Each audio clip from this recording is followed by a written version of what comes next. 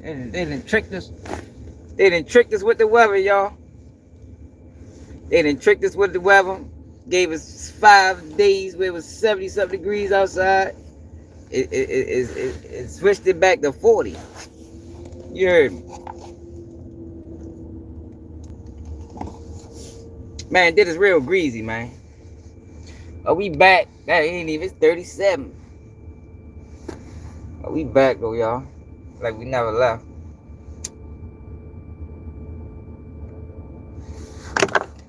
We back like we never left. Hey, y'all, we gotta start doing call-ins, man. Real conversation, man. There's a lot of people going through things in life, man. God damn, bro. Fuck, nigga. It's a lot of people, you know, it's a lot to talk about for real. But today, y'all, we got Honeycomb Brazy. Honeycomb Brazy has had enough. And I said this though a while ago, last time we talked about Shorty. Like Honeycomb Brazy gonna crash, man. And I believe him. He is sick and tired. That boy is done with mob ties, man. What's up, butter? One and only Star Seed Jalen. Oh, they must be sending out notifications tonight, huh? Must be finished chastising me. I start getting my little cousin told me he got a notification for a video I did 4 days ago. I said, God damn. Yeah, yo, we gotta start doing that. My man Davon Park Heights, Davon keep telling me like, hey, he be like, hey G. This is how he talk. I fuck with Shorty. He be like, hey G, man, you gotta start doing real nigga conversations, G. Like, I'm telling you, bro. That's how he be telling me. I'm like, yo, you right, yo. You gotta start diving into real conversations. Real conversation Monday or something. You know what I mean? Yeah, but Brazy sick and tired of mob ties. He went out of that deal, and for real, I think they put them together. And I ain't think this at first. I did not think this at first, y'all. Like when everybody was running with that narrative, I'm like, man, here go the internet. Don't the internet do. I think that boy came home and applied so much pressure to finesse 2 times. Who you know, he the bag right now. I think they like, man, we gotta get rid of Shorty.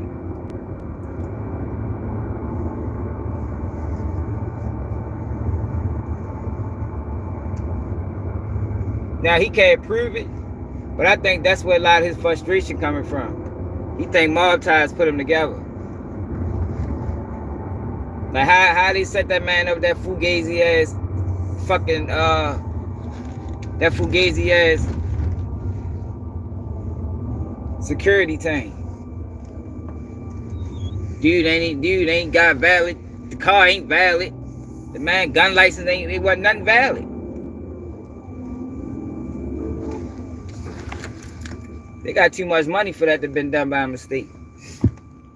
Then they just get pulled over for some bullshit. Now everybody getting searched, getting pulled out the car. All that shit was strange, man. Yeah, boy, bro, we gotta start doing that. You know, I be telling people they can call my Instagram. We can do it through the Instagram.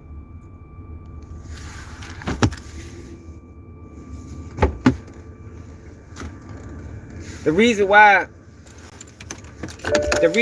I don't use none of them streaming apps is because they be playing with my views. When I use the streaming apps, they don't send nobody over here. So we can do it like this and just, you know, do it how we been doing it for real. Still how we been doing it. Light ain't gonna come on? Oh, here we go. Sunday best. But then we got Charleston White, man. I really want some Charleston White supporters to come over here, man. I really want them to call in. I need some answers, man. I need answers from Charleston White supporters, man. Like, because at this point, right, how you stand with y'all? Like, that man has showed countless times that he don't stand on nothing. That man ain't got no morals, no integrity, no honor, no dignity. know nothing. Like, fuck that. We need to talk to D-Bar. How the fuck you hang with that nigga? That's what we need to talk to, y'all. We need to talk to D-Bar. Fuck D-Bar yet. Somebody tell D-Bar, man. Tell a nigga call in. We got questions. Talk to his mother for real. My mother would have never told me tell on my cousins. Tell on my co-defendants. Like, your mother wild as shit. Yo, try to paint it out like she honorable. Yo, my mother would have never told me. Yo, I've been through this situation. My mother ain't tell me tell on no motherfucking body.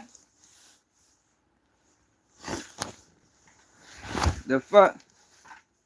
Nigga, that shit could have got your son killed, Mind Dukes. Mind Dukes tripping. What up, yo? I dropped my charger box. Where that shit going? Yeah, man. Mind Dukes must was green because that shit could have got her baby boy killed, man. My mother would have never told me tell on my co-defendants.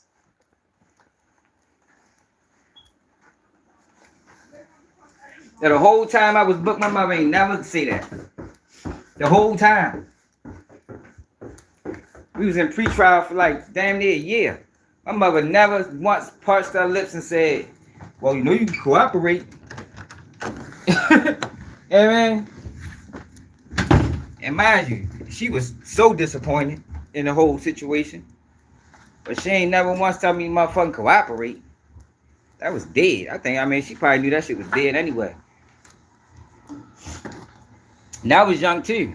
I wasn't young as Charleston, but I was 18 years old. Fuck. Yo.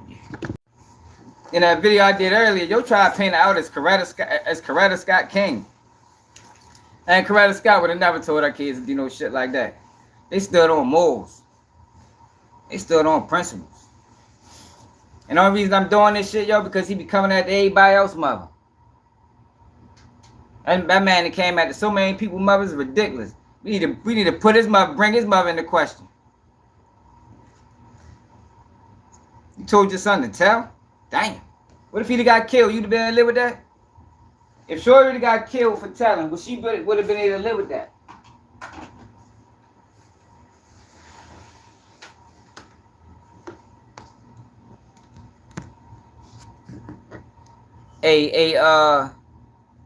The fat Muppet, you need to get your life together, pimpin'. if that's how you rock it, yo, you need more than what you think you need. Talk about telling her, you need to. I don't know what the fuck you need. I know that shit wild as a motherfucker. Even tight. You know what I mean? Time I left my light in the car, y'all could have sworn I grabbed everything, man. Shit.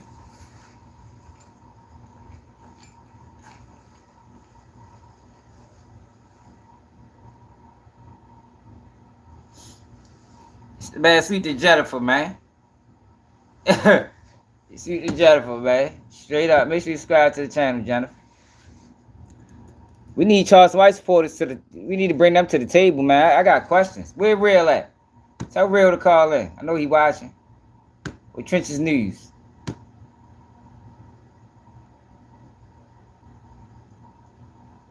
Like, my thing is, right? Yo, I couldn't live with, I couldn't live with that. Yo, like, yo, 99 years. Yo, every day I'm home, I would be like, damn, yo. Yo got 99 years. Like, I don't know, yo. That's but that probably goes into why he is the way he is. It's no, I just refuse to believe that you can sleep comfortable at night knowing you did that. Knowing you did that. Knowing you played the role in that. There's no way you can sleep comfortable at night, man. So in the video I did earlier, right? I found an interview where he was explaining this shit on Real Turn TV.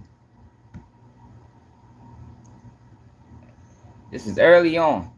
I want people to see this, yo. Like, that man ain't never not once say that he put them boys together. Never once. So for all people making excuses, like Sean Cotton, if y'all notice, it took Sean Cotton forever to post that video. He was hoping that bitch go away. But matter of fact, before we do that, the guy that posted it, I had a conversation with him. I think it's Dallas Fort Worth News. I think that's the name of his page. So it wasn't no particular motive. He said the motive was money, man. The motive was money. So this the guy right here that exposed him. I mean, well, he ain't even called exposed. I say he exposed him. Just didn't start circulating. They didn't crop the shit out my little logo. You know, I ain't really tripping. He just a horrible human being, man. Like he's just a bad person. I mean, he's just not a good person. Like, and that's what it all boils down to. Now, if people don't mind knowing a person not a good person and still support them, then yo, go ahead. But for people that stand on integrity, man, I don't see how you do it. That motherfucker transparent, that motherfucker. He made it transparent. But I ain't know no people's gonna be working that hard just to get it off. Yeah, that was wild, y'all. For the people that cropped your logo out the video, that was bogus as a motherfucker. Like, it's really people that did that. Cropped your logo off. I don't respect that type of blogging. Cause the main thing is shit. What the fuck you dropped the video for? People ask me, why you exposing it, man? Made you go and expose it. And honestly, I don't give a damn about exposing nobody. We're trying to expose them. You know, didn't think it was gonna stop nothing. I'm just looking at the numbers on Instagram. That's all I'm trying to do, numbers. That's what we living in, that kind of shit. So shit, I'm just trying to keep up with the trends in the world today. You know, I got shit going on Instagram, followers. So shit, I gotta make sure the people that follow me get exclusive shit too, just like everybody else do. They get it first. Hit the subscribe button, nobody. Well, he just explained it why he decided to post a video. I think he been had it. It's been used for all different kind of reasons, you know. I'm sure Charleston gonna use it for his benefit, just like all of the bloggers and people, you know, they're gonna use it for their best interest to prove. You know, now the name of your page is called Dallas Fort Worth News. If y'all want to fuck with Shorty, I told him I was gonna shine light on his page. Dallas Fort Worth News is what it's called. This the guy that posted the video. You know, DFW News. Everybody benefit. That's how it should be. It's Dallas. I mean, I want everybody in Dallas to benefit first. Anybody else, then don't get it. From Dallas, then Texas, then you can branch on out. Louisiana, Oklahoma. And then, you know, do his thing from there. But, I've seen some people say, looked at videos, like this was like I mean, it makes sense what you're saying, that if they would do something like that for promotion, but it wasn't for promotion, because I don't know him, I dropped it. So it wasn't to promote nothing. My Instagram. That's about it. And, you know, whatever else y'all see from there that I got going on, then, you know, that's that. So, yeah. What's up, Frank? So, it did some shit that I wanted it to do. So, I ain't really...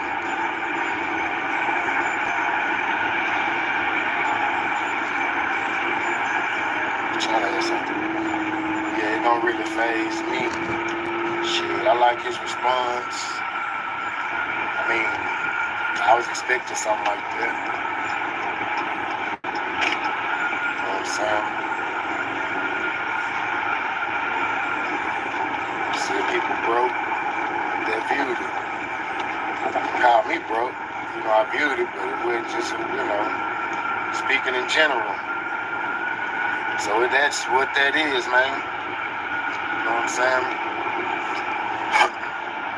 At the end of the day, I don't condone man getting on stage, pointing fingers in the courtroom. You know you wasn't a man at that time, 16. People gonna justify it. I've heard contradictions. You know that people have countered with that he's, you know, I think it was Duke Pharaoh that had a video on Instagram where he showed a Vlad TV interview. And So he was just explaining why he dropped the video. I mean, it wasn't no particular reason, monetary wise. I guess that's the only reason he did it. I'm glad he did it, because Charleston White been lying on platform after platform for fucking eons. What's up, Evan? Robert, what it is? Are you looking to start your own business? Well, look. Matter of fact, we can get to him.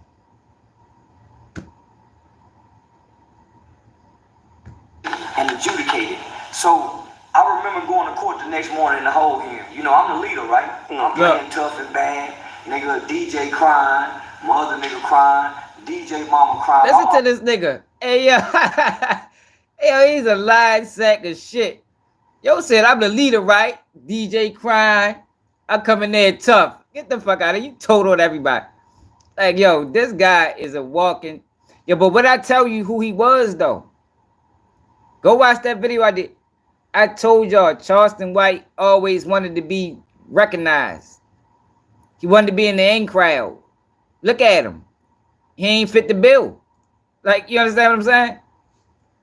So what he did was, he got up and shitted on the same people that he wanted to be. That's what he did. That's what he did, man. Yo, hey, Rob, the same thing, the crazy thing about it, he said in this video. He said it in this, I ain't never seen this before I was searching it today. Look, in this video, he said who he was. Let me see if I can find it.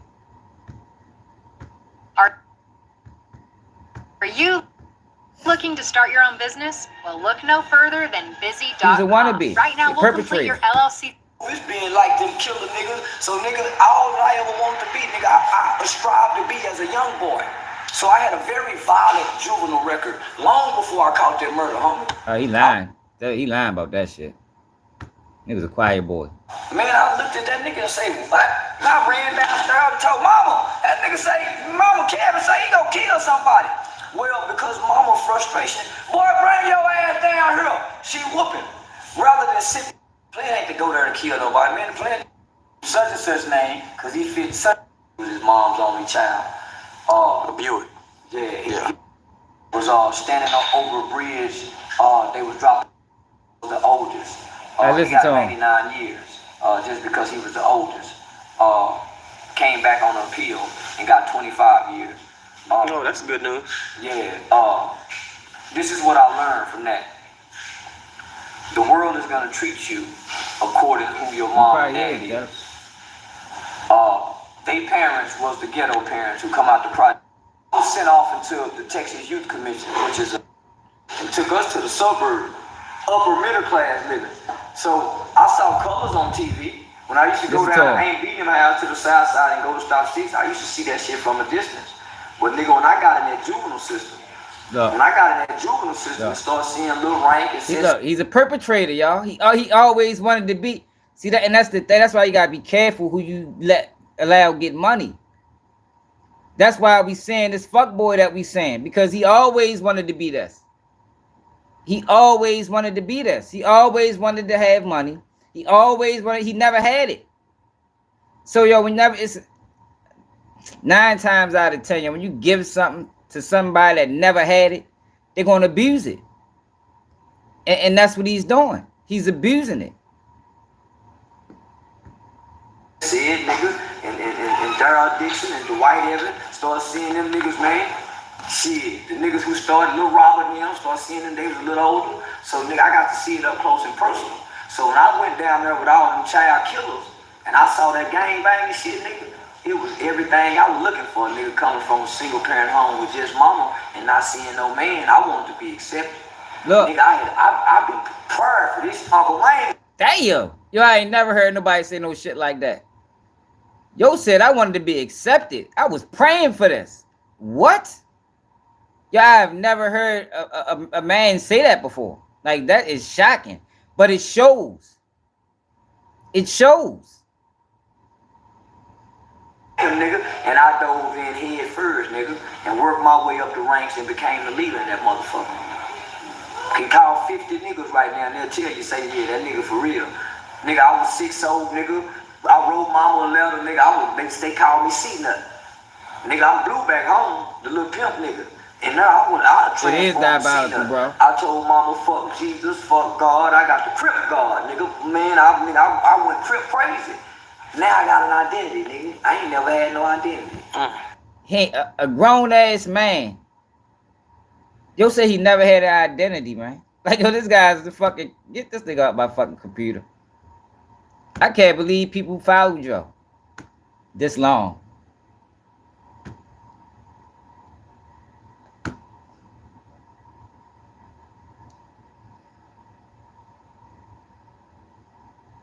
Yeah, it was a bluffing motherfucker, man. Oh, bluffing ass nigga. So Sean Cotton tried to come to his defense. Sean Cotton tried to save him, y'all. Mind you, Sean Cotton didn't post the snitch video until Charleston White responded. Dwayne Jackson, once they got Dwayne Jackson told, Antoine Jenkins told, by the time they get me, what the fuck I'm gonna stand on the cold for? Nigga, hell no, my mama had money. Shit, I'm gonna tell it like a motherfucker. Yeah, he did. I ain't shoot that motherfucker, man. I was trying to go home anyway. Fuck you talking about. I wasn't a criminal at 14. Wasn't nowhere in the world. I didn't know nothing about criminal law. I had never been in the streets. Nigga, I was still sleeping in the bed with my mama at 14 years old. Nigga, I was like in Howard the Duck. Nigga, Weird Science. Nigga, I was watching different world. Nigga, I wasn't no motherfucking criminal to know not to tell the police nothing. Yeah, but then you go back to this. See, yo, Charleston White interviews is ready to bring Antoine Doolittle home. That's what's ready to happen, y'all. His interviews is ready to bring Antoine Doolittle home. Because what he says in these interviews versus what he said on the stand is totally fucking different. I could take y'all to the O Block trial where that became a problem. It was a problem that these guys testified and then went on interviews and said something different. Matter of fact, I'm gonna show y'all. 16-year-old Charleston White took the stand and testified against his friend, Antoine Doolittle, who sat just a few feet from him and listened intently.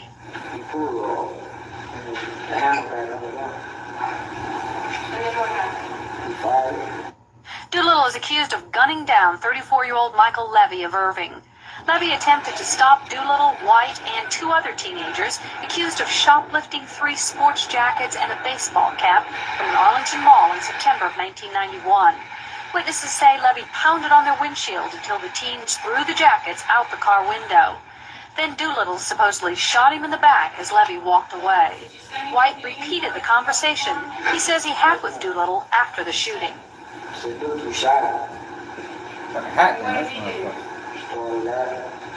had been married only 4 days when he was shot. But I always had my dreams of Hey, here, fuck boy, y'all. my Prince Charming. I'm gonna show y'all what I'm talking about, though. I found, and it's hard to believe I did. And I believe in fairy tales because he made my dreams come true. And they took that away. White will be testifying against all 3 of his buddies in exchange for a maximum sentence of 12 years. Now you go back and listen to him talk. Plus, I got one eye, so I got to act a goddamn fool.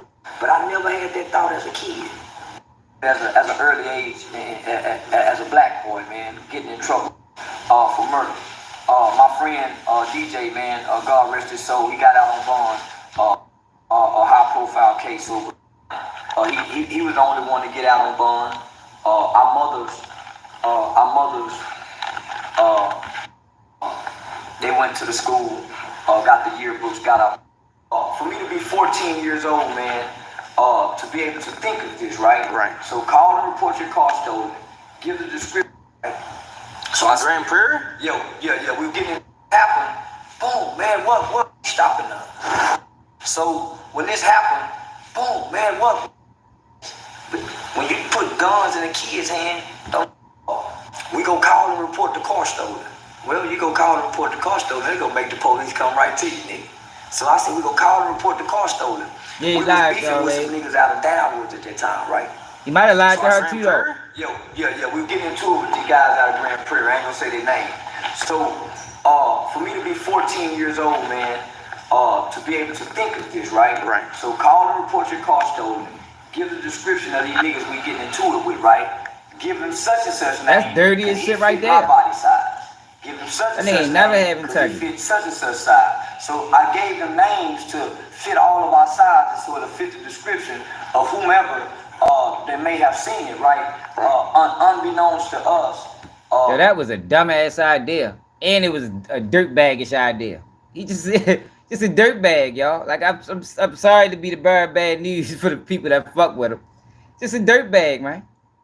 Just a regular dirtbag. Who went to school with us, went to junior high with us, and she was out sick that day with her Cause mom. informant, and Carl. they stopped by the mall. Man, They police. saw what happened, and so that's how they was able to identify us.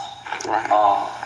They went to the school, got the yearbooks, got our pictures, and went on a manhunt, right? So by me telling him to call the police, he I ain't did got no that. fucking manhunt. Also, He went was the straight to first y'all, one get dumbass. arrested. Good kid. Because he called the laws. Yeah. He was a good kid. Told him where we were. Had never been in no trouble. He was working What's at up, Red Darius? Lobster. He was one of the only ones in school that had a little Regal at the time that he worked and paid for. He was his mom's only child. A Buick. Yeah. He ended up dying. He was the only See, that's one. the thing, Mike. I don't think his numbers is real.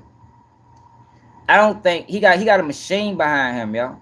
I don't think he's as lit as it seems. He done too much fuck shit for his numbers still to be so high. Now, are they still gonna keep manipulating the numbers? More than likely. It's still gonna appear that he's the person that he was before. Want to get out on bond. Our mothers. I think he is. Our mothers. Holy 1, 2, 3. During that time, in 1991, I don't know if he's from Tulsa, we but I committed know that crime, right? So we had killed the white man. Projects, looking that look, right? So when the judge and the courts and the DAs look out there, they got tried as adults. So I was sent off into the Texas Youth Commission, which is a state school called Getting State Home and School. It housed Texas' most violent juvenile offenders at that time: capital murder, attempted capital murder, attempted murder, aggravated sexual assault, child molestation, arson, and kidnapping. So those were the only crimes that was placed in that institution. It housed about 300 to 400 children, all boys. So when I went down there with all them child killers, and I saw that gang banging shit, nigga, it was everything I was looking for. A nigga coming from a single parent home with just. I had to get grown to realize, goddamn, nigga hit you in that one eye, you out of there. But I never had that thought as a kid. So this was separating me from them niggas, right? So I went into a facility. Look, what separated him is he testified on him. That's really what separated him from everybody else. But he always skips over that part. Like he never told that part of the story, yo. So people got to stop with this narrative that he never said that. We can go to every single interview. Well, hell no. I'm definitely I only watched a lot of his interviews. But he ain't never say it. Well, niggas ain't killed their mamas in their Yeah, daddies. they in jail. Even jail know. What the hell? Jail know disagree with every motherfucking thing. Jail know the man ain't right. Man, these niggas was crazy, man. There was some violent niggas in there. Well, before you get there, so you get in there, you start cripping. Nigga, not off the bat. I got to check it out. See, before I get there, I'm in my cell, nigga, practicing, nigga, all kind of shit before I get to the institution, you know, practicing the walk, I'm gonna get, you know, yeah, nigga, well, you know, I'm practicing that, because I done saw Uncle Wayne in him, nigga. Shit, I done saw Uncle Wayne in him, nigga. I done seen niggas who done, so I used to ask hey, well, what you doing? I used to ask, because in my mind, that's where I want to go. I just didn't want to be gone that long, mama.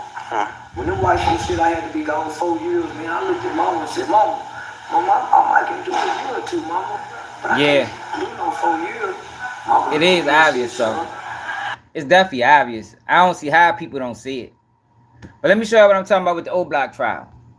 So, his videos is where he free Antoine Doolittle. And I'm going to show you what I'm talking about.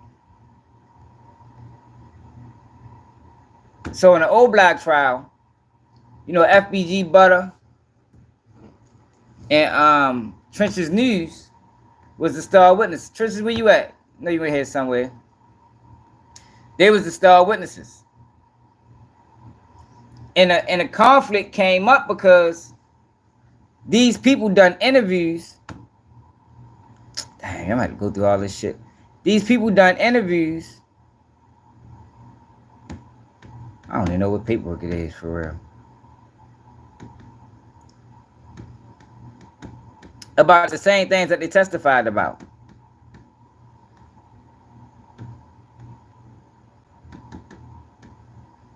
But they gave different accounts of what happened.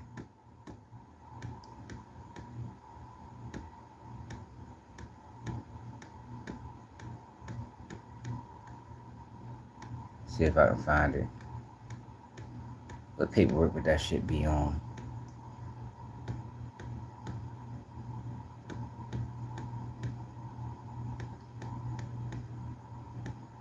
It's a Teasy motion. No, I want Teasy motion. It might have been one of Teasy's motions for real.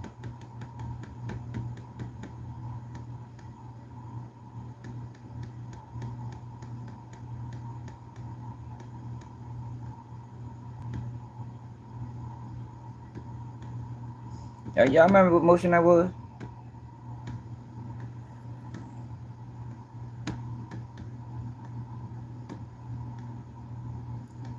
Detention. I think it was one of Teasy's motions.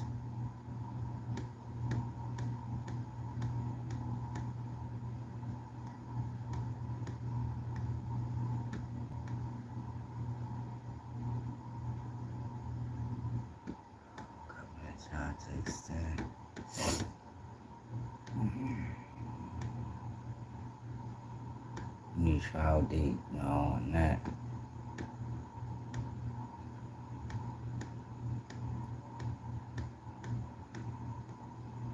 Hotel Bonnie or not.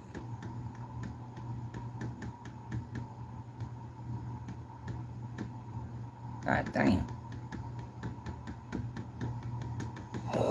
Excuse me.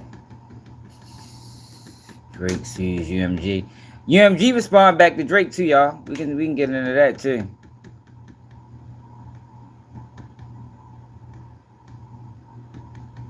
They say Drake just a sore loser.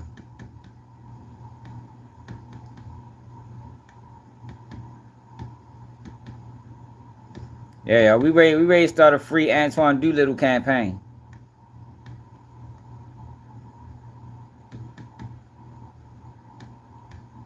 That man need to be home, man. They use the uncredible witness. They use the uncredible witness.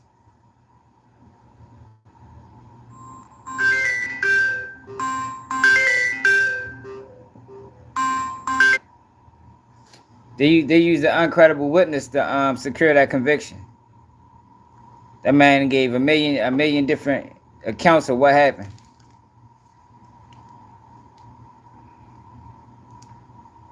I think this the one when they go through all the people. Evidence insufficient to establish liggins. No witnesses.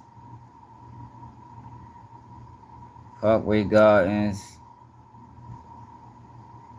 Sloan. I think this it right here. Say witness Martell Wiley had insufficient knowledge of Charles Liggins to make an identification of him in security video. Wiley testified he was in Parkway Gardens from approximately 2006 to 2011 when he moved out, many years before August 2020. Wiley did not testify to any personal contact or relationship with Charles Liggins such that he would have knowledge of Liggins' physical appearance in 2011, much less in 2020. Wiley claims to have met Charles Liggins in 2008 or 2009, more than a decade before the shooting. Adding this, like Wiley was paid an informant who received almost $25,000 from FBI, although on the stand, Wiley denied receiving most of that money and claimed the FBI was lying about the payments. This was only one of many lies Wiley told on the stand, many of which were established in stipulation. Hold up, where Butter at? Yeah, this the paperwork. Where Butter? Wilton.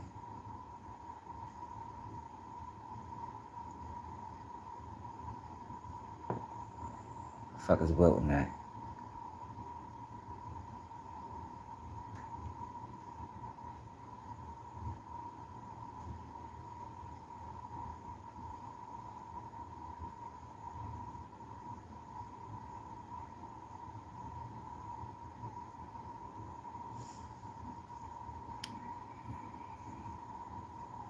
Must be further down. Yeah, this the paperwork right here. Let me show you what I'm talking about.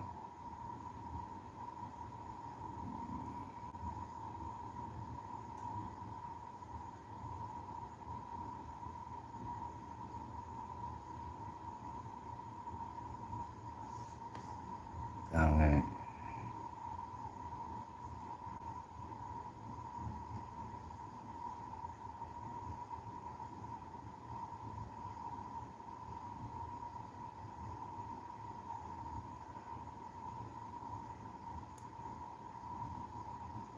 David Sloan testimony, Martell Wiley.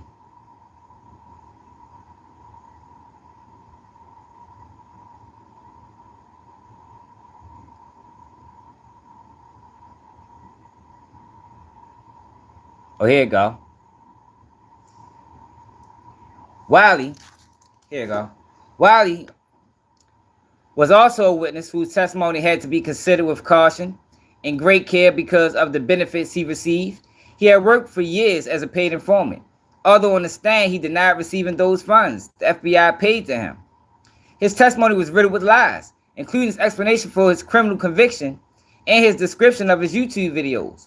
Wiley told multiple lies on the stand about his interaction with the FBI, the falsity of which was established by stipulation.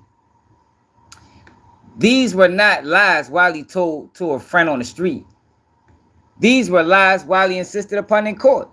As a government witness under oath before the jury, Wiley's testimony about O-Block criminal activity was further impeached by the fact that he claimed O-Block members were involved in criminal activity at Parkway Gardens.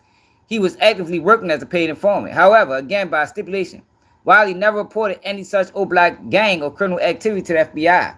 However, even if Wiley's testimony is accepted, it is insufficient. He did not have a basis. Where's Wilton?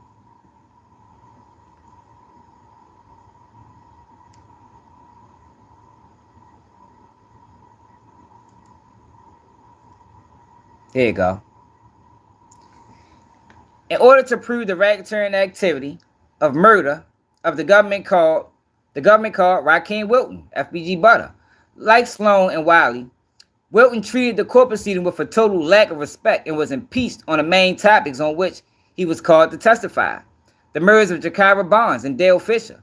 As is set forth below in the motion for new trial section of this motion, Wilton's testimony as to both of these murders should have been excluded. It was the government's theory that Jakira Barnes was killed by alleged O-Block member King Vaughn in retaliation for Barnes, a rival gang member of O-Block, having murdered O.D. Perry, a supposed associate of O-Block. Barnes was Wilton's half-sister. Wilton claimed to be a witness to that murder. Prior to the trial in 2020 or 21, Wilton made a YouTube video concerning the killing of Ja'Kyra Barnes. In that video, Wilton explained to his audience that he witnessed the Ja'Kyra Barnes murder and that King Von had not committed the murder. What I know is, this is what he said in the video, what I know is on my daddy, Von didn't kill Kyra, period. And that ain't, and that end, I ain't say that because Von didn't kill Kyra. On two. I got shot too. I was right there. I got shot too. I saw the MF who popped up. He did blank. He's dead. And it was some grown guys. You name the person. Oh, Fuzzy Gray. King Von didn't have shit to do with that. F that. That shit a faucet. Look, on direct examination, Wilton first told the jury he did not witness the murder. He was then confronted by the assistant U.S. attorney with his grand jury testimony in which he stated the opposite. He eventually was asked whether his testimony in the grand jury, as opposed to his testimony before the jury, was the truth, which he replied, yeah. On cross-examination, Wilton further inconsistencies as to the Barnes murder were revealed. He could not recall a conversation with agents on March of 2018, but had no trouble denying that he told them at the time of the shooting Barnes was carrying 2 pistols, one Beretta with a 30-round magazine and one Smith & Wesson 40 caliber handgun with a 30-round magazine. He also denied telling the agents that another person who was with him and Barnes at the time of the shooting, Krishan, had a 45 caliber pistol with a green laser. Most importantly, he did not remember telling the agents that the reason he was able to identify King Von as the person who shot Barnes was that the shooter was missing a tooth and had a birthmark. In fact, King Von had neither characteristic. All Wilton's lapse in memories and denials as having previously told the agents about the shooter's description were cleared up through stipulated evidence that he indeed made those statements. As to the Dale Fisher murder, Wilton told 2 entirely different versions of events of who was involved in that murder. He did not recall telling agents the first time he was interviewed concerning that murder that he had seen D. Rose and King Von get out of a tan Buick with guns during the shooting. He also could not recall a second interview on October 23rd, 2020, in which he told the agents that he was 10 to 15 feet away from King Von and D. Rose when they shot Dale Fisher. What Wilton said in both interviews was stipulated too by the government. Finally, in March 2023, Wilton testified before the grand jury with a new version of who shot Dale Fisher. This time, he came up with 2 entirely different people. He testified he saw T. Roy and James Johnson exit the car and observed T. Roy standing over Fisher, shooting him. Davon, what it is? So, being as though Charleston White is on all these platforms telling 2 different stories about how everything happened, I think that's going to look good for Doolittle. I think that's going to look good for Doolittle, man. Because open source information is used in court. We learned that in Dirk trial. Dirk trial got a lot of open source information in there. Basically, information coming from social media.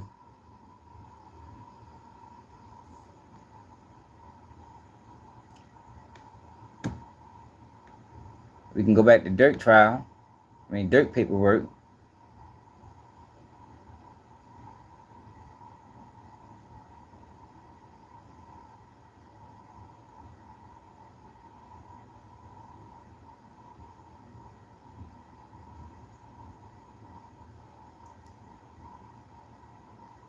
So let Charleston White keep telling motherfucking keep telling all these goddamn different stories. Siobhan, what it is, pimping?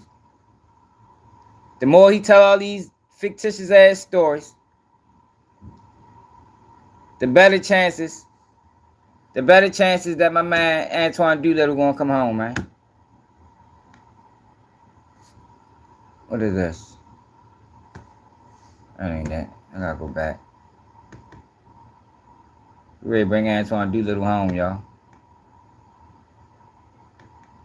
Motion for bond.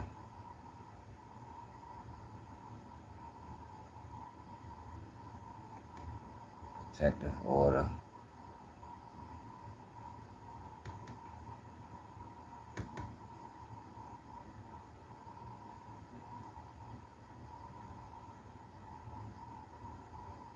That like button, y'all subscribe to the channel. If you new, don't forget to support the platform, man. Cash that Baltimore swag, man. Support the movement. It's independent blogging over here, y'all. We ain't got no backing. It's just us. Black Status Conference. I'm trying to show y'all dirt paperwork so y'all can see. I don't just be talking.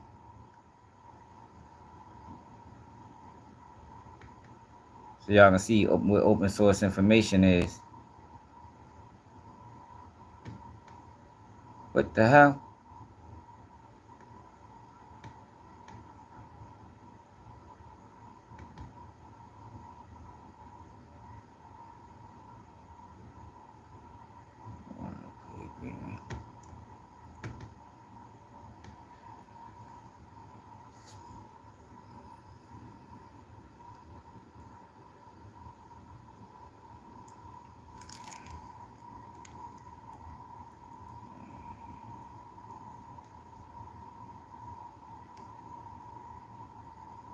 All right, look.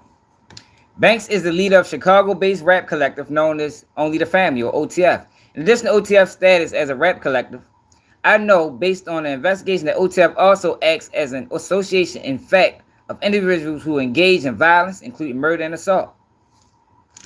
For example, based on evidence collected during the investigation, including an interview of Witness 1, I know that Banks put a monetary bounty out for an individual whom Banks was feuding with named TB. As detailed below, on October 19, 2022, multiple OTF members and associates used vehicles and worked in tandem to track, stalk, and attempt to murder TB at a gas station located in Los Angeles, California. He fired 18 rounds at TB's vehicle.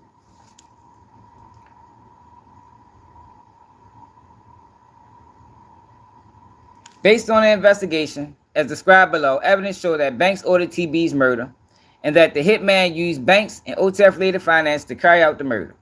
For example, bank and flight records showed that an OTF member and close associate of Banks, co-conspirator 3, coordinated and paid for Jones, Lindsay, Wilson, Houston, and another OTF member, co-conspirator 2, to travel from Chicago to California the day of the murder, day before the murder. Co-conspirator 3 paid for the flights using credit cards. Trying to look where it says open source information.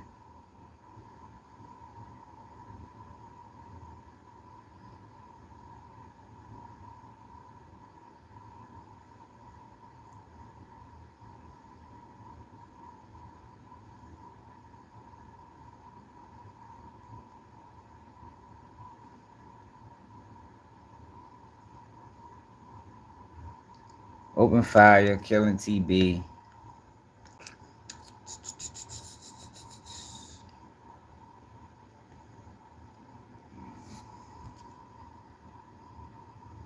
Look, based on the investigation to date, including open source information, open source research, my training experience investigating gangs and violent crime, and witness statements, OTF is a hybrid organization that functions as Banks' lead music collective and gang. Y'all see that? Open source research. That is social media. Care now what it is.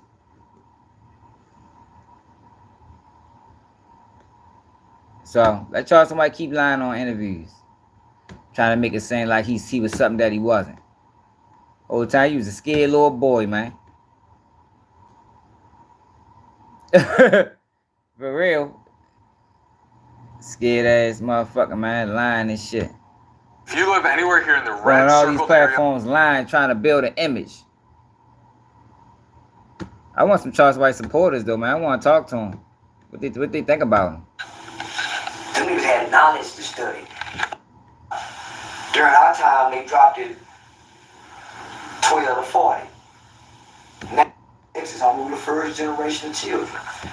We done killed this white man, nigga, laughed at it. We laughed going to trial. Look, we laughed going to trial. And he ain't said that on the stand. More inconsistencies. They ain't no good, they ain't this. I'm thinking about all this shit that I've been told as a black kid, and saying to myself, say, man, why them white people forgiving me? Why they forgiving me? What the fuck you put 2 black boys in prison? Yeah, like, yo, come on, see, this the dumb shit. You put 2 black boys in prison. They love you. The fuck? Like, what you mean why they forgiving you? You got a boy 99 years. You know how much money they gonna make off yo? They probably made $700,000 just off of him being in prison alone for these 30 years. Tell me why they forgiving you. Not to mention the dude that caught the day 25. Ain't no telling how much they made off of him. You there fucking pet. You there pet Charleston right now. And so, you done been taught not to trust white people. Now, we done killed this white man, nigga, last, did it? We last going to trial, didn't show no remorse. Now, here it is 4 years later, man, these people standing here and wrote a letter. Yo said they show no remorse. Look, remorseful is a bitch right here. The fuck? This what remorseful? 16-year-old Charleston White took the stand and testified against his friend, Antoine Doolittle, who sat just a few feet from him and listened intently. You look remorseful as a bitch. Get the fuck out of here, man. This guy's a bozo. Man, with all this love and compassion for a nigga, and we done killed their family member. So as a kid, you can't process this shit because you done been taught to hate these motherfuckers, right? So then on top of that, you got two white women who done come back and testify on your behalf just to tell the judge, hey, Your Honor, man, this kid, I know what he looks like on paper, Your Honor. Man, I know he's been all these fights, he's a gang. Look, they was fighting for him to come home. That's why. See, now it all makes sense. Now it all makes sense why these people fought so hard for yo. Because he got everybody else convicted. You remember when he was saying that shit? He was playing it up like, yeah, you know, they've been coming to court for me. I apologized to them. They really wanted me out. They forgave me. I get it now. You sent everybody to prison. The fuck you mean? They might send you a fucking Christmas present. Invite you over for Thanksgiving. What's up, V? Leader, he says he's a crip for life. I understand. You know, this kid got potential to be somebody. Well, why do you say that, Mrs. Carter? Well, based on his negative leadership. Now, if he can lead all these guys to do that, he can be such a. I think if we had more time to work with him, I think we can make a difference in his life. I think we can. Basically, what he said was, I think we can make him a good federal informant. I think he is a perfect candidate to be a federal informant, Your Honor. We can train him early. We can train him early. How old is he? What, 18 now? 17? I'm telling you, he's going to be the best. Yeah, yo, it didn't make sense, V. Now it makes sense. Yo, make sure y'all highlight stories with V, man. Then Mr. Mathis get up there. He a black man. Then Mr. Nelson. And I hated Mr. Nelson. I said, man, why that bitch ass nigga, man? Why he putting their job on the line for me? So then Mama get up there. Mama get up there, and the judge asked Mama, well, Miss White, are you asking for your son to be released today? So I said, ooh, I'm finna go home. Ooh, nigga, I'm finna put in work. And nigga, Mama say no. What? Mama say no. I know that hurt. Man, I think he need to go back. I go in the room and do this to Mama after she whooped people. But you don't. I went back for those 3 years, man. I'm gonna tell you what happened. What he was only gonna do a year? God damn. Whatever God Mama had been praying to, my nigga. Whatever God I was pretending like I believe. They ain't shoot out in Irving Mall, so George was in there with me. They used to take me, George, and George. They had a gang-related shootout in Irving Mall, and they had killed his father who laid over his daughter to protect him. See, juvenile detention, your mom, you still go home to your mama. When you go to juvenile, me and Mama, I done missed the book. Mama, I think they gonna knock me back up. Mama, I ain't going back. Mama, son, just go back. Call this. Mama, I ain't. You go skill school dances. How you go skill? This nigga's a bozo. Alright, Mo, what it is? This nigga out the fucking TV. Alright, so I just wanted to show y'all, man, that he ready to bring my man home, man. Antoine Doolittle, man. Hashtag free Antoine Doolittle, man. He in there off shaky testimony. He in there off shaky testimony. Yo, what's up with Charlamagne and Kanye, man? Look at this. You're right. Man, Kanye West is just boring. Like, out of all the things Kanye has become that we don't like, boring is the one I thought I would never see coming. He's just boring. And what makes him even more boring is the fact he's such a tryhard. He tries so hard to be provocative. He tries so hard to be controversial. And he just comes off as boring. He's just boring. It's because we know what he's trying to do now. I just hate to see that his baby girl, who actually loves to do music, she's excited to do music. She sounds great. Yes, it's wrapped up into this, and you know what I mean. And she thinks her dad is her hero, so she's gonna. It's her dad. Hey, man. Kids involved in the middle of stuff like that. So Kim, from you what the always sources welcome, told man. You know we fuck with you hard, bro. You know, man, you be rapping on the inbox tip anyway. Broke this exclusive information from Kim's side of it. She's not backing down. She has reached out to everybody she can about getting this removed everywhere, and she's not going to stop until it does. So She wants to protect her daughter, as she should. yeah. You're Yo, right. these motherfuckers, why they teaming up on Kanye? Yo, Kanye not a bad guy. Kanye, he does a lot of things to bring attention to himself. But look, it ain't nobody. Kanye had a conversation with Diddy. How many people got the courage to have a conversation with Diddy? With all the slander, all the lies that's going on around Diddy name, Kanye say, fuck it. I'll go live and talk to Diddy. I respect it. Real from the front line, you know what I'm saying? It's wicked, wicked, wicked. So you be careful. Yeah. You can't do nothing with it. You know what I'm saying? I need you out there, you feel me? Yeah. I hear you. So Diddy basically told him, yo, they'll fuck you over like they doing me, bro. That's basically what he just told him. Calm down, because they'll fuck you over. Yes, sir. Yes, sir. Man, have some fucking fun. Having no fun, and then get behind the mic, have some fun, chop up the samples, get back on your sleep in, have some fun, get back to smiling. These other motherfuckers, they wasting your time, man. You know what I'm saying? Yeah, I understand. Wasting your motherfucking time, you know what I'm saying? So put that love in your heart, man, and enjoy yourself, man. When I get out there, man, I'm gonna see you tear down the stadium. I need to see you back on that stage. And actually rapping and performing and everything. I be dreaming of that shit. Yeah, it's time. It's time for me to just grab the mic and get back on. It's like I love music again. Tell you the real from the front line. You know what I'm saying? It was a time when it's just like everything was so frustrating. I can't explain it, but jump into your bag, man. What's up, Jump man? into your bag. We're gonna have years and decades to fight these motherfuckers. Right now, enjoy your life. This is coming from me from God to you. Right. Enjoy your life. Fall back in love like when you was making the beats in the shop. Coming up to Daddy's house and motherfucking rock studio and just chop the shit up. Bring that MC 1200 out into the MPC. And have a good time and say the world and all the bullshit, man. Yeah, absolutely. Yeah, man. So I love you, man. I appreciate you. And thanks again. You know, I'm gonna see you soon, man. Yeah, yes, sir. Yes, sir. Yeah. That's how it's gonna be. You're gonna definitely beat this shit. Yeah, yes, sir. And that's it. Man, Kanye don't give a fuck, man. You gotta respect to not give a fucking Kanye, man. Straight up. That's all, baby. But I'm gonna make sure I call you. It was a time when it's shit back or something. It'd be good to hear your voice again.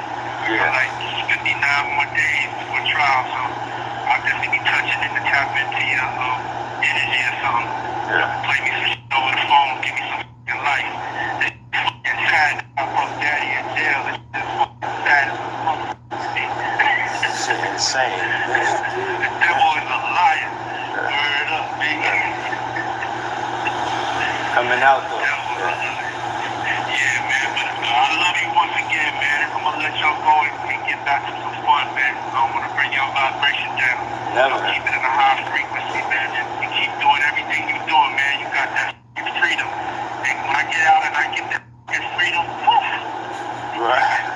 I'm not caring about nothing but motherfucking being happy. And I want you to feel that. Yeah. I want y'all to have that for yourselves, man. Yeah. Yes, sir. Yeah, yes, sir. That's it. Back or something. It'd be good to hear your voice again. Yeah. Like 59 more days before trial, so I'll definitely be touching it more I know now. Yeah. Yo, because Kanye not attacking his own people, bro. Kanye is going the opposite direction, real.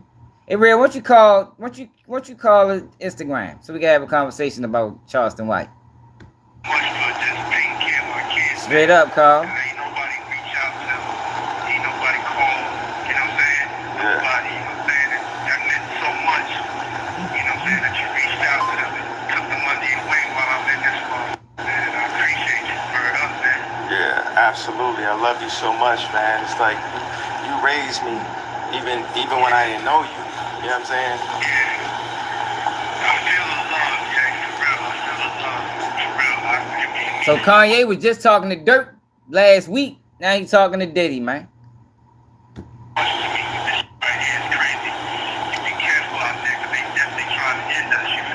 Yeah. They can't do it. They can't do it. They ain't gonna do it. You know what I'm saying? Yeah. Beat this and get next to you. Yeah. We gonna raise our families and become. But I tell y'all, remember they were saying Diddy talking about taking the plea. I tried to say Diddy ain't taking no motherfucking plea. Diddy's from Harlem, New York City, man. Diddy's about as cocky as it's gonna coming from Harlem. That man ain't taking no plea deal, man. Diddy is trying to fight. Diddy's trying to prove a point. And he gonna beat this case in real. You gonna send me my $20 when he do it.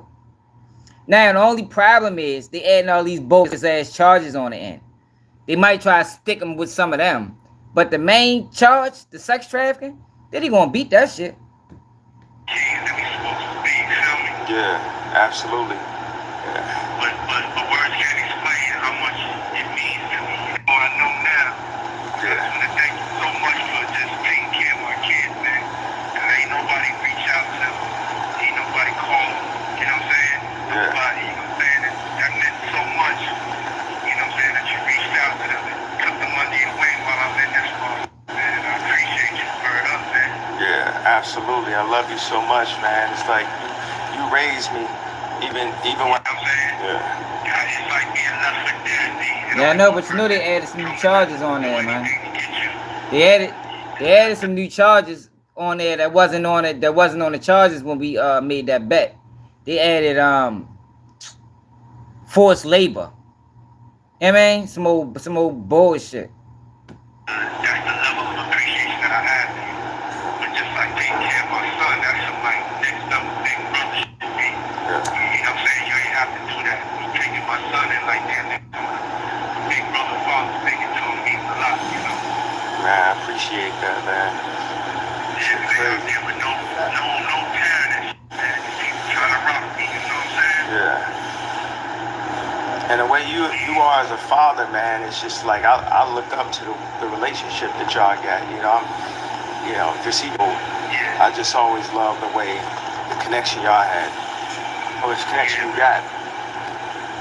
I appreciate it, man. Yeah, you know when to give them the love that they need. Just like it just means so much, bro. For real. I see it in your face. You know what I'm saying? You know what I'm saying? Yeah. It's like being left. Be able to hug you and thank you and show you for the rest of your life how much you appreciate it and always be there for you. Man, thank you, man.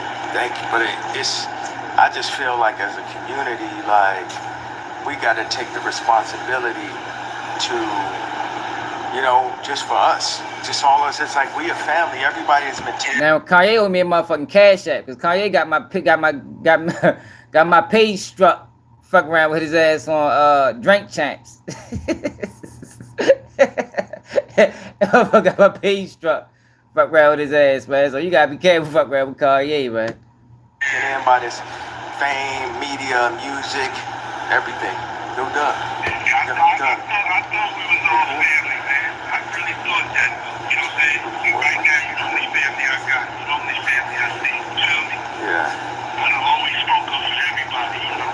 And, you know, I ain't bitter or nothing. I'm just telling you how it is because you're the only one, you know what I'm saying? I mean, if you're the only one that came to get me, that's all I can do is say, like, damn, you know what I'm saying?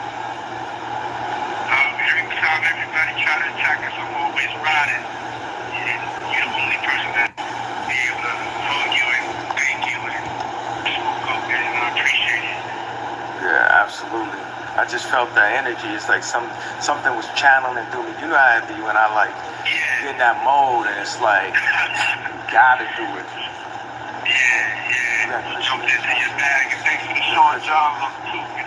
Yeah. Absolutely. We gotta keep that going. When I got my website, it's ready. They gave it back to me actually. Man, people gonna be mad as shit when Diddy get on.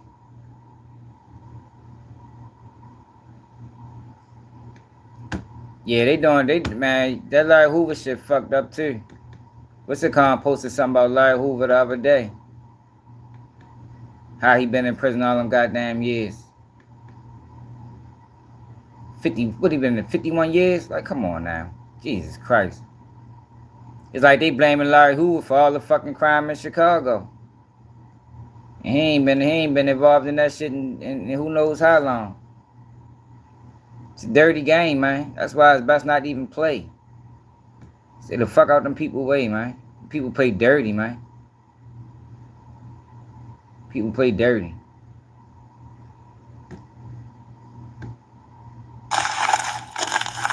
Jay Prince posted this the other day.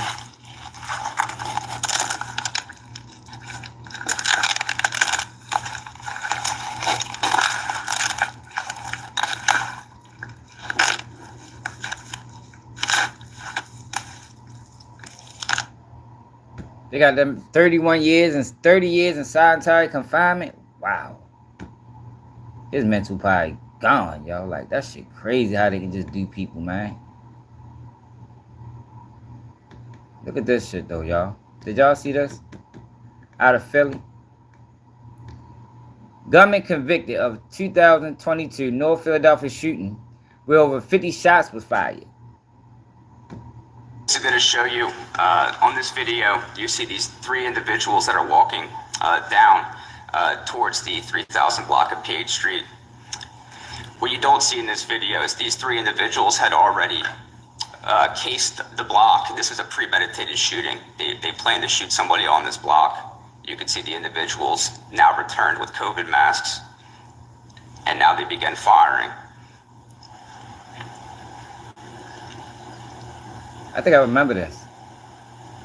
Again, this is 76 shell casings, and we have at least 4 different caliber guns, and we have also at least 5 firearms.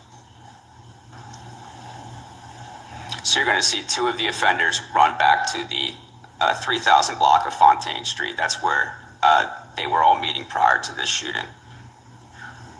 And these 2 individuals were never identified.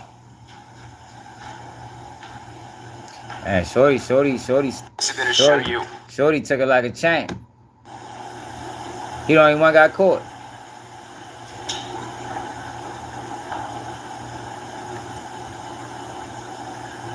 And that's all, yo. See, that's the thing, yo.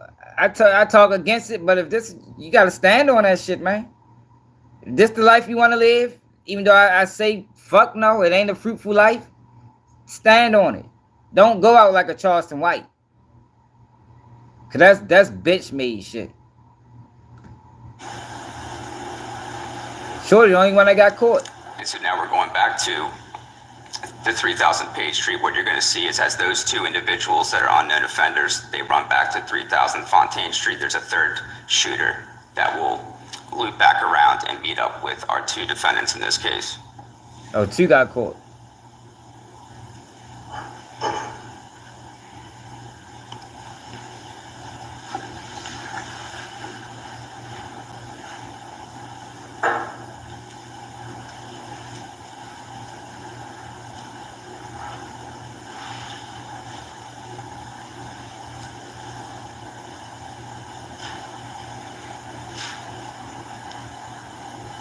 It's Philly. This is the first offender.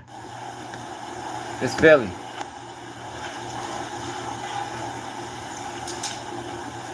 And this is the defendant that we tried in this case, Vincent Perkins. And what's notable is that Instagram account was being monitored by Philadelphia police officers Christopher Smith and Ryan Clement. They there you go. These kids better stay the fuck off Instagram. Had different posts of him wearing that same sweatshirt with Chinatown written across the front. It's a very unique sweatshirt. Nobody else had a sweatshirt like that in this group. Again, Mr. Jameer Rice has a distinct jacket with big GI on the back of it. Identifying by the Instagram accounts. Yo, this is a new day. This is a new day right here, y'all. They identifying the boy by the fuck social security number, fuck fingerprints. We going straight to Instagram. Which is why with those two individuals in particular, we were able to identify. So one of them got away. And again, we have another barrage of bullets flying God, down 3000 block of Page Street. As you recall, that 911 call, the elderly woman was calling saying they're shooting again. This is what she meant. There was a first round of bullets, and then these three offenders put a second round of bullets down the block. This is wild cowboy gunfiring. Like they shoot from a whole block away. And you're going to see Mr. Rice is going to go back to that same block. And he's stupid as a motherfucker. He got a hoodie on with writing. Like, yo, how dumb, like, yo, come on. You got a hoodie on with big, bold writing on the back. That we saw the first two shooters go back to. That's a 3000 block of Fontaine. And you're going to see Mr. Rice is These young kids, wow. An assault rifle on Look, the top of it. He got the same hoodie on. Looks like an abandoned car with the pink sweatshirt on it. They rappers. You'll see Mr. Rice had that same jacket on it as well. That's how they do us in our community, man. We under surveillance. Again, Mr. Perkins wearing the same pink hoodie. And then you see Mr. Rice in the background with that same jacket with the eyeball on it. Holding a gun with an extended magazine. Yo, how stupid is that? Like, you ain't have enough common sense to say, yo, I wore this at the video. I ain't gonna wear this on a, you know what I mean? Like, come on, y'all. These kids, they just sending themselves to prison. For one, this was stupid as a motherfucker, for first and foremost.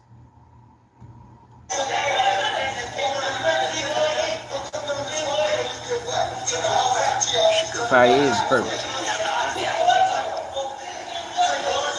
You can see the amount of guns that this group has. Face all on We have assault camera. rifles, multiple handguns with extended clips. Jesus Christmas, man. Yo, this is insane.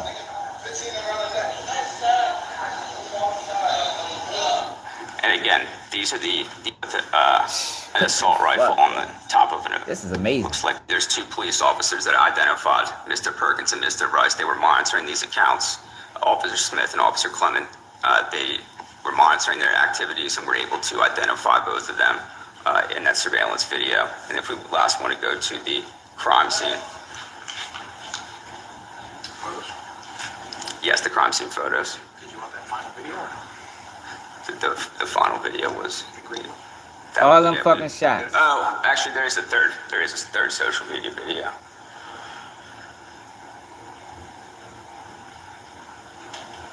Probably a rap video. I know it. I knew it was a rap video. Vince Perkins, he goes by the stage name Cardi Air, and this is posted on his account leading up to the murder, or sorry, the shooting. Definitely shooting from half court.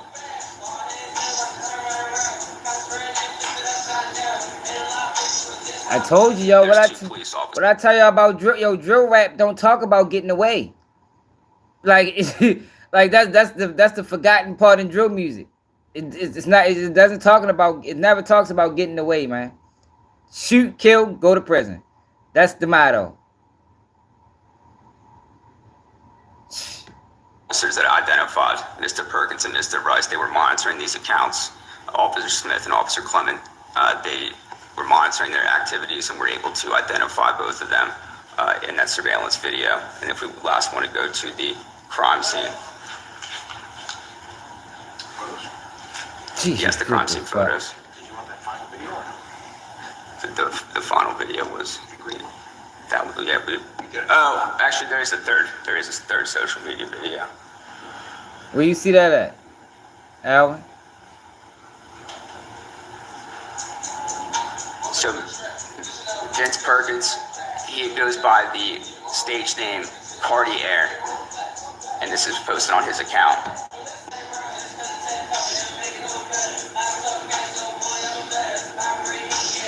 And what we're seeing right now, that clip with the balaclava, that was another unique identifying factor. As if you notice, when he's doing the shooting, he's wearing a balaclava, and it was the same shape, same distinct features. And also, if you saw the end of that, he has a doughboy, which is a reference to narcotics. As you saw them, they were chefs and they were cooking up dope. And this again was another video that we utilized in the trial as evidence. And now if we want to flip to the crime scene itself. Yeah, they make this shit so easy. Gives you a picture of the destruction in terms of what these 5 individuals did to the 3000 block of Page Street. You can see God damn. Bullet marker identifiers 1 through, I believe that's 1 through 8. That's where Mr. Perkins was shooting. And you can see on the far end of the street was where the 3 shooters were shooting to begin. If you want to go to the next one. Again, just a different view down Page Street. God damn, bro. Look at all these fucking shell casings. They everywhere. Just looking down. The fuck? They shot 70. Next one. This is just a prime example. 77 shots, y'all. We're lucky that nobody was in that car. This is 3:48 p.m. Kids were coming home from school. In the surveillance video compilation that was made, you see kids getting off school buses. Wow. There was a kindergarten that had to be locked down because of this. Was where the 3 shooters were shooting to be.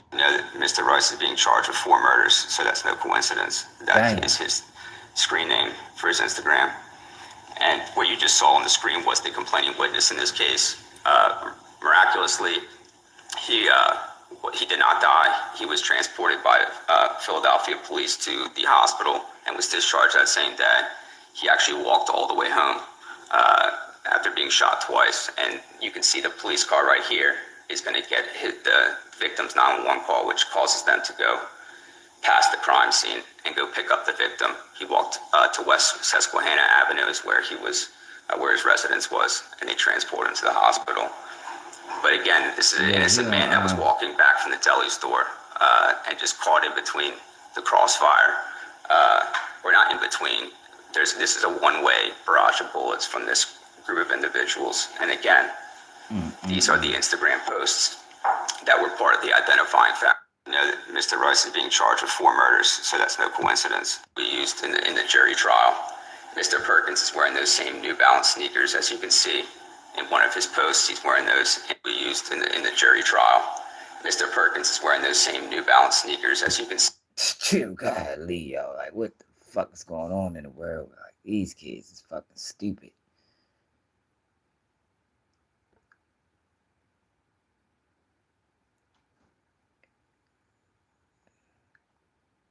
Only 1 person got shot. Yo, they did all that shooting, y'all, and hit an innocent victim. They hit an innocent. See this. Government convicted of 22 North Philadelphia shooting where over 70 shots were fired. Vincent Perkins and 3 other people were seen on surveillance video. A 58-year-old man who authorities say was walking home from a nearby deli when the shooting happened was hit in the stomach. Perkins was already known to authorities at the time. Investigators were able to identify him from the hoodie he was wearing. One of the gunmen involved in the shooting has since been linked to 4 Philadelphia homicides. 3 others still have not been identified. Yo, they hit a fucking... and they shot 77 shots and hit an innocent person. Oh my gosh, yo. We got to do something about drill music, y'all. Yo, this drill music got it. We got to figure out a way to end drill music.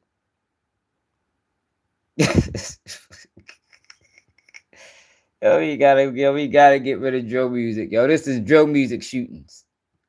We ready to label them bitches. Drill music shootings. That's what the fuck they is. So Plies. So y'all remember Plies? Look, Soldier Boy, funny as shit. Just like I thought. Sit your broke ass down. So Plies tried to sue. Y'all remember Plies tried to sue for people stealing his beat?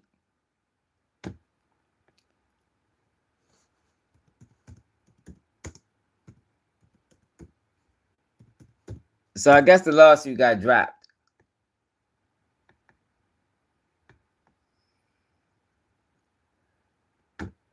Yahoo. Remember, he was suing Megan Thee Stallion, Glorilla, Cardi B, and Soulja Boy. Say Plies has filed a motion to dismiss his copyright lawsuit against Megan Thee Stallion, Glorilla, and Cardi B. The Florida-based rapper motion was obtained by Billboard, who reported that Plies is dropping the case without prejudice, which signifies he cannot opt to refile his suit if he changes his mind. The entertainer initial suit accused the three women and Soulja Boy of ripping off his track "Me and My Goons" with the release of the 2024 "Wannabe." As previously stated, the basis of the lawsuit claims that the lady's song and Soulja Boy "Pretty Boy Swag" uses what Plies details as infringed countdown beat. No, not infringed. Infrared countdown beat. Soulja Boy would clap back at Plies' claims that he bit his music to create his own. The YouTube even claimed that the 48-year-old was looking for a way to reach for attention. Yeah, so he dropped this lawsuit.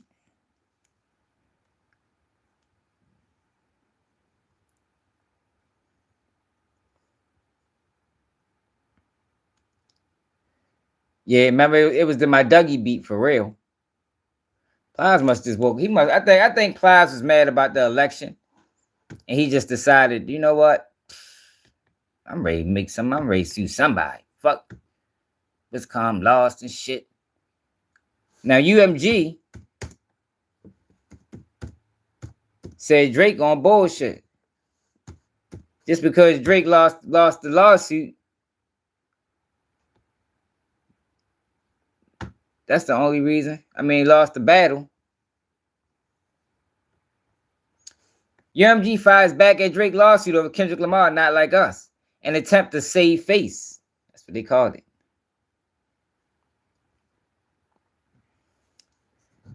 Universal Music Group has filed a scathing first court response to Drake's defamation lawsuit over Kendrick Lamar diss track, Not Like Us, blasting the case as no more than Drake's attempt to save face after losing a rap beef.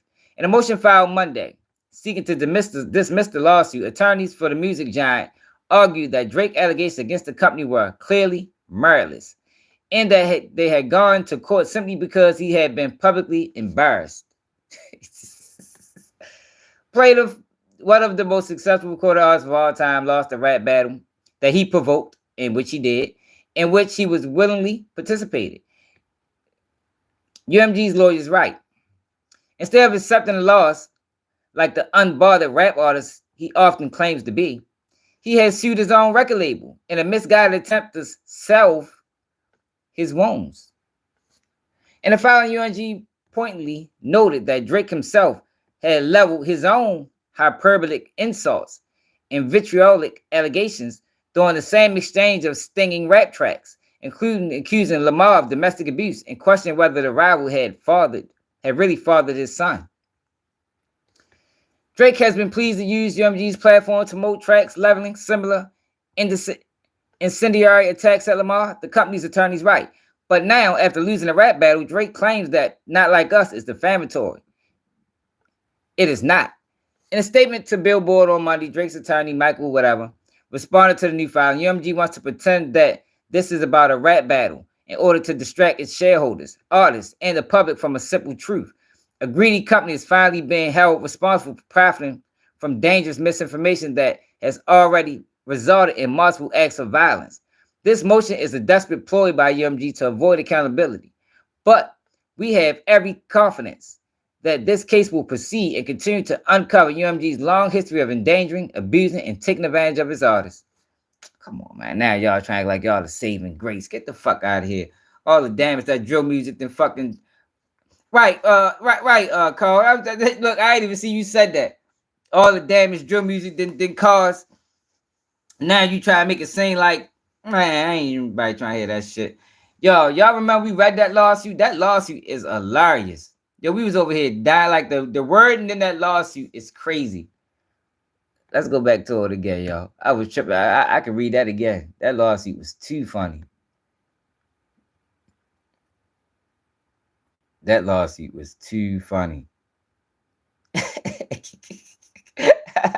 Y'all do y'all remember that lawsuit we read, the Drake lawsuit against UMG, and how his lawyer wrote it up? Yeah, we was over here dying. Let's see if I can find it.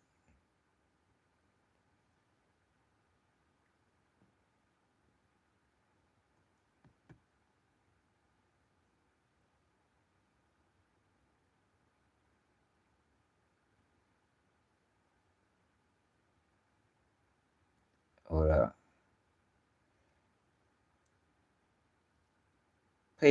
Man, I think that shit is like a 1.5, bro.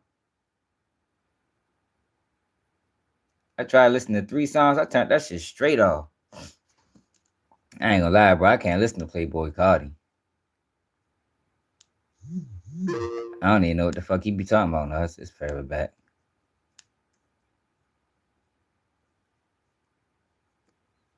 Like, I like lyrics. Like, I listen to Baltimore rappers for real, bro.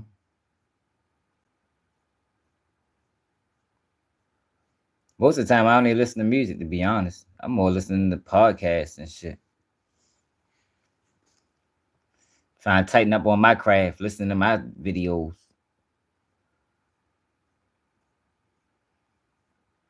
Yo, let me wait till y'all hear this lawsuit. Yo, the wording in this lawsuit is crazy. I can't believe y'all don't remember it. We was over this bitch tripping.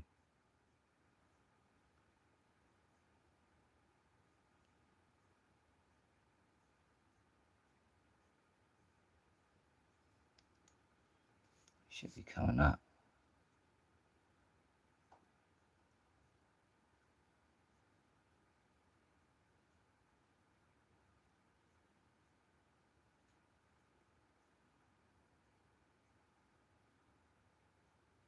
Hope I ain't pass it.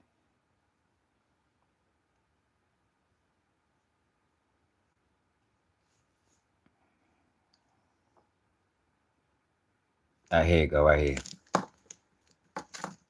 You remember? Yeah, yo, we was dying. Yo, the wording of it is crazy. Let's just read a little bit of it.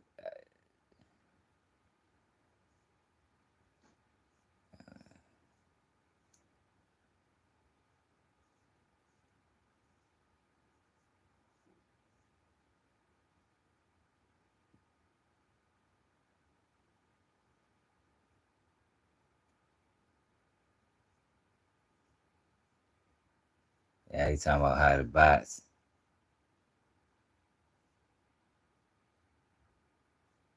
He talking about payola. Pay for play tactics.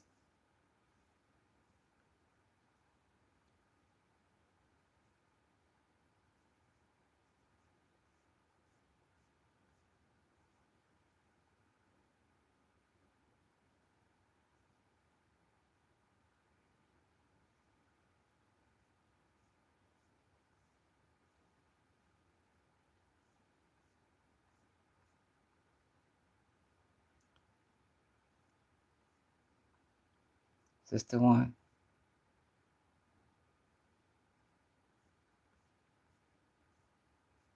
This might not be the one, y'all.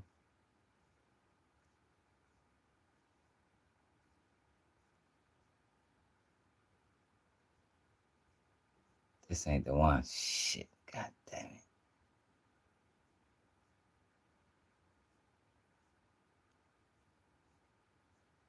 This ain't the one. Damn. November. That wasn't November. That wasn't that long ago. Remember, he filed the original one. And then everybody was like, oh, Drake dropped the lawsuit. And like, man, no, the fuck he didn't. He filed another one. That wasn't November. That was this year. That probably was like January.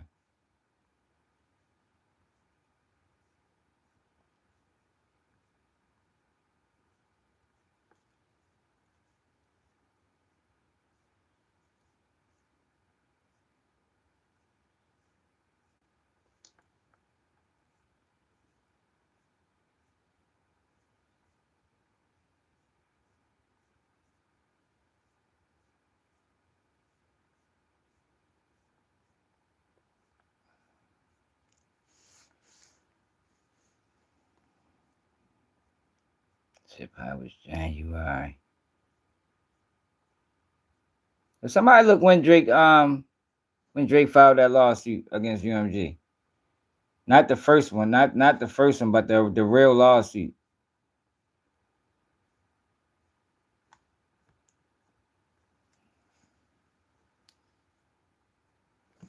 Man, fuck it. I can't find it. And I don't feel like looking through it.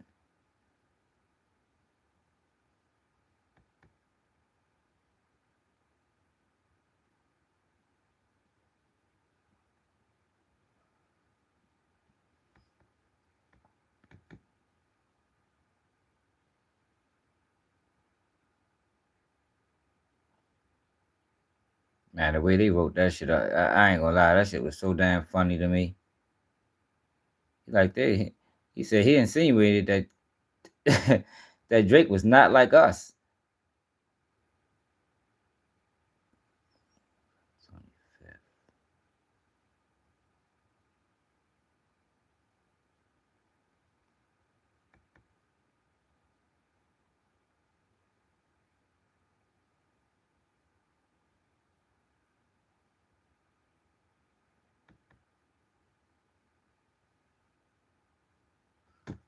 No, that's not the fucking lawsuit.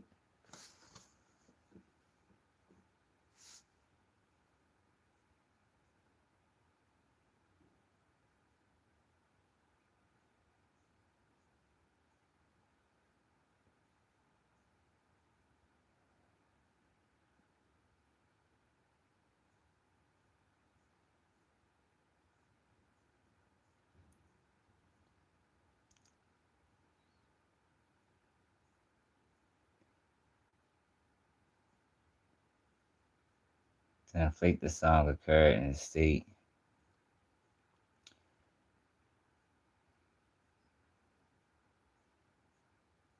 Not like us.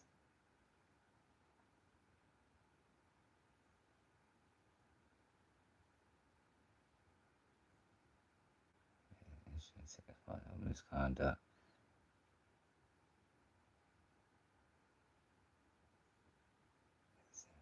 Example, annual bonus from in the school.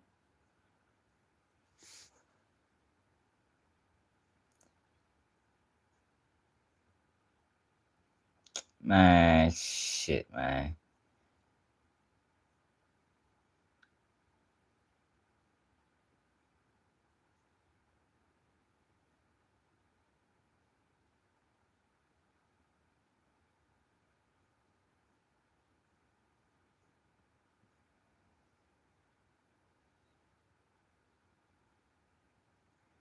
Remember they was talking about like Drake house being shot up and all this other shit, and how this song caused all this damage and Drake scared to stay in the house. Like, yo, that was a wild ass loss. I don't know why we can't find it.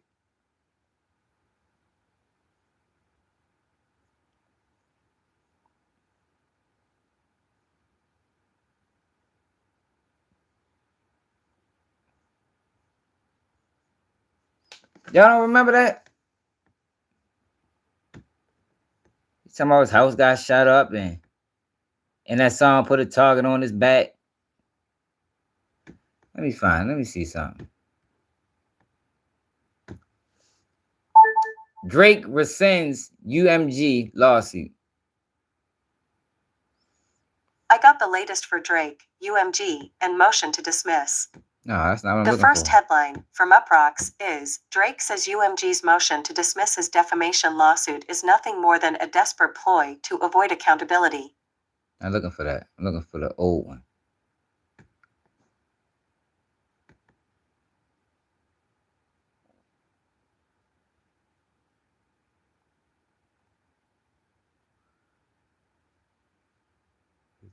Days. 2 months ago. So that was 2 months ago. So that'll be January then, right? What's this? March? This March, ain't it? Or that'll be December.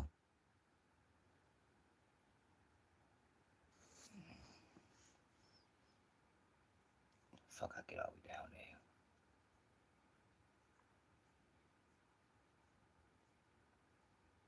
Here you go. I found it. Yo, this shit is hilarious. Listen to this, y'all. In the middle of the night on May 7, 2024, an armed group of assailants drove up to the Toronto house in which Drake and his family reside. Drake was inside. The car stopped in front of the residence and someone yelled, "Fuck Drake." And at least one gunman began to open fire.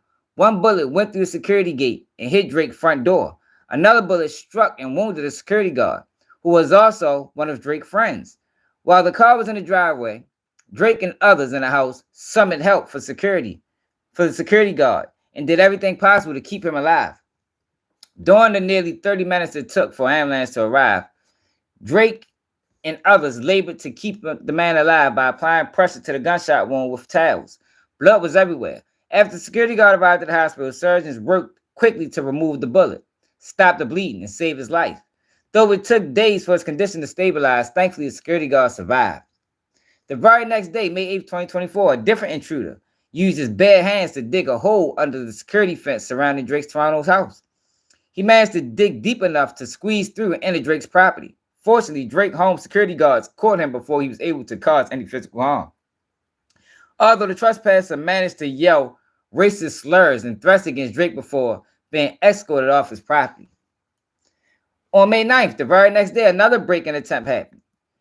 In the 2 decades leading up to May 2024, although Drake was constantly in the public eye, nothing remotely like these events has ever happened to him or his family. But these events were not coincidental.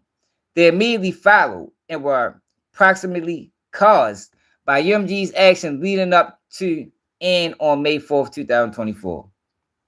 Yo, the wording in this wording in this is crazy, man. Hold on, let's get to the funny part.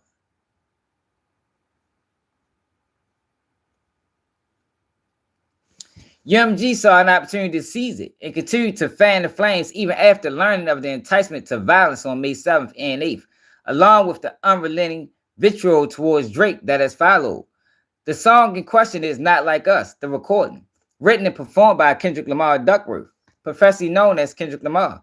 The recording was intended to convey the specific, unmistakable, and false factual allegation that Drake is a criminal pedophile, and to suggest that the public should resort to vigilant justice in response.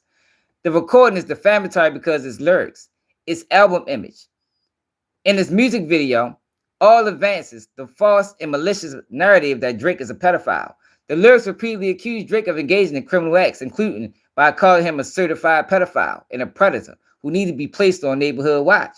The image was designed to reinforce, and in fact reinforce, the accusation by depicting Drake's actual Toronto house covered in the icons that are known to be used by law enforcement, as well as public safety applications like Citizens, to identify child sex offenders, residents online.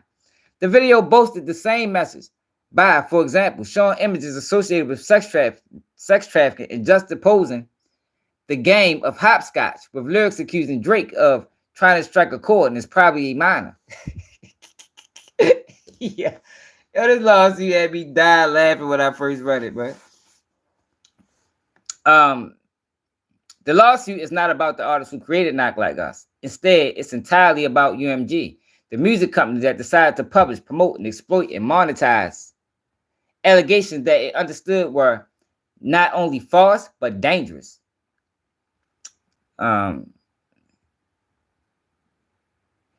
As UMG knows and has known at all times relevant, the recording, image, and video allegations are unequivocally false. Drake is not a pedophile. Drake has never engaged in any acts that would require him to be placed on neighborhood watch.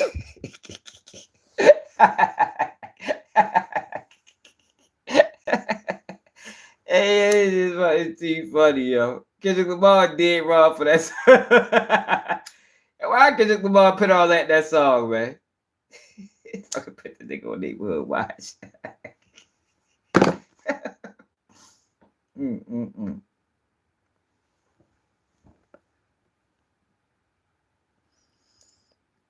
Drake has never engaged in any acts that will require him to be placed on neighborhood watch. Drake has never engaged in sexual relationship with a minor. Drake has never been charged with or convicted of any criminal acts whatsoever. Notwithstanding his knowledge that the allegations were fabricated. Starting on May of 2024, UMG waged an unrelenting campaign to spread the recording image and video. UMG did so because it understood that recording inflammatory and shocking allegations were a gold mine. Spreading the defamatory material served multiple business purposes for UMG. First, the more people who listened to, streamed, watched, and downloaded the defamatory material, the more money UMG and its executives would make. Second, UMG Interscope Record owned Lamar's entire back catalog of recorded music. The leadership of Interscope had every incentive to prove it could maximize Lamar's sales after only recently persuading him to enter into his own direct license for limited recording commitment of new music. Let me get to the more. UMG's campaign was successful. The recording cloaks cleverly dangerous lyrics behind a catchy beat and inviting hook, capitalizing on those attributes. UMG used every tool at its disposal to ensure that the world would hear the Drake "Like I'm Young." The defamatory material has been played billions of times, and its false central message has gone viral via social media and legacy media channels in dozens of languages. At minimum, hundreds of millions of people spanning the globe. It's not just fans of rap music who believe that Drake is a certified pedophile. The recording has become ambiguous. UMG used its promotional resources and exclusive licensing rights to place the recording on numerous national televised events, including but not limited to award shows, national political events, and more. But billions of plays were not enough for UMG. Over the course of the last several months, UMG has made significant financial investments and leveraged its professional connections via sophisticated and highly organized publicity campaigns to arrange for the recording to be performed at one of the most significant and viewed cultural events of the year, the Super Bowl. Let me get where the fuck that shit at. Like, yo, this shit had me dying.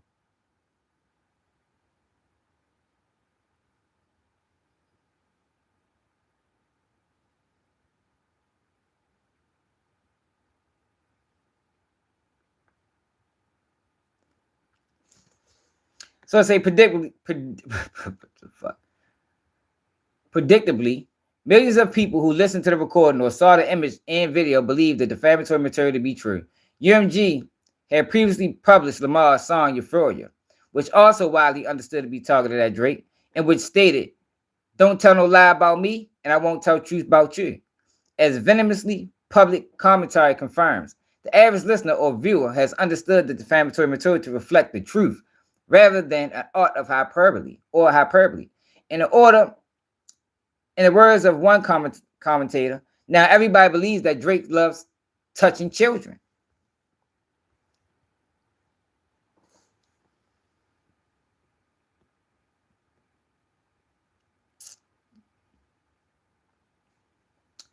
The online response was similarly violent and hateful. An avalanche of online hate speech has branded Drake as a sex offender and pedophile, among other epithets. Public commentary has repeated the false claims that Drake is a pedo and a sexual abuser on the level of Weinstein, Diddy, and Epstein, who trafficked children in shipping containers and harbored convicted sex offenders in his Toronto home. In direct response to UMG's publication, social media users called for the Federal Bureau of Investigation, FBI, to come at this point and for Drake to be locked up behind bars. Like, yo, get the fuck out of here. Yo, I ain't gonna lie, yo, let's move on, yo. I just wanted to show y'all some of the word that was in this paperwork, man.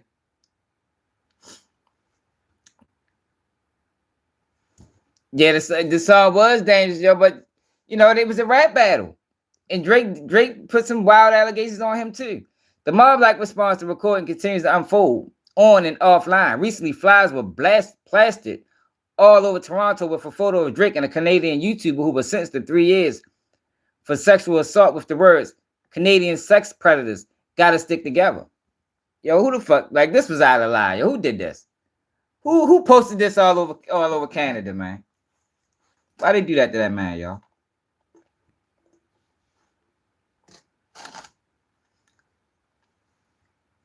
That was wrong right there. Drake's feared for his safety and security of himself, his family, and friends, After the attacks on his home, Drake pulled his son out of elementary school he attended in Toronto due to safety concerns. And once school ended for the summer, Drake arranged for his son and mother to leave Toronto entirely. Day-to-day, Drake continued to take steps to address persistent threats to his security. The violence and vitriol directed at Drake was foreseeable. The recording falsely accuses Drake of one of the most vile behaviors imaginable and explicitly calls for retaliatory violence and retribution against him. The false pedophile accusation is a devastating, effective method of assassinating someone's character online. When spread virally, the accusations can destroy an individual's reputation and brand in a matter of days. As one expert on conspiracy theories has explained, there has always been a certain amount of salaciousness in these conspiracy theories. And if children involved, people immediately just lose their mind, even if these children don't exist. If you just put out that suggestion, if you just put out the suggestion there, it grabs a hold in a way that is difficult to dislodge. UMG understands just how dangerous these kinds of false allegations are indeed when it comes to the allegations against UMG and his executives. They have not hesitated to take legal actions against their accusers.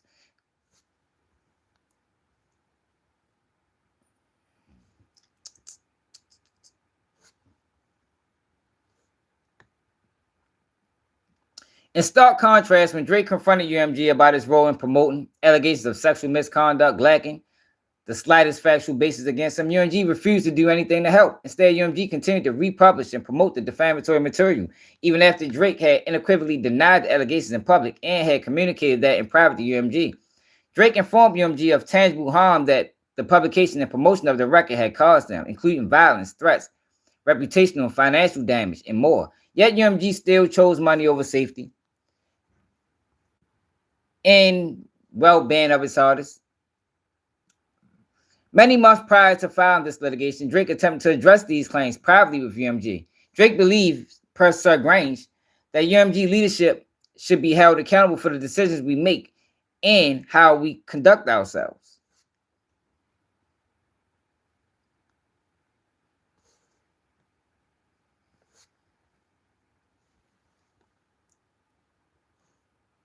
Hold up, yo. He ready to go to some of the stuff that was in the video.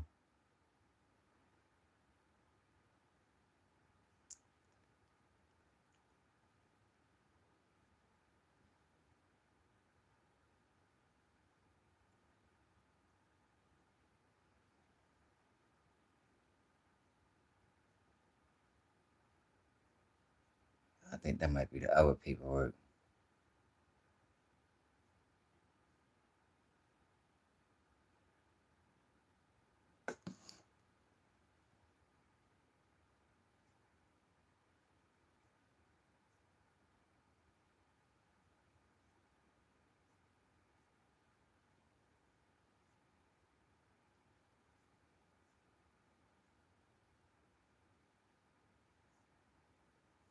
I think that might be the other paperwork. Labels.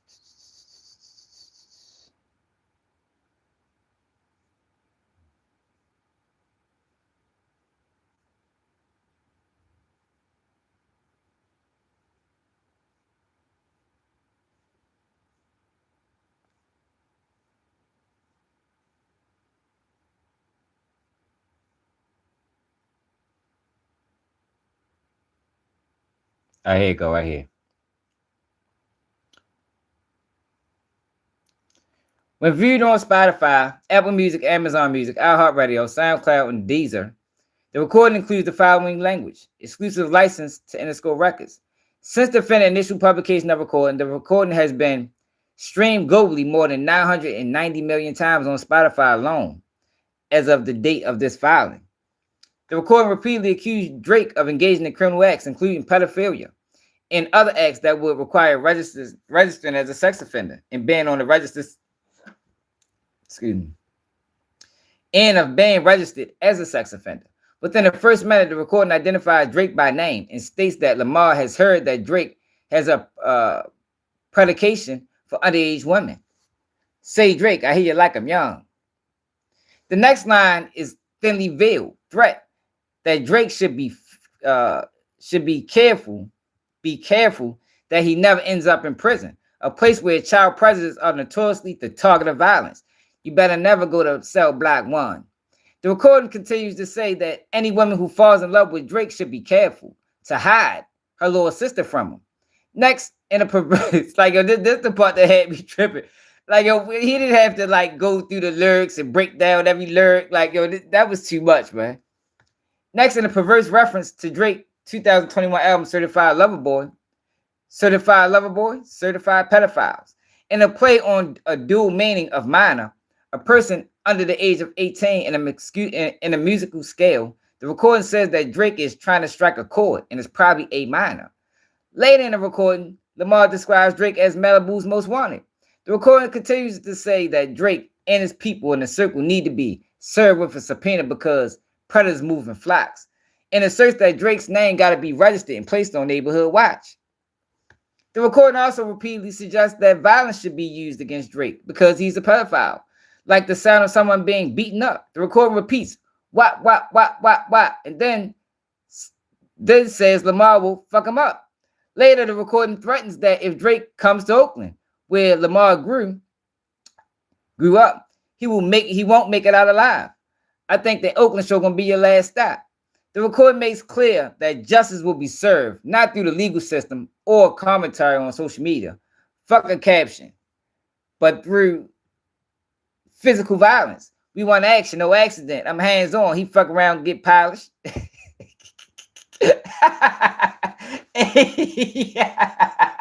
Yo, why the fuck he... Hey, I swear to God, yo, why the fuck he write this lawsuit like that, man? Like, yo, he did not have to do this. It's like he in on the joke.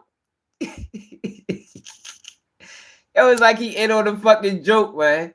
Like, yo, this is crazy. Look, at the end of the recording, the lyrics threateningly repeat. Hey, hey, hey, hey, hey, run for your life. Hey, hey, hey, hey, hey, run for your life. The recording contains numerous additional statements that imply the existence of evidence to support the allegations against Drake. The recording threatens that Lamar could reveal more secrets about Drake. The rabbit hole is still deep. I can go further, I promise.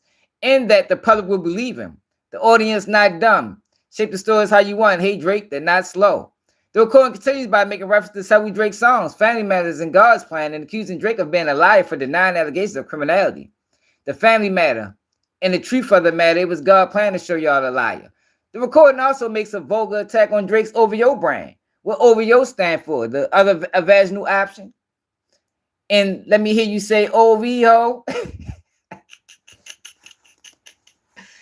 Oh my God, yo. I done told my lawyer, don't put this out. Like, yo, you ain't gotta go that deep into the lyrics, man. Like, we get it. Further in the recording reframed that Drake is not like us. The recording alludes to Drake Jewish heritage, saying that Drake is not a colleague, but a fucking colonizer. With the recording, UMG also published an accompanying image on May 4th, 2024, the YouTube Music, Spotify, Apple Music, Amazon Music, Pandora, iHeartRadio, and everybody else. Any person who views, listens, or streams the recording on one of these platforms can view the image. Look at the image. Look at the image. Hey, yo, I ain't gonna lie, yo. That man did a lot of damage with this song, yo.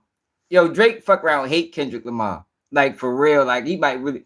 Like, if they ever run across each other, that shit gonna be some type of problems, man.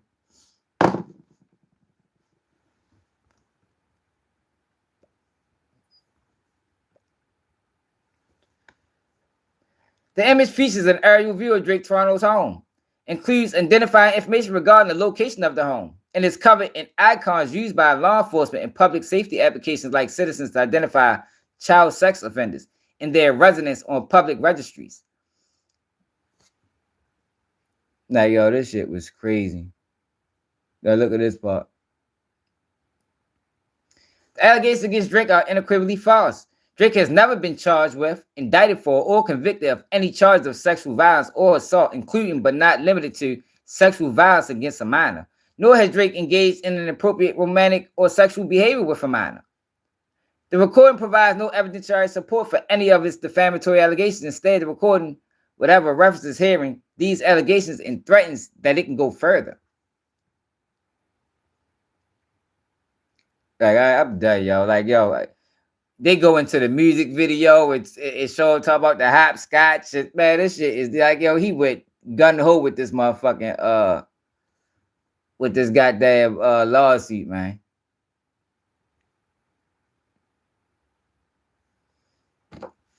No, here go the YouTube video.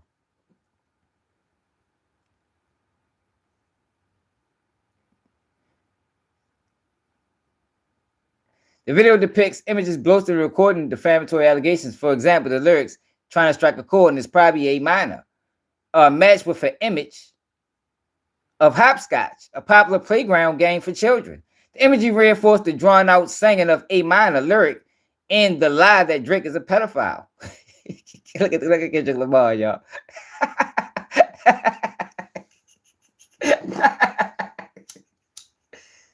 Yeah, what the fuck?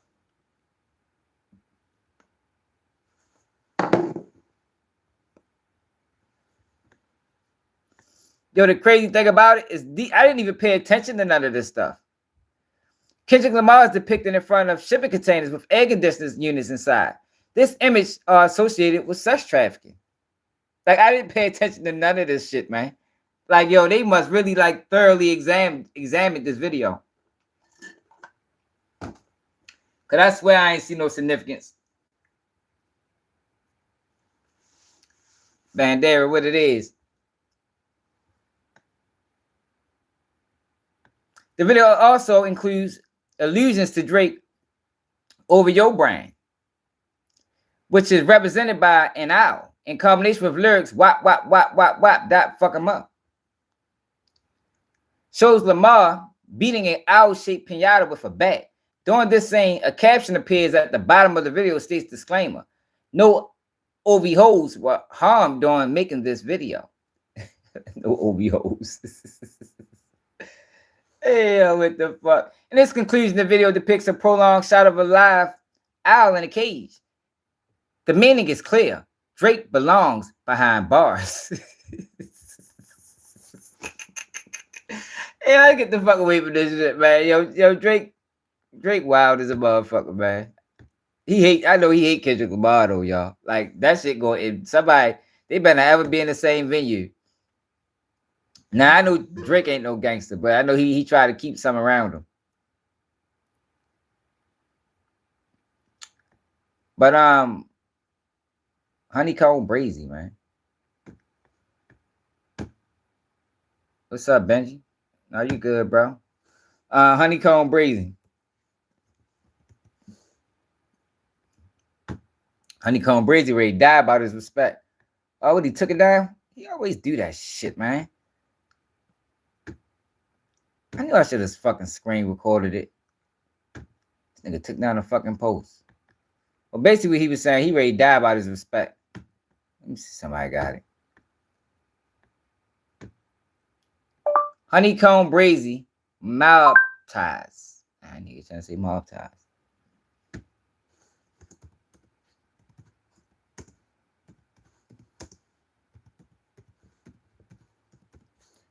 Honeycomb Brazy, emotional.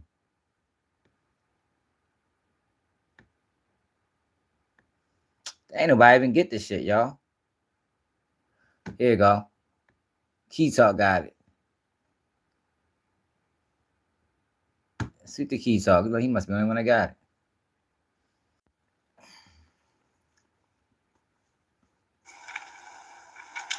Welcome back to Key Talk Media. Yo. This show's Key Talk. And make sure y'all keep binging. Make sure y'all keep binging y'all prayers, man.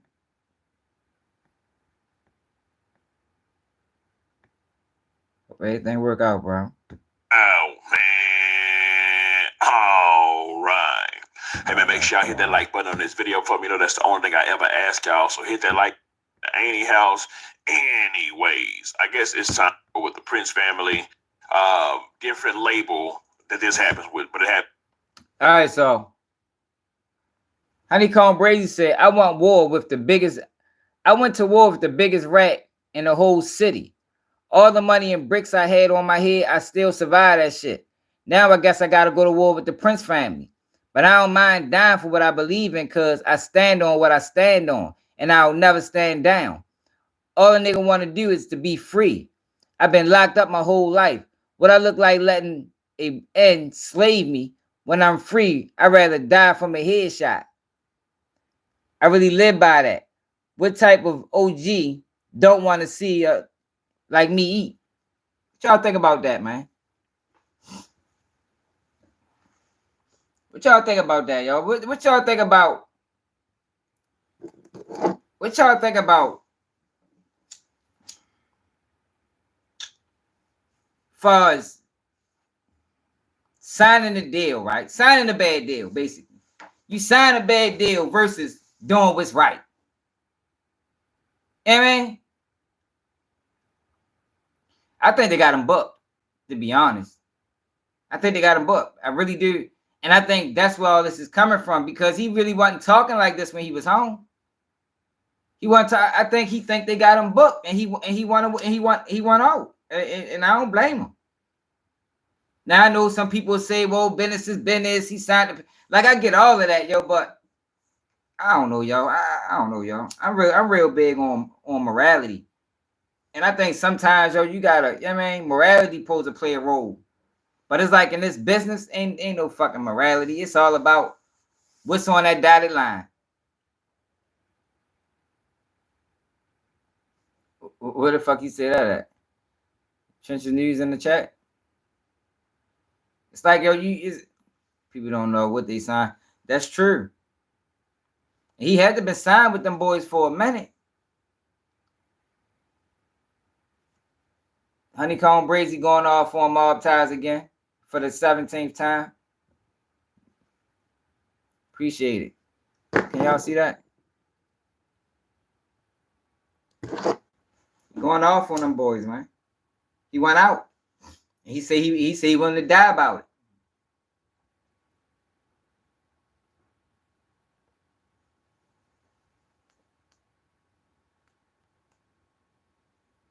See, my thing is, right? I don't want no disgruntled employee. Like, if you're gonna be a disgruntled employee, I might as well just let you go. You know what I mean?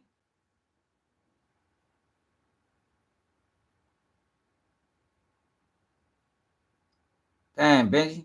Hope everything work out, bro. It's an independent way to go nowadays. You're right, because you can, you really got the tools. It's really up to you. Now, other people can't block you. You too real, y'all. You can't be real in this industry. And I think Brazy probably noticed that too, like how I noticed it. Like, this shit ain't about real, man. Like, they don't respect real. They don't respect real, man. And you come into this shit thinking these are the guys, the people that's on the internet and the image that they portray. You think they just like some of your homeboys or and encourage shit like that, but they don't. Like, these motherfuckers is weirdos, man. You probably do. Like, these internet guys be weirdos. I feel him for real. Now, whether J Prince let him out, I doubt it. But do that goes into who J Prince is, or it's just business? Like I said, I don't want no disgruntled employee around me. If you don't want, if I sign a rapper and you ain't happy, you can go, bro. Like, straight up. I ain't trying to hold you back. So Rallo, chapter 4, page 8, y'all. Page 8 did a vlog. Let's check it out. Let's check out page 8 vlog.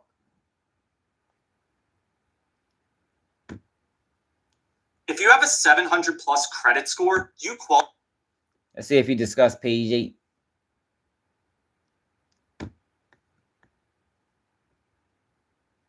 Went to this motherfucking federal courthouse, pull out documentation from in front of the building. And we just inviting any of you people to come and be able to have any paperwork on. It's a Richard B. Russell building down here. Yo, he got to stop, yo. He got to fucking stop. Hey, yo, you gotta stop. Hey, Rilo, stop, yo. Stop. We know, man. The world knows. the fucking world knows, bro. Like, I had no clue this would. Oh, shit, it's called Paperwork Party. Jesus Christ. Let's check them out, yo. Fuck it, though, man. Yo, this is for entertainment purposes only. Remember that. This is not real. this is for entertainment purposes only, y'all. We know what he did. Like, it ain't even really up for debate. The Northern District of Georgia. And we're finna go get the paperwork. Yeah, nigga. Fuck everything and fuck everybody, nigga. Fuck them. Oh, my I speak God. for everybody that got crossed out. Black. My boy Mav read the whole thing, but certain people just want people to look at one thing and not the whole thing. You probably gonna discuss page 8 the whole This is whole my time. paperwork. This is the paperwork that I got from the courthouse today. I was just moving this shit around. You know the craziest shit that I be trying to figure out, right? What you trying to figure out? Like, Let us everybody know, in the man. world be happy, 100% happy when Jake exposed niggas. When 10 out of Jake exposed niggas, the whole world be happy. But as soon as he try to goddamn clear nigga name, the world get mad. Cause he paid you, bro. You paid him. Yo, if y'all go back and watch my video and 1090 Jake video. Now, he did, I don't watch 1090 Jake. I think most people know that. We can go to his page and I can show you. So I did my video after his. Never seen his video. Our videos are almost identical. But I came back with Rilo told. He came back with Rilo didn't tell. How? How? Rilo paid that man. So that's like the lamest shit in the world to me. But fuck all that. We're gonna do our own paperwork party. Boom. So I want you to pull up what Jay. Nah, we're gonna go to Jade first. I want you to go straight to Jade. I hope all y'all can see me. Y'all gonna need to see this shit. What's up, and we're kid? gonna pull up the paperwork on the screen so everybody can read along with us. I'm just getting a little comfortable. So the first thing I want y'all to do is listen to page 8 and page 9. Yeah, this thing is fucking crazy. Yo, this is hilarious, Rilo. He need a manager. Somebody need to manage Rilo, man. Cause he's going AWOL. Nobody believes you, bro. I know what Jade referenced things to. So we're gonna take a second, we're gonna listen to her. Where they were talking about, the whole thing with Ash and, like how Brian took over and all of that. Correct. And it said, if it comes out on June 16th, 2018, that Mr. Davis gave information, I know this honorable court has been privy to that. Actual notes of that proffer, if that is released, there's a lot of information on a lot of people that are well known in this community that would not bode well for Mr. Davis, for his security and his rap interests at all. And I don't see the benefit at this point. So basically my question to you is don't turn that page, let me get that page. So now, we know information was given. No doubt about it. We keep telling you information was given. But what the fuck information was given? That's the whole problem here. We're trying to tell the world what information was given. And we're going to go to 1090 Jake and talk about the information that was given. So let's listen to 1090 Jake. At one point, people tried to say that he was snitching. Yeah. And what did you find? Well, what he did was he full on admitted that he was going to pay someone or a group of people a large amount of money. I think it was like $400,000 to take the rap, because what they would be charged with wasn't really going to do nothing, and the amount of money that he was offering is more than they obviously have. Okay. So he came up with a story that never existed. No, we heard from Jake. What they gonna say, Rilo paid Jake? Never in my... You did pay Jake. What the fuck are you talking about? Everybody, most people know you paid Jake, yo. And that's not the issue. Like, he keep like, yo, why Rilo, that's the education I be talking about. That ain't the issue. Everybody know you lied. That's not the issue. This is 55 minutes. He better not do this whole 55 minutes and not explain Manu Jones getting arrested. If he don't explain Manu Jones getting arrested, this whole shit was bogus. Oh shit, I fucked it up. State page, right. So now let's go to the DEA report of what really occurred. And we're gonna let academics read it out to you, and we're gonna put it on this screen so you can read it out to yourself. No, he ain't no Mexican. I got it right here. Manu Jones ain't no Mexican. I want you to read it, because obviously niggas just don't never read the shit. I pulled it out. So you know how to read. Oh shit! Yeah, nah. This blue folder. You been talking about this blue folder a lot. You like that? No, of course. He pulled out this blue folder. I ain't gonna lie to you. They never said a lot about you until you came. You came like you was a tax accountant, and then everybody stopped talking. I want you to read that. Okay. So the profit actually happened on June 6th. I want you to read it to the world so they can hear it. All right. So it says references made to the form, the information given by Davis to be deemed chicanery. Chicanery. All right, chicanery. Honestly, I can't. If you can Google that word, chicanery. Yeah. I can Google that. Spell it for CHICANERY. I think it means bullshit, right? I put that in the video. Because I don't want anything weak. It means the use of trickery to achieve a political, financial, or legal purpose. Okay, so basically it says the information that the play you tried to do, they've realized is some BS. You're trying to run a trick on them and they've figured it out, right? DEA search of FBI database for both subjects mentioned in the above proffer remains unknown. Surveillance was established off information given to both agents at both locations and both stash houses. Yo, but see, that's the thing, bro. Page 8 ain't even an issue. The issue is what the fucking fallout effect of your phone. That's the issue. The fallout of the phone. You gave up your phone. People got in trouble. People got fired. People went to jail. That is the issue, yo. Abandoned. Then the next thing says, ASAC authorization was requested for pen register, trap and trace, and enhanced caller identification device. Damn, this is some real fancy right here. Jesus Christ. To the following number, blah, blah, utilized by Davis.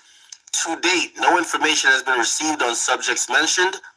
Similarly, the facts set forth above show that reasonable ground does not exist to grant Davis information to be truthful. So, I could interpret it. Go to the next page. Well, they're basically setting up saying you a lying ass nigga. Right? As required by 18 USC, applicant hereby certifies that the information obtained from the pen trap device was irrelevant to any criminal investigation conducted by the agency, by this DA. Specifically, the information given did not help the United States. That's the exonerating line, right? Specifically, the information given did not help the United States to identify or locate the individuals mentioned in the illegal narcotics trafficking described above. I'll continue reading the rest, but I'll stop it there because we're gonna get to and I see. Yo, nobody. I think I even defended you. Yo, nobody fucks with him. Like he's sitting here trying to prove it to the world, and his own counterparts don't fuck with him because they know. And then he go on these. I can't believe he did this. Like then you go on these interviews. You just wasted 58 minutes of your life. And I know he ain't talk about the real issue. I ain't even watched this shit. I'm certain he didn't talk about the real issue. But we're gonna see. Yeah, I said, listen, I could understand being in a box and feeling like you stood tall, and then people saying you're the snitch. Right.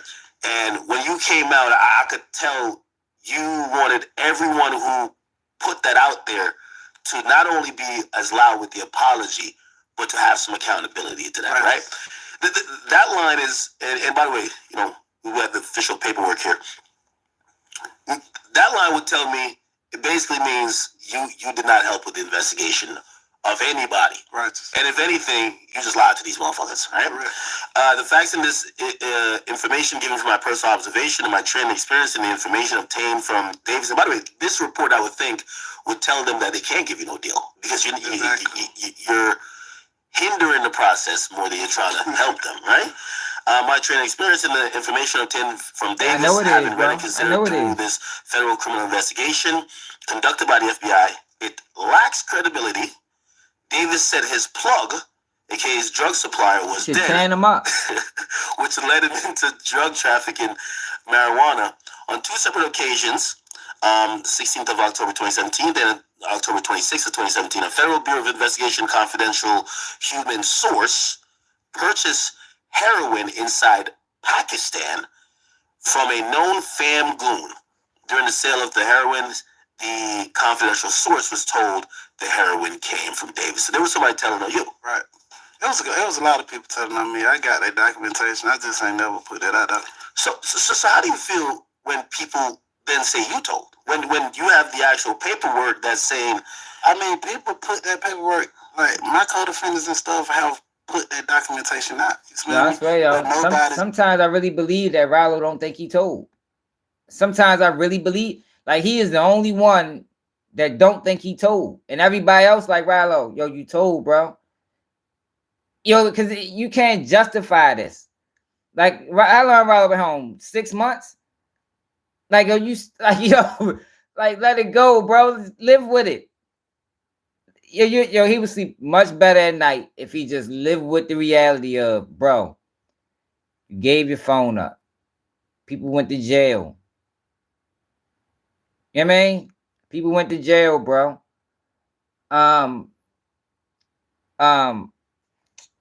Pilots was fired. Like, yo, just accept it, bro. Just refuse to read it. Niggas like, you shouldn't even went in that room playing with them folks. You smell me? Niggas like, you should never made it juicy for them at all. You smell me? That's what I hear, right? So I hear some people who are saying, well, maybe we don't got the paperwork on who he, because these days they'll be like, yeah, we don't got the paperwork on who he told on. We might not know who he told on, but the mere fact that he even talked to them people, that's telling. Right. There's some people that go with that narrative. I don't understand that. I always lied to the police. Like, so why the hell I had to go to a whole nother city, to a whole nother nigga, to get these people to read out this shit? So my best friend up here telling them, this the first person that even put this out here. First person to put this out here, and he telling y'all, oh yo, we 100% know that you ain't snitch or you ain't give nobody up, because the information they wanted I couldn't give. Right? And we see the documentation say that Rollo stopped talking or did not talk, did not answer the questions and all these type of things. But my best friend here, he tells y'all, he didn't give nobody up. Like, come on, bro. Damn, bro. Like, come on, tell the truth, bro. Come on. Didn't I tell y'all that was his friend? But when they put this out, he made it seem like he was mad at Rollo. Y'all remember that? Remember that video? Now he admitting he is his best friend. I knew he was your best friend, bro, because he released page 12, the page you kept trying to skip to in the interview. Remember, but he bent it. Look, remember he bent it right here so you couldn't see it was page 12. I rather think people stupid, bro. That's why that's his problem. He think he the smartest person in the fucking room. That's how he put himself in this situation. He put himself in a situation just like Meech, thinking you the smartest person in the room. Yo, you can't trick these people. You can't trick these people, man. I sat there and had a fucking conversation with these people for hours and ended up charged with murder. Thinking like, you can't trick these people. They're not trying to hear that shit. You feel me? Like, it's best thing to just not even say they ain't trying to hear it. You ain't getting over on these people. Not the feds, not homicide, you're not getting over on these people, man. They've been doing that job for years, putting hours in. They put it in paperwork. I got over 50,000 hours of training. Like, you can't play with these people. Like, you know you went in there and did a motherfucker. Just say you didn't go in there and tell them you went in there and think you got all the motherfucking thing. Because at the end of the day, you're right. Ain't nobody But get what though? And then did think you gonna let them throw that paper around, thinking they buy you out of every situation. When they buy you out of no situation, especially not with the Fed, dog. These folks print. You see what I'm saying? And get what? At the end of the day, me get what? Paid 12. I got the paperwork. I got all the else paid 8, paid 12, yo, and I'm put all the other day so the world can see what the going on. Cause yo, you don't just want to admit what the going on. You see what I'm saying? So I'm putting it in your face. Then motherfucker, I read the comments, nigga say, oh, he trying to lie on his lawyer. He blaming his motherfucking lawyer for going in there and trying to work the movie. Let's hear from the lawyer, his motherfucking self. He not lying. He not lying, but that's not the issue. Like, he dancing around the issue. We know you gave fake information, but that's not the issue. And y'all see what he said about this situation, nigga. Now, the lawyer finna pull up right now. Look at him. For the people who don't know who you are, can you state who you are? Sure, I'm Ash. That's A-S-H, Joshi. This is an old ass interview. J-O-S-H-I. Okay. For the Rollo case. So Rollo and I have known each other for years. I've been, he's hired me to represent friends of his, anybody he knew who was in trouble, anybody he was associated with. He tried to always take care of the people around him. When he got in trouble, of course, he hired me along with attorney Brian Steele to be his attorneys for this case. One of the things we did early on in the case was we had requested a meeting with the U.S. Attorney's Office to do what's called a proffer, and that's to answer some of the questions that they might have. And we had a discussion via email prior to the proffer date as to what the topics were going to be. It was a very, very limited set of topics. So on the day of the meeting, and I had to explain to Rollo what a proffer was. It's different than just a statement. There are some limitations that are placed on what the government can do with a proffer. So we had those discussions. I wanted him to at least understand what he was walking into. And that was fine until we got into the meeting. And then within 2 minutes, it became very clear to he and I that the people we were talking to had no interest in the subjects that we had agreed to talk to. They wanted information from him on a whole variety of crimes that have been occurring in Atlanta for 10 years leading up to that point that have been unsolved by one jurisdiction or another. And frankly, he didn't have any information to provide. He didn't have anything that he could give them that was useful to their investigation, mostly of these unsolved homicides. And that pretty much ended the meeting. We didn't have anything to say to them that they were interested in. The topics that they wanted to talk about, we were not interested in having those conversations, and that concluded the proffer session. And that was the end of that part of his case. Yeah, right on the background. So we heard from tonight. But you don't hear nothing about the extraction of the phone. You don't hear nothing about when he gave up the phone. Because that's what the fuck happened. He gave up the phone, and a slew of things happened behind that phone. And he got to take that. It's your fault, bro. You gave your phone up voluntarily. They didn't have the phone. It's not like they already had it. Jay. We heard from Jay. We heard from Mike. Academics read the full DA report about what occurred inside the proffer, right? And now, while Rollo was walking the compound, right? We heard from Ash. Now, when Rollo was walking the compound, let's hear from the niggas that was behind the wall with me while I was in there that actually took me to the counselor's office and seen my statement of reasons, and seen my PSR, and seen my sentencing transcripts. Never have I got a 5K1. Never have I got a Rule 35. Never have I got any downward departures, no time cut. If you can show me that, then my mama a bitch. But let's go to the bro from behind the wall, when I was behind the wall. Put it up, Scope. So, I'm the Scope Scully, man. Got the trap backs for y'all niggas right now. Ass niggas, all y'all niggas out there in the free world, live in the field. I got this shit right now by my motherfucking man. Check this shit out right here, man. This shit right here, Come straight out of my niggas' file, out the paperwork. Statement of reason. This is shit we do off for the feds. Not for public disclosure, man. You a hot nigga, this is shit we check right here, man. This paper right here let me know if you fucked up or not. If you fucked up, you won't be walking this motherfucking yard or no other yard. Right there. 5K more substantial assistance. If you hot, these motherfucking boxes will be checked off. Do it like me, My nigga ain't got no motherfucking boxes checked off. Period. Y'all see this shit for y'all motherfucking self, man. Ain't no motherfucking reason for y'all niggas to be out there motherfucking lying, doing all this weird ass motherfucking capping. I don't know what the fuck Boosie badass talking about and all this other goofy ass, weird ass nigga shit this nigga on. Stop your shit, man. Most people have no clue that in 2025, there's a hit. Yo, crazy. Yo, really ain't gonna address the real shit ever. You see what he say? Now, Vlad came on to Boosie and told him, like, hey, I don't even tell him about it. And Vlad do his homework. Vlad look into a lot of shit. Vlad was posting my plea agreement and things of that matter. Now, let's see what Vlad told the Honorable Brother Boosie. Go to it, Scope. Put it up. Now, did you do a verse for Rollo while he was locked up? Yeah. You need to charge him.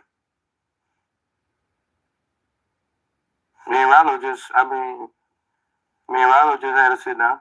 Oh, you guys sat down? Yeah. Well, because at one point he said he didn't mean to diss you.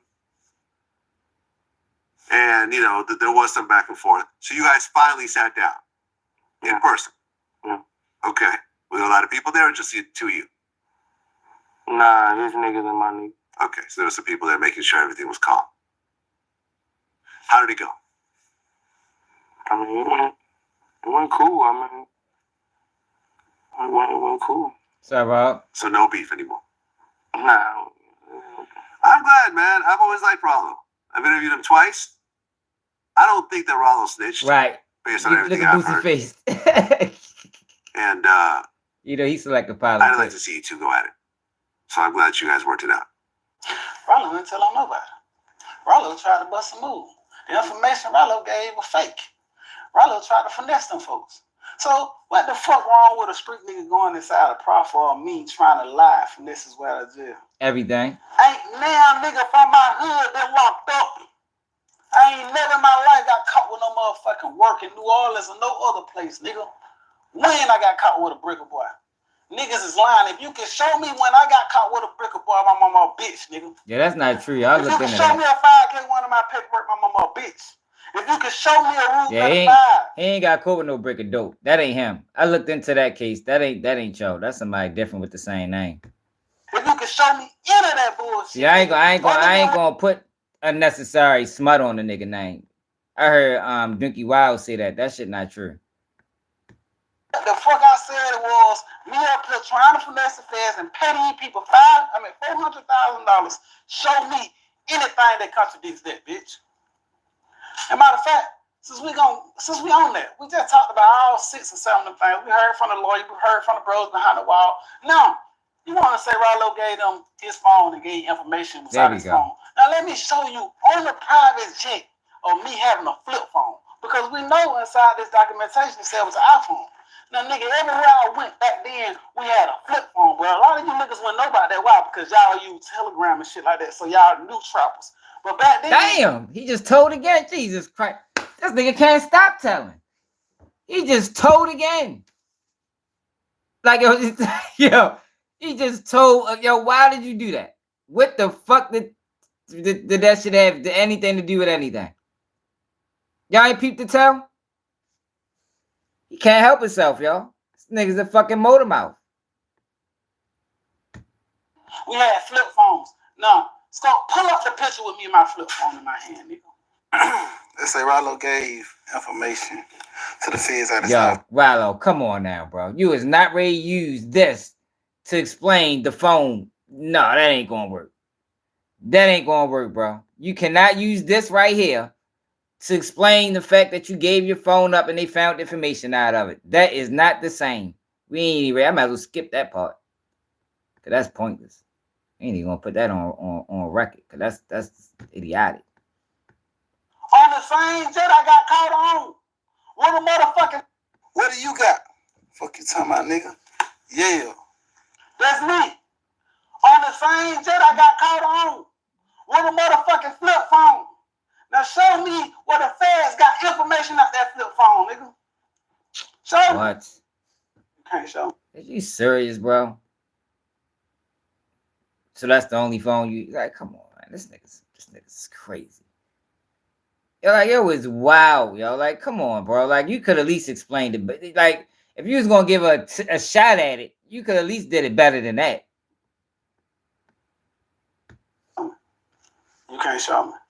Neither one of you guys can show me. I hear crickets. I hear motherfucking crickets. So, you know, real nigga do real shit, right?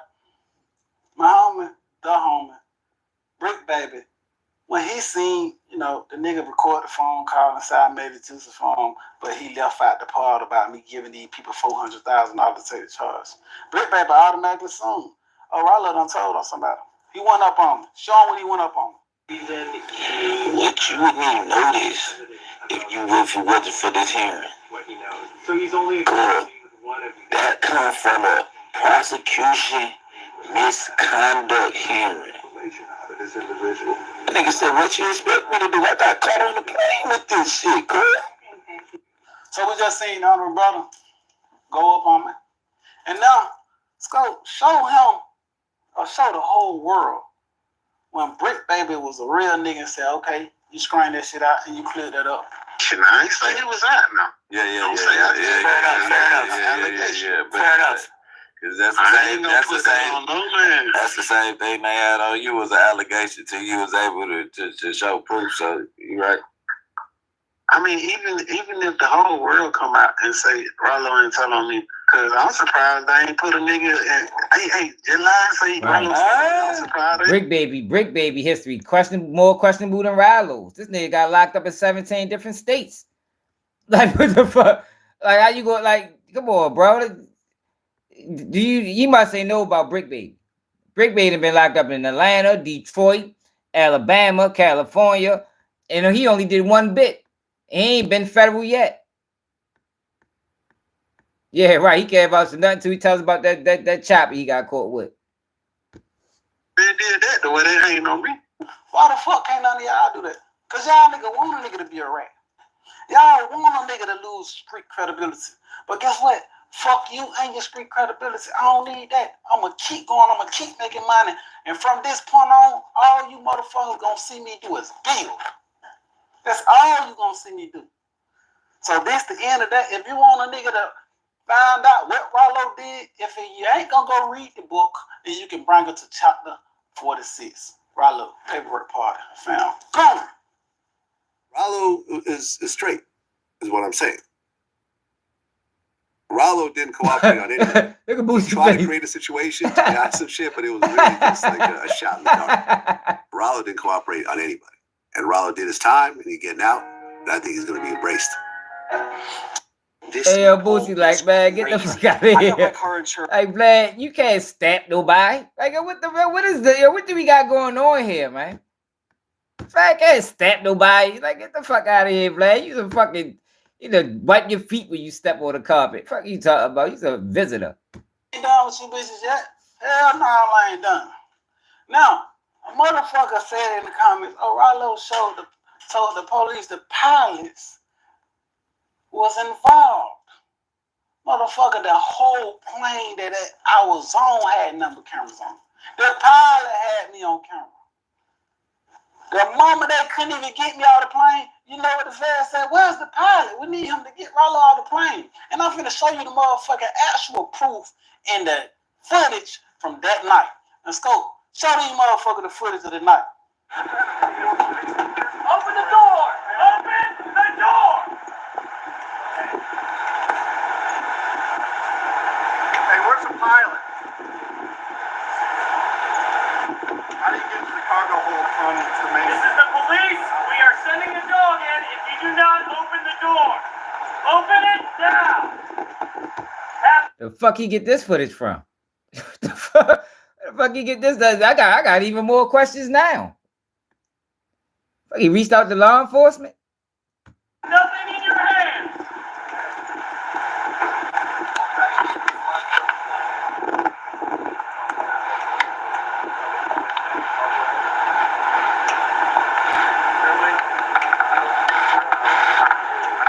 Yo, Robert want to clear his name. He got to come over here because I got the information. I don't like all these other people. He got to come over here, and we got to talk about Manu Jones. We got to talk about Manu Jones. We got to talk about the extraction of the phone. We got to talk about how they learned that Ash Joshua was part of the marijuana business. That's what we got to talk about. All of this shit is irrelevant information. This is irrelevant information. It's like one of them situations where I'm pointing you this way, but you really need to be looking that way. You know what I mean? One of them type situations. Is there a way to access this Samantha? Not externally. You're going inside. Yeah, Page 8 be tripping, man. Kelly, y'all on the play.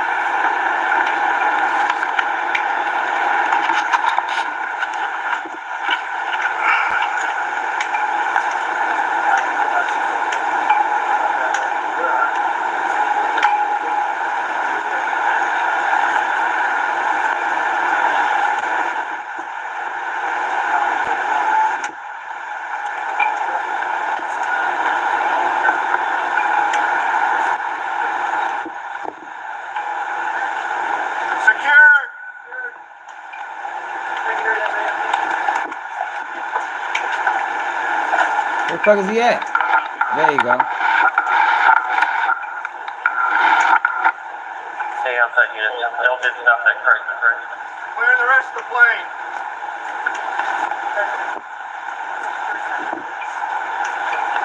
He walking like he ready to rap. Copy. Do you have any assistance out there? That's next. We have 2 detained. You hit? You hit? You hit? Where's the pilot? That came from an officer. That shit means That nothing, came bro. from a motherfucking officer. That means nothing, Riley. So, now one more motherfucking thing. So we know about the pilot. We got the proof about the pilot setting Rollo up. Now we can go What the right fuck? down here. Yo, what the hell? How the fuck did you make that? That was a huge leap. So by them saying, where's the pilot? That means the pilot set you up, Rilo. Like that is a leap right there, bro. Like you got to show us that in documentation. I don't know how you just made that. Like that was a fucking long jump. Of course they looking for the pilot. That's his fucking plane. Show y'all the exact houses that I sent these motherfuckers to on the Donner mission. And all these houses was mine. One house set in the middle of both of these houses. My mama old house. And I'm going to show you the footage to prove it was my mama old house. And I'm going to show you the footage to prove that both of these houses was my trap houses. So don't no nigga come around this motherfucker say, Rollo sent the police to their house. I can show you the documentation of both houses getting taken, and I can show you the exact address and all that shit. The proof is in the pun. Can't no nigga make this shit out of nothing that they trying to make it out of, nigga. Fuck you talking about, nigga. So I guess these motherfucker mad that it was stand-up niggas willing to take charges for me. Cause I see niggas in the comments say, ain't no nigga willing to take no charge for you, Rollo. You capping. I'm gonna show you, bitch. All the weed that was on the motherfucking plane was mine. All the weed that was on the motherfucking truck was mine. But guess what? Niggas got up out that motherfucking van, sat on that side, and said that shit was theirs. Shout out to K, nigga. Shout out to K, nigga. It's proof in the pudding, bitch. Show me that a nigga ain't trying to take a charge from me, because I'm showing you niggas is trying to take charges from me, nigga. Fuck you talking about, nigga. Go to the footage. So, Can you stay who you are? Found on K, you know what I'm saying? First nigga out on the case with all, you know what I'm saying? December 21st, 2017, you know. I had agreed upon the goddamn, you know what I'm saying? Take the charge, man. I didn't want to see my nigga get out that time.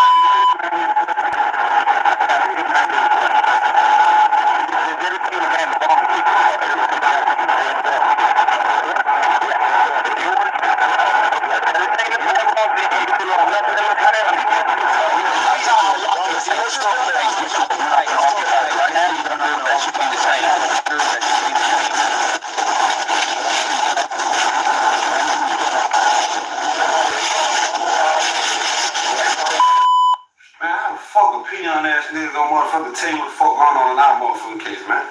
You know our motherfucking case, man. I took that motherfucking charge, nigga. How the motherfucking niggas gonna tell on me? And I took the charge. What the man say?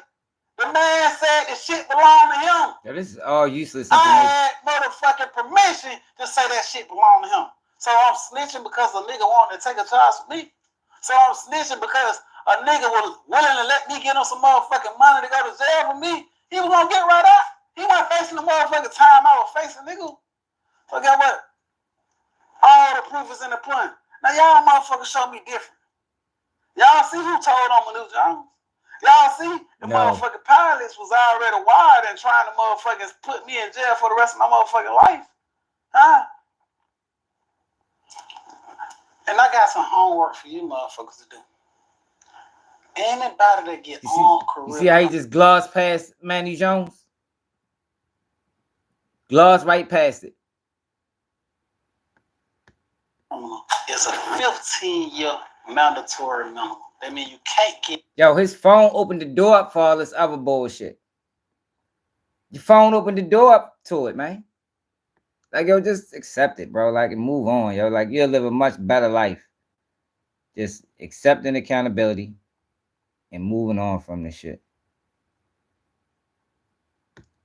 Get under that 15 years without either. You know he talking to me, because I be on his ass. Or safety valve, anything that matter. You know he talking to me. Got under that 15 years. Ask Duke Wild how much time he got.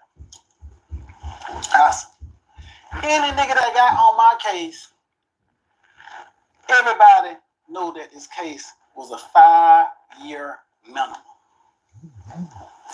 Go do the math. Only way you ain't gonna get 5 years is if you got down either first time conviction or you doing some snitching. No, the only two ways. Now go look. Look it up. Check it out. And get back with me. You could. Why do you walk big seat? Young chick, wipe it down. Small niggas, tall niggas, long niggas, small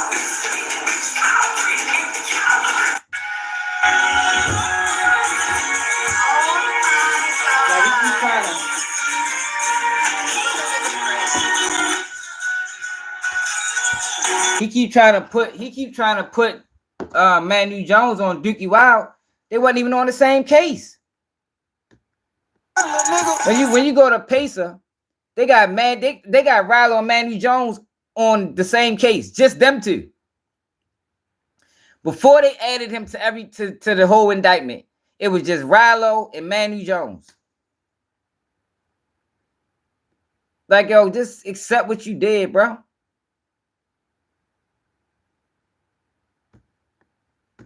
That time I was right there. I'm asleep. It was, I want to say it was 15103. 15103. About my SS truck and everything I got here. About my own, about a lot of cars I have. This is when I first started getting money. Man, everybody trying to go through a fucking history of your life, nigga. What the fuck is this right here? Let's skip that shit. There was a couple people that told on me, but it wasn't me.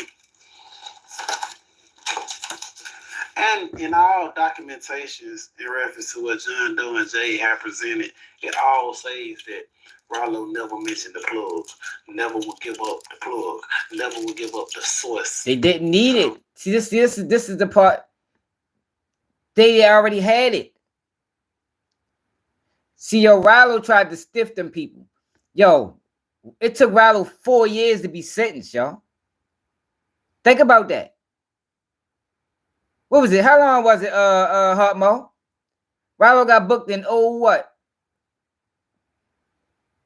It took Rallo years to be, yo, it don't take that long to be sentenced. So what happened is when Rallo gave up his phone, Rallo was stalling. So then Rallo tried to go back and give information, but they already had it. They had it already. You gave up your phone. They built the whole investigation. They locked people up. Like, yo, stop playing people like they fucking stupid, bro. It hurt me. How long? How many years was it? Rallo got booked in what? 08?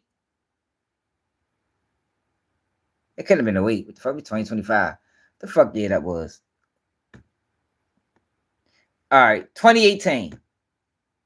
He caught his time in 2022, y'all. Like, oh, come on, Rallo. Like, cut the bullshit, bro. It don't never take it don't take no fucking feds, no 4 years to fucking. Come on, bro. 4 years? 4 years. Obviously, something was going on. The fuck in the prosecution misconduct hearing, they talk about how the case is lagging because of the whole mix up with the proffer and you know, like, you did what you did, bro. Accept that shit. Move on, man. We know for a fact if the documentation saying that Rallo never spoke on these people names, then that what the fucking documentation say. You can't say that.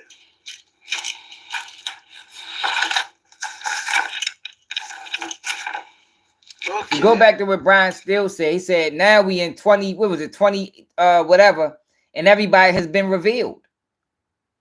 Everybody was revealed already. They didn't need him no more. Because he went in that bitch playing. Here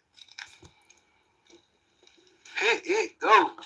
Let's talk about who told on Manu Jones. So as even Jay has admitted that you know, I had a June 6th proffer or whatnot, which all lies were told in the proffer. In this documentation, it states on May 24th, 2018. Let's go. I'm gonna put this all on the screen for you.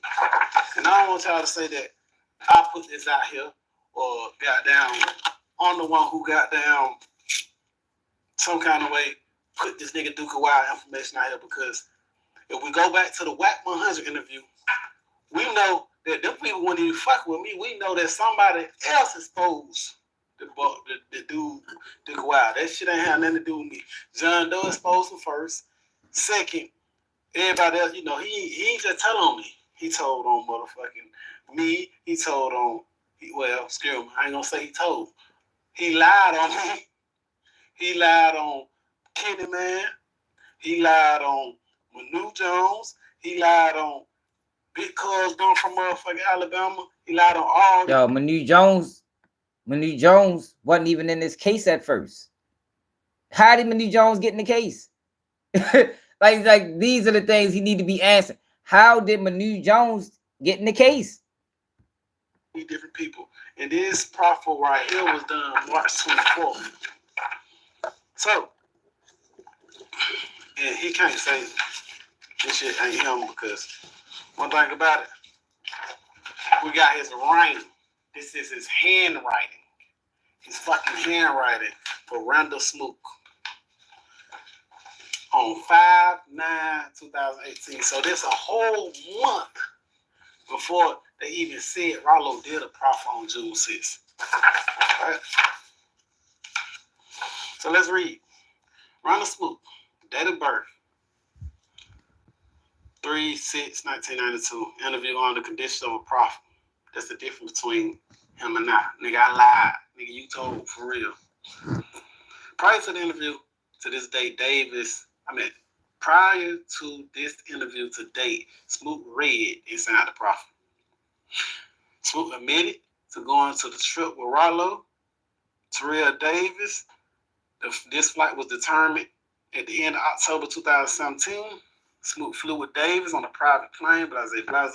I just want to get to the part where him telling on, because he told on every fucking body.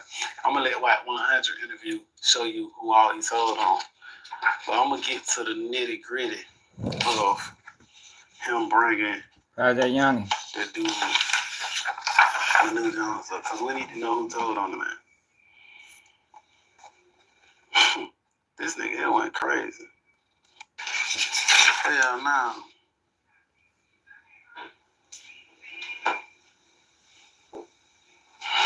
So, one of the bros that he told on was Draco, or lied on, however you want to put it. He said all firearms in Pakistan were purchased by Draco Contavia Scott. Scott got firearms because he was not a convicted felon or prohibited from buying them. Scott did security for Terrell Davis and always held a firearm, including on road trips to concerts. Security personnel in Pakistan carried firearms as well. According to Smoot, security and Scott were directed by Davis to be armed. Tell him. Smoot said that Davis is powerful and would not hesitate to kill someone. Smoot is afraid that Davis will put a hit out on him for talking to the police. Smoot does not want to take the witness stand against Davis because he feels his life will end. Smoot is also afraid Davis will do something to his family. Smoot first met Davis through Big Cuz in Birmingham at a rap show event. This show took place at Chubby's, where Big Cuz is a promoter. Davis was performing. This occurred about 2017 when it was still cold outside. Smoot said because older, drives a truck, is a rap promoter and distributes narcotics. Smoot believed that Big Cuz is getting heroin from Davis. Smoot said Big Cuz was coming from Pakistan and probably getting 100 grams of heroin. The Mario Bella, aka Mario. So was Big Cuz arrested? See, now Donkey saying this shit is fake. Who was Davis' cousin, provided Smoot with this information. Long live Mario. I love you to death, cuz. Smoot also knows that Edward. I don't even want to mention them boy. I can't believe he put these folks in them. Saying they came into Pakistan to purchase marijuana. That's crazy, right? Smoot had a falling out with Davis over rap music. According to Smoot, Davis does not want him to drop a mixtape of his own music, taking photos with other rappers. Smoot said that Davis did not like the fact he was a better rapper than him, and that Davis man, you already know how that shit go, man. Other from America as well. Hey, man, now we on another part of this. He didn't even mention Manu Jones. Yo, he didn't even mention Manu Jones. Yo, hold up, yo. Did I miss something?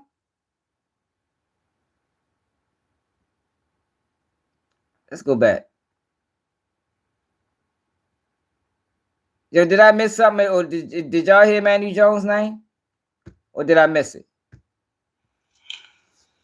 3/6/1992. Interview on the condition of a prophet.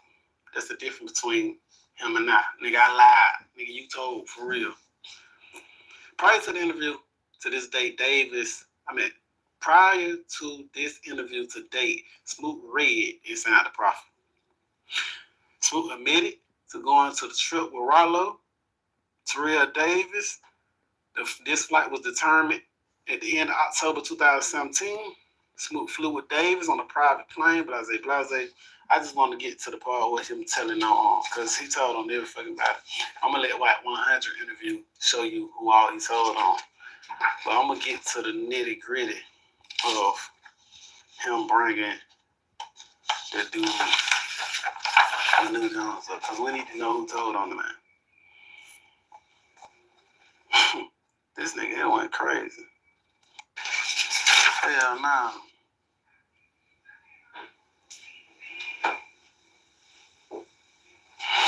So, one of the bros that he told on was Draco, or lied on, however you want to put it.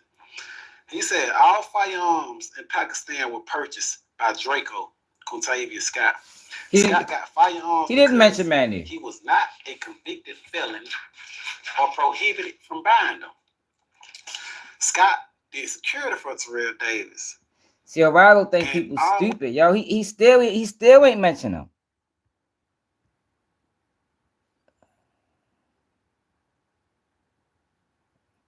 Scott said Davis is powerful and would not hesitate to kill someone. Smoot is afraid that Davis will put a hit on him for talking to the police. Smoot does not want to take the witness stand against Davis because he feels his life will end.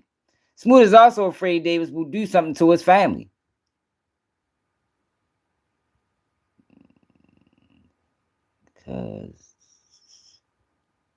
So money making money.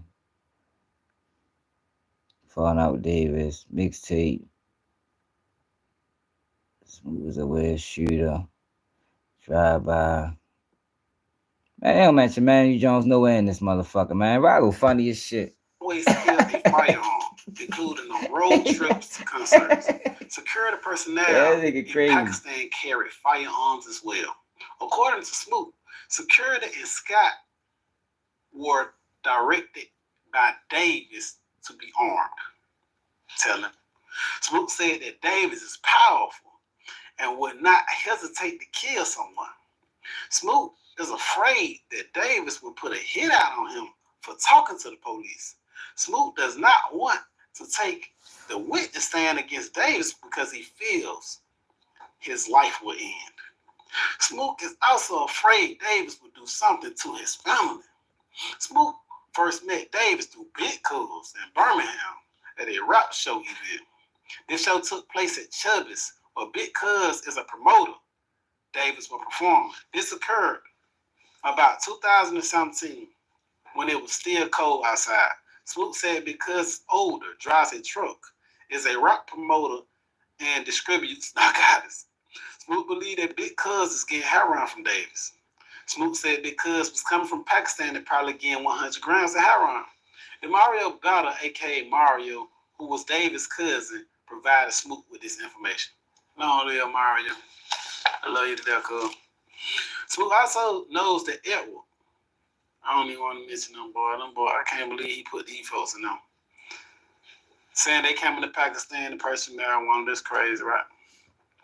Smoot had a falling out with Davis over rap music. According to Smoot, Davis does not want him to drop a mixtape of his own music, taking photos with other rappers. Smoot said that Davis hey, Humbo, I'm glad you pointed because I'm looking. That shit look questionable to me too, though, bro. That shit definitely looks very like ABC. But I ain't want to say nothing because I ain't want to be petty. But since you brought it up, you feel me? It do look ABC type wording. He was a better rapper than him, and that Davis did not treat him or other Americans well. Hey man, now we on another part of this paperwork party, and we want to know who the fuck told on Manu Jones. That's what we want to know, people. Are you ready? And we ain't gonna say Rollo put this paperwork out. We're gonna go on to the motherfuckers that actually put this paperwork out. Can I get Wack 100? We got incoming mail. Now, Snoop, you right? Whatever. Why you lie to us like that, bro? Why you come up here lying to us, bro? Clown. What happened, Jones? What you got? Why you come up here telling us she ain't getting no shit look like that. I don't do no telling, bro.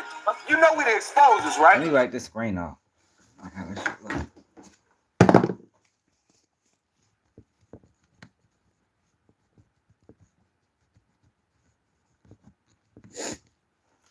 Man, Rollo funny as a motherfucker, man. He just said that he was ready reading the paperwork. Am I tripping? He just said we ready reading the paperwork, and I'm ready to show y'all who told on Manu Jones. And then he flipped it to Wack 100. The man flipped it to Wack 100. Whoa, you know that's the name of the show, right? Hey, I don't give a fuck. What you do? You know I got your paperwork. No, y'all. What happened is, yo, he gave the feds his fault. Yo, Rollo took 4 years to be sentenced. So this whole profit shit, it delayed his sentencing because Rollo was playing games with the information. So by the time Rollo actually came forward and was willing to cooperate, they had all the information. So they didn't give him a deal. Because what they found out through the phone was that Ash Joshua sells marijuana. And Manu Jones is his business partner. So I guess that's why he keeps saying he didn't tell, but you did tell because you gave him your phone, bro.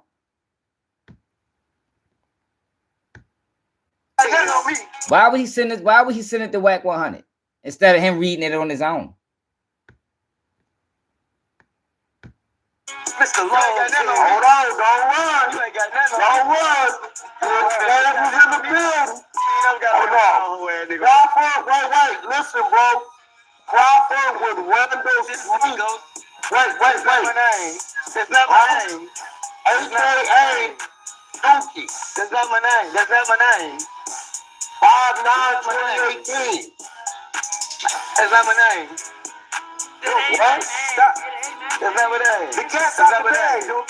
The cat is out the bag. Only cat out the bag. It's really that simple, though, bro. Dookie, do you know Shona? Man, man, what y'all, who you with, bro? You the better before. That's exactly what he did. They set Dookie Wild up. This was a setup. I ain't respect this from none of, like, this was some goofy ass shit to do to y'all. He thought he was coming up there to expose Rollo, and they pulled a backdoor move on him and read some old Wild. Yo, Dookie Wild not even on the case with Rollo, man. He not on the same case. I ain't got no dog in the fight. Man, I got no dog in the fight. That's what girl don't lie to me, bro. That's your attorney. But you the police. Bro, it's a Rolando. Y'all trying to stick it up to the face, man. That's Rolando way in your attorney, man. Oh, God, y'all need to brother, listen to me. Hey, didn't I tell y'all 3 minutes into the conversation, he was cooperating. Didn't I tell you that, Wack? Yeah, he cooperated. Hold on, I think just converted. Talking about we the police. King, please. You know what? No bullshit. Nigga told him. Bullshit. Stumpy, Harvey, Davey. Who else? Bro, he got in there and got to telling all type of stuff that ain't even on everybody. So they still ain't mentioned Manu Jones. What the fuck? Like, yo, Rollo. Yo, what the fuck, yo? I'm ready to switch off of this. I'm gonna give him one more chance to explain it. Now y'all just got word from Dookie Wild himself, Wack 100, and many more people. So y'all can't say Rollo put that on home. He put that shit on his damn self, and they put that on home. I ain't even this. Yo, did he? Yeah, I didn't hear his name again. Let's go back. Maybe I missed it. What happened, Ghost? What you got? Why you come up here telling us she ain't did no telling? I don't do no telling, bro. You know we the exposers, right? You know that's the name of the show, right? Hey, I don't give a fuck what you do. You know I got your paperwork. You ain't got nothing on me. Mr. Long, hold on, don't run. You ain't got nothing on me. Don't run. That was in the building. Hold on.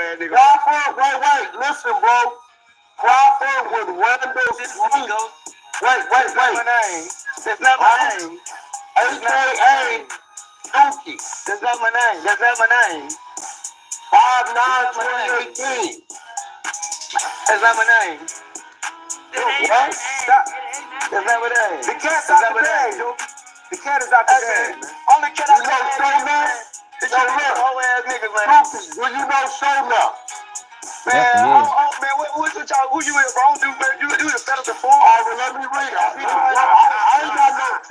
ain't got no dog in the fight. Man, I have no dog in the fight. That's what girl don't lie to me, bro. That's your attorney. But you the police. Bro, it's Rolando. Y'all trying to stick it up to the face, man. That's Rolando way in your attorney, man. Oh God, y'all need brother, listen to me. Hey, didn't I tell y'all 3 minutes into the conversation? Yo, Manny Jones' name never got mentioned. Again. Like, yo, what the fuck is he doing? Like, bro, yo, he just making shit worse. Telling all type of stuff that ain't Stumpy, Ari, Davey. Who else? Bro, he got in there and got to telling all type of stuff that ain't even everybody. So, now y'all just got word from Boogie Wild himself. On a private plane to Sacramento, California from Atlanta, Davis. This flight was determined to be at the end of. Okay, let's go back. Smoot admitted to going on a trip to California with Rollo, Terrell Davis. This flight was determined to be at the end of October 2017. Smoot flew with Davis and others on a private plane to Sacramento, California from Atlanta, Georgia. According to Smoot, he observed approximately 800,000 in U.S. currency on the private plane that belonged to Davis. Smoot said he thought the trip to Sacramento was to see a producer in the rap business. During the trip to Sacramento, Smoot accompanied Davis to Empire Records. Now we can go to the goddamn day of, right? From Sacramento, the group, including Smoot and Davis, went to a runner house approximately 1 hour away from Sacramento. While at the runner house, Smoot observed approximately 15 packages wrapped in Christmas wrapping paper. Smoot said that he could distantly smell the odor of marijuana. Smoot described the size of the packages as the same size as a 32-inch flat screen television.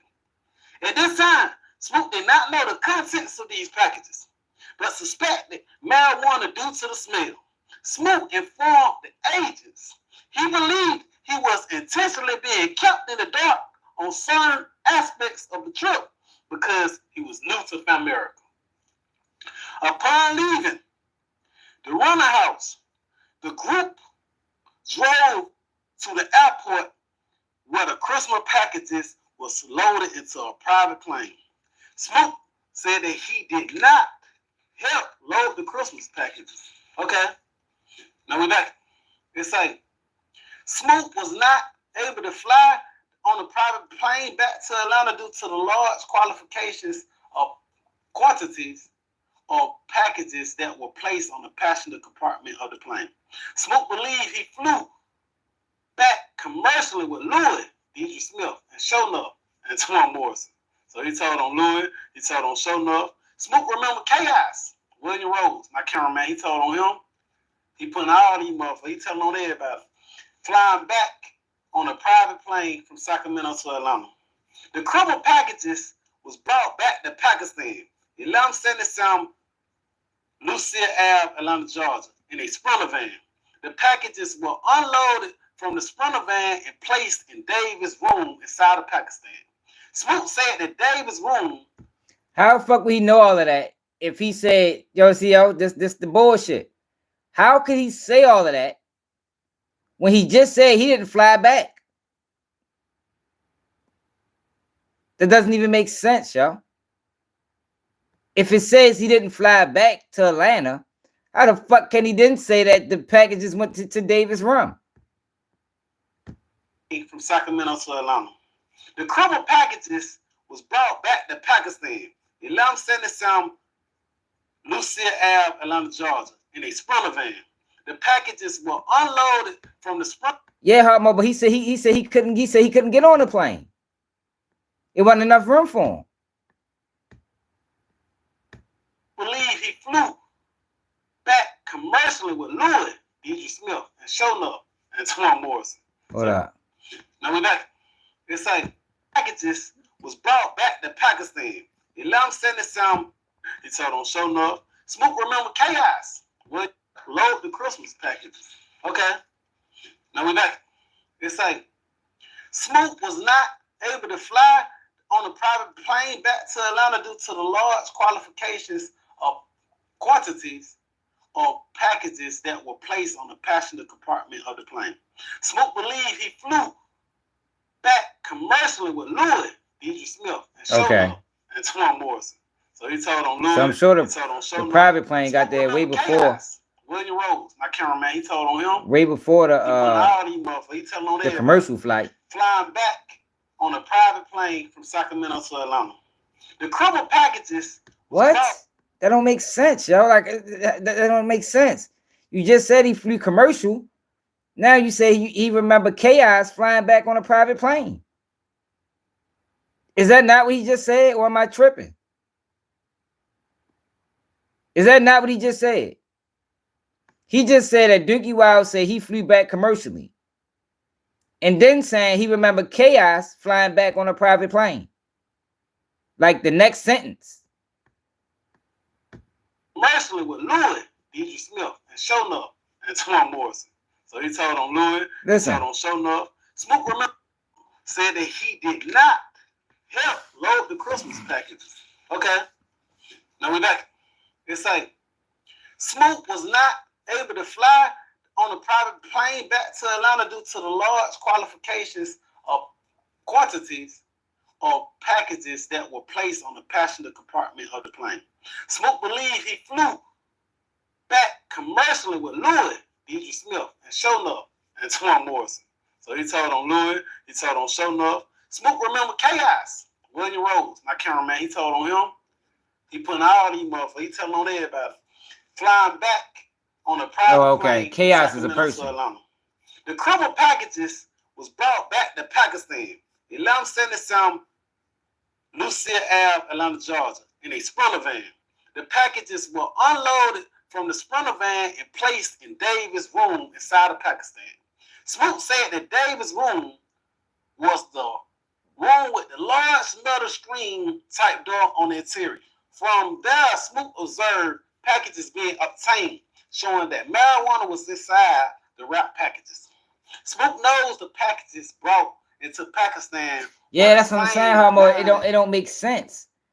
Like, yo, that commercial flight had to be, I mean, that private flight had to beat the commercial flight by hours. You know, like yo, by hours, man.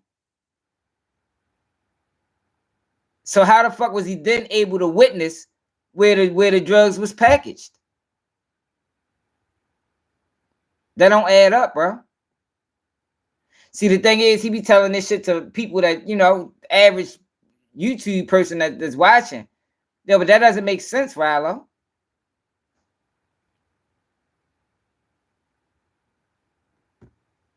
Onto the private plane in Sacramento, right? Now we finna get to it. Approximately 15 pounds of marijuana were given to Alexis Williamson. So he telling all Alexis to the transport to Birmingham, Alabama. Upon the marijuana arriving to Birmingham, Smoke would get approximately 3 to 5 pounds of marijuana to sell. Po nigga. Smoke did not know who Williamson distributed the remainder of the marijuana to. Smoke later remembered a second private plane flight that took place with Davis from Sacramento. Now here where we get to the minute. This is where we get what nigga told on minute or lied on. This flight took place in the beginning of October 2017. The first flight Smoke went on was for Davis to meet his plug, drug supplier. Smoke first said the supplier was in Sacramento, but then stated he was in the mountains. Smoke knew the supplier was Manu. What did it say? Smoke knew the supplier as Manu. Smoke knew. Yeah, but it don't say that though, Trap Star.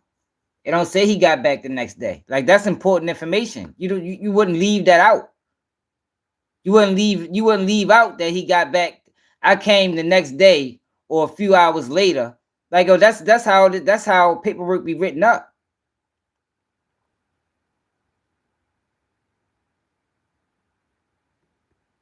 You understand what I'm saying?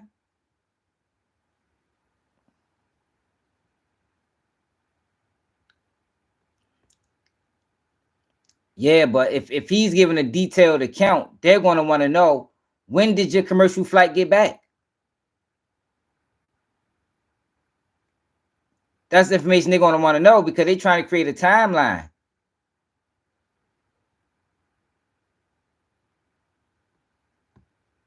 A supplier because a grower who worked for Manu told Smoot. The grower told Smoot he was in the mountains. Smoot knew the supplier was Manu. What did it say? Smoot knew the supplier as Manu. Look at this, y'all. Let's see if Smoot's on this case.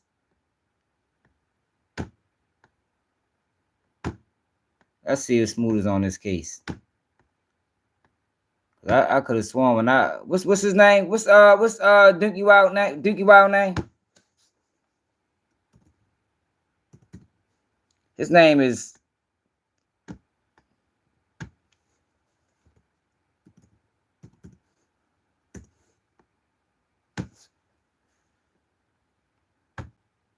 what's Dookie Wild name? Randall Smoot.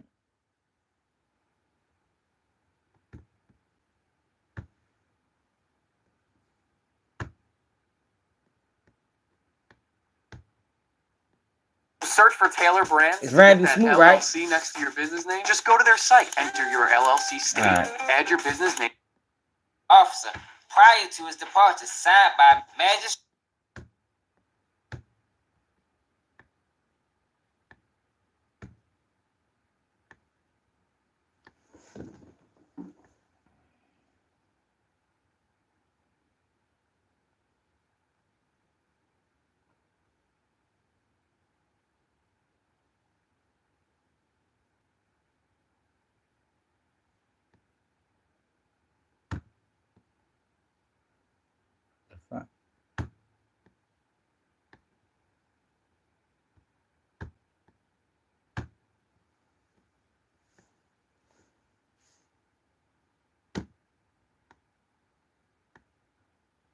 Look at this, y'all. Randall Smoot is not on this case. Notice of hearing as to Terrell Davis and Manu Jones. It's only 2 people on this case.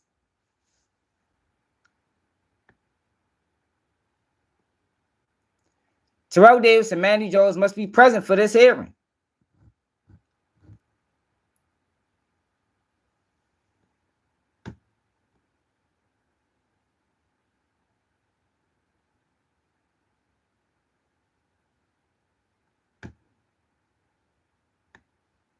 Sealed motion.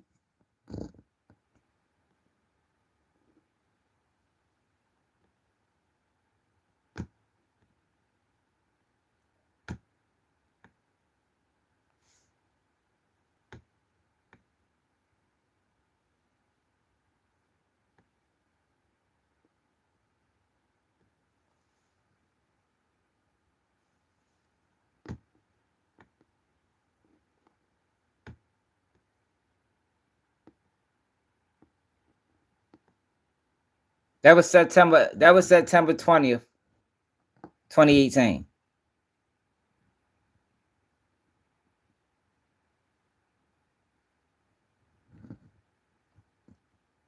If Smoot told on Manu Jones, why the fuck is his name not on here?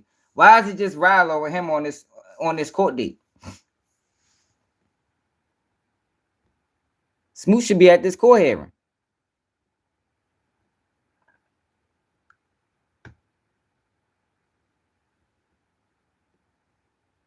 On September 20th, 2018.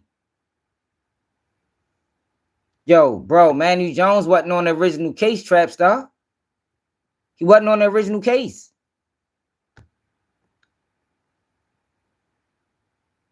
Dookie Wild isn't on the original case. When you look up, let me show you, y'all. Rapper Rilo arrested.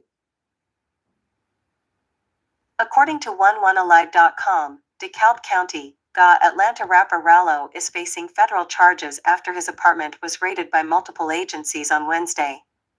Rilo, whose legal given name is Terrell Davis, is facing 2 federal counts of possessing with intent to distribute marijuana.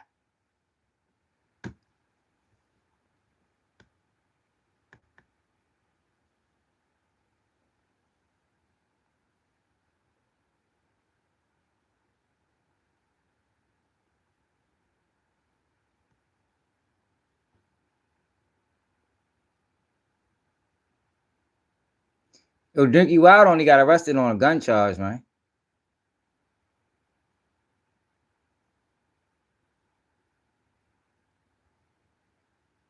What the fuck the paperwork that show everybody that got caught?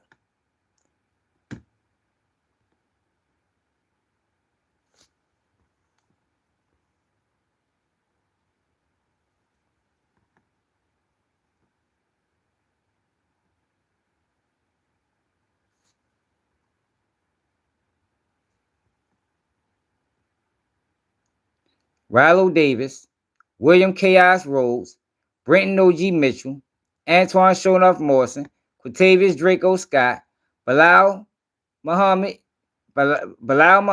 Michael Cut Hancock, Christian K. Hart, and Shaquilla Potts. Like, he's not even on the case, bro.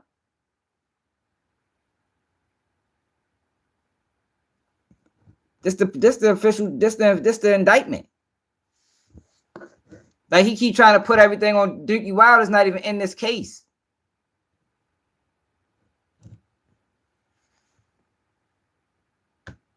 So we go back to here again.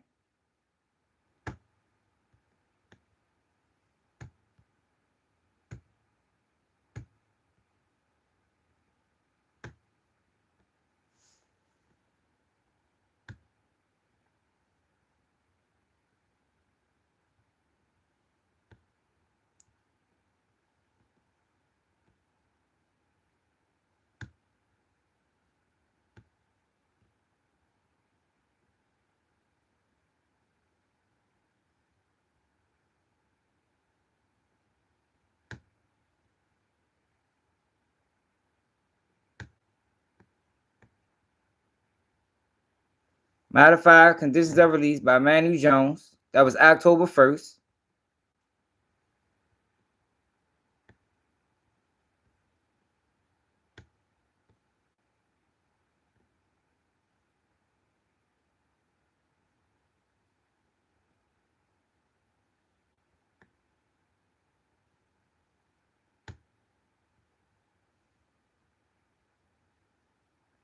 Man, his Danny whole docket sealed.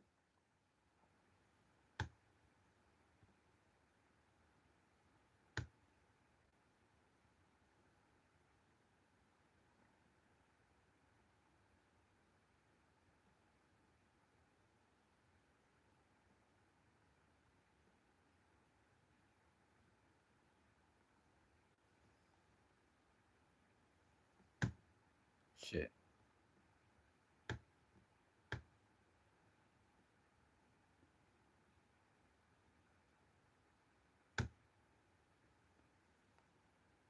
Shaquilla Potts. Response in opposition to Shaquilla Potts.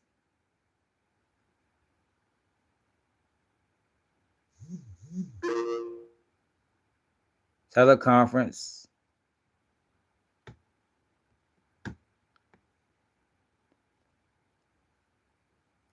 Brenton and Shaquilla Potts. The government's response shall be due on October 12th because supported the motion. The original time to respond could not be met with due diligence.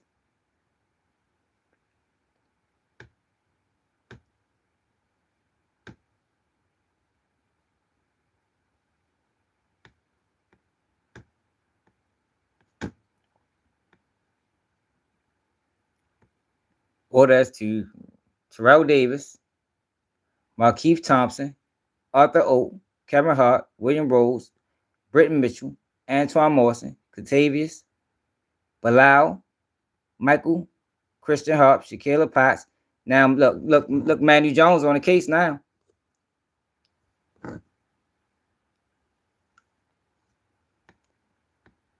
Latavius Bridges. Like, yo, he's not on this case, bro. Like, yo, like that's the crazy. Like, he keep trying to put, like, he's not on this case.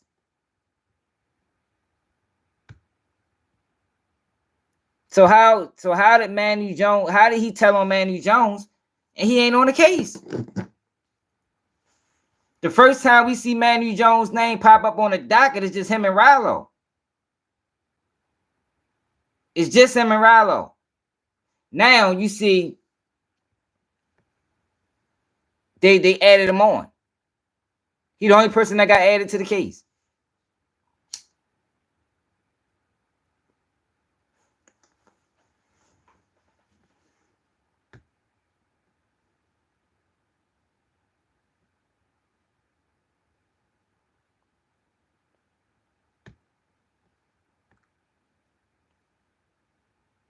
Conditions are released. Manny Jones got released.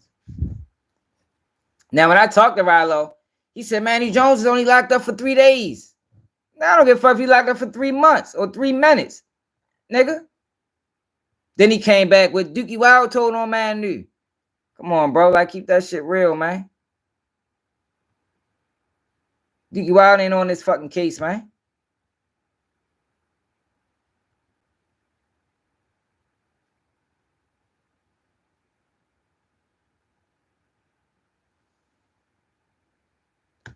Yeah, I talked to Rilo on live. You ain't see that video when Rilo was in the chat? When he first came home? He not in the title. Yeah, he not in the title. He was talking to me. That whole video was about me, y'all. That whole shit was about me. I'm the only one on the channel calling him a rat. And people in the comments.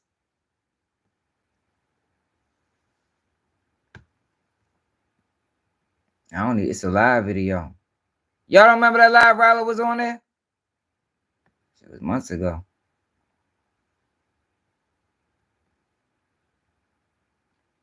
And then when I exposed him, he tried to start speaking in third person.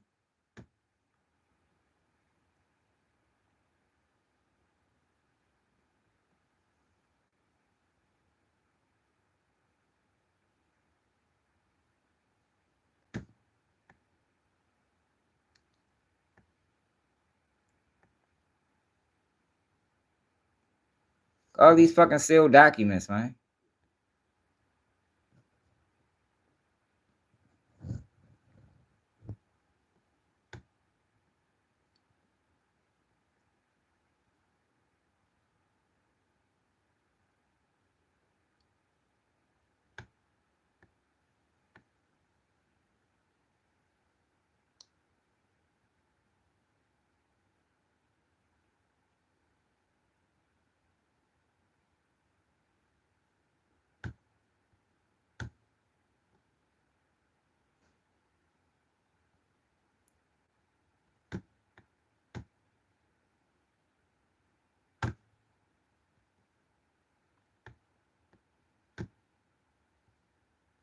I don't see Dookie. I don't see Dookie Wild name on none of these motions.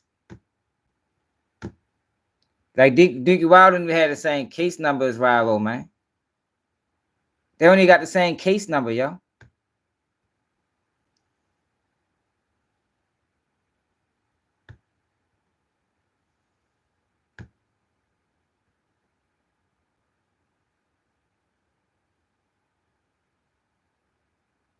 No, I don't know what the fuck we was talking about. I think we was talking about Cho, then he popped up.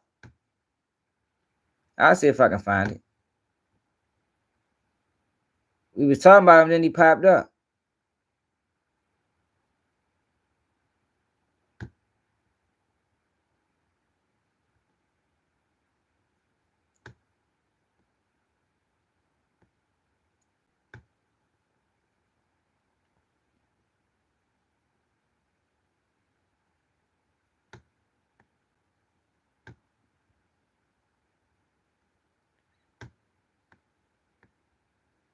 Bond revocation hearing. Kevin Hart got his bond got revoked. Need to reserve right to file additional motions for Brenton Mitchell Jones and William Rhodes.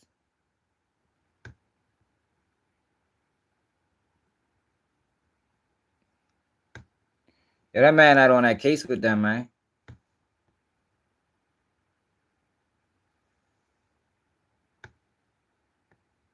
He's not on that case with them. We ain't seen his name yet. His lawyer ain't filed no motions. They ain't include him in nothing. Like, He ain't get included in nothing. The whole like, come on, y'all. Like Rallo trying to tank that man's name, man.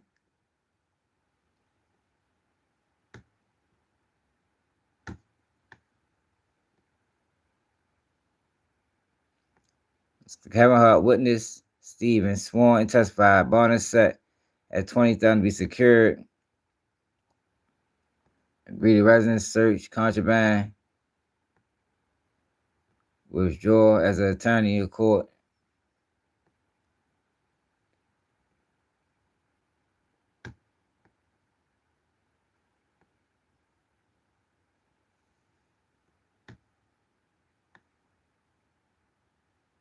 Oh no, we ain't agree. I was just live. He probably watching now, but he'll never do that again. See, cause this the thing, yo. I was in talks with John Doe. You know what I mean? Some of our little peoples hits me on Instagram, like some of his original friends. So I know this Manu Jones thing is correct. Cause that's the same shit they standing on. They standing on the same thing I'm standing on. Yo, you got Manu Jones' book, bro. He trying to pass the buck. He trying to pass the buck and blame what's it called? So Rallo got on to me through them. Motion to travel, Manu Jones.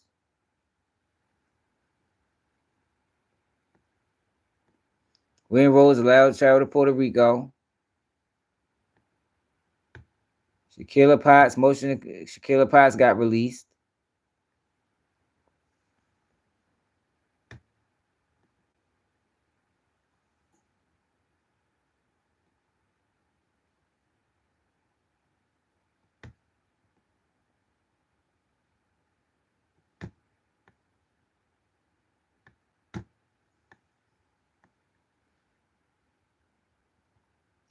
Like, he not on this case, y'all. He's not on this case. The man not on this case, y'all. We done went through a whole month of motions. And we seeing everybody's name on the case. His name ain't on, we ain't see his name on the case not one time. Yo was not their co-defendant, man.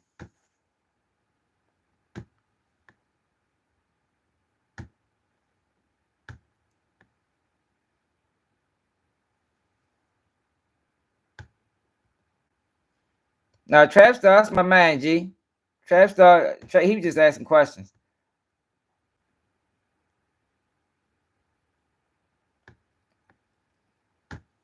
You're not on that case, man.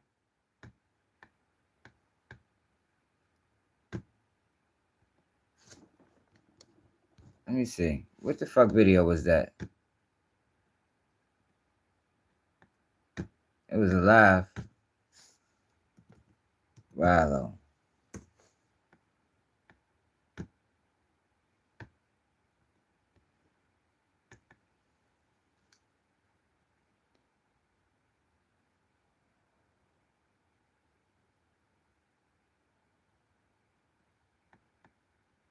Was it Rallo need to be stopped?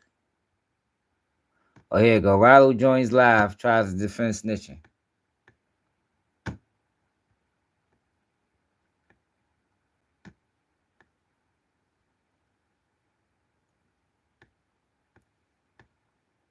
A deal off the information extracted for the phone, or am I wrong? 1090G. Now you done pissed me off. You got my blood pressure rising in the morning, man. Thanks.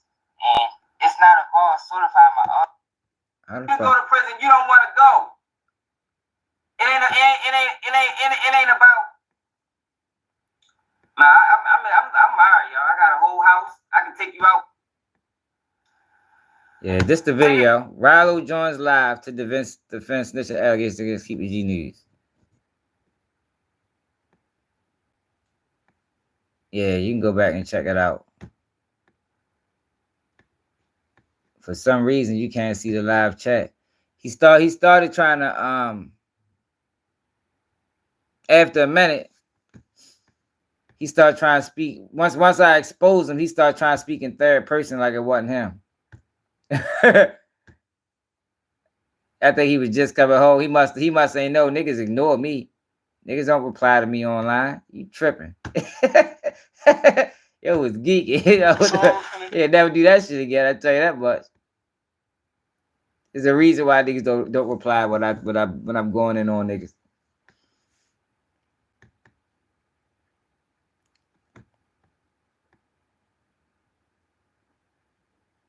Wack say Riley was a rat, but he'd still do business with him. Jesus Christ. Yo, this shit is out of control, man. People don't report that you snitching for something that happened to you. We just reported it to have something to talk about. Yeah. Right? Much, yeah. Right? Well, and because everybody wants to see somebody taking down a peg if they're pretending to be something that they're not. Yeah, right. But yeah, I don't want to see nobody taking down a motherfucking peg. I just want the people to say what they is. Keep that shit 100. You know what I mean? Fuck you lying for? Down a peg when he chose to go that way with Rick Ross. It's not like we hate Rollo, but of course people want to figure out if he told. I don't know. If Rollo called me right now and said, "Hey, Wack, I got this series I want to do, man. You got somewhere to place it. I'm gonna go do the business." Wack, you think I'm a rat? Yes. You profit. I don't give a damn. So you think him just doing the proffer in general is? Oh yeah, it's safe. When you read that work, this shit's incredible. His attorney, when your attorney says, "Judge, my client proffered on many different people from the community." Yeah, he paid niggas, man. He paid 1090 Jake the live for him. Go back and look at the video I did, and go look at 1090 Jake video he did, and we came back with two different. Nah, Malik, that's not the issue. The issue is the phone.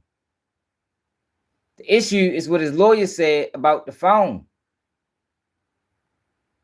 The phone opened up a whole world of information.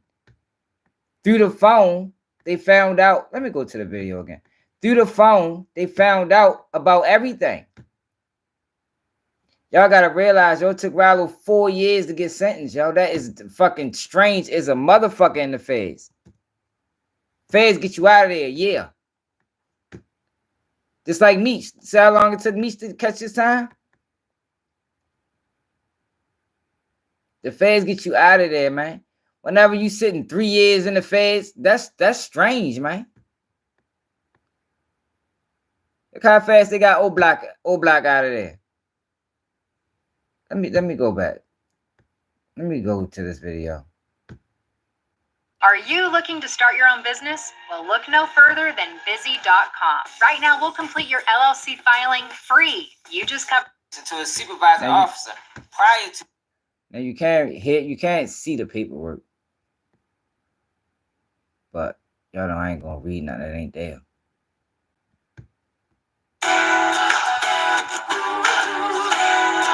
I think I still got this shit in my phone for real.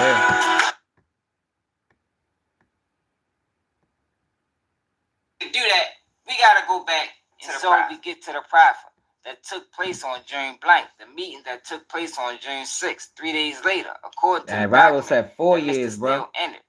5 days later, man said 4 years, bro. Know that there is a phone extracting done of Mr. They talk about why he said for 4 years. Look, he never explained the phone extraction. He never explained it. In that whole video, he never explained the fucking elephant in the room. The phone extraction. What information? Listen to what his lawyers say they found through the phone. Listen to his lawyer. This is Brian Steele. To do that, we gotta go back we get to the proffer that took place on June blank, the meeting that took place on June 6th, 3 days later, according to the document that Mr. Steele entered. 5 days later, on June 11th, we know that there is a phone extraction done of Mr. Davis' phone. We also know there was a physical review of the phone that was done at the same time as the proffer. So there was a physical review of the phone while Rollo was there that was done the day of the proffer. Then 5 days later, the feds subpoenaed the phone. See, Rallo think he's smart. So in his mind, he think I'm gonna give him up my phone. Ain't nothing in there. I deleted everything. But what he don't understand, similar to when you give if you get pulled over, you give him consent to search. You can't then come back and say illegal search. That's what he tried to do. You gave us consent. You gave us the phone. We just took it an extra mile. Let me play it back again. Y'all get what I'm saying? June 6th, 3 days later, according to the document that proffer that took place on June blank. And why is it that Manny Jones, in my opinion, not speaking up?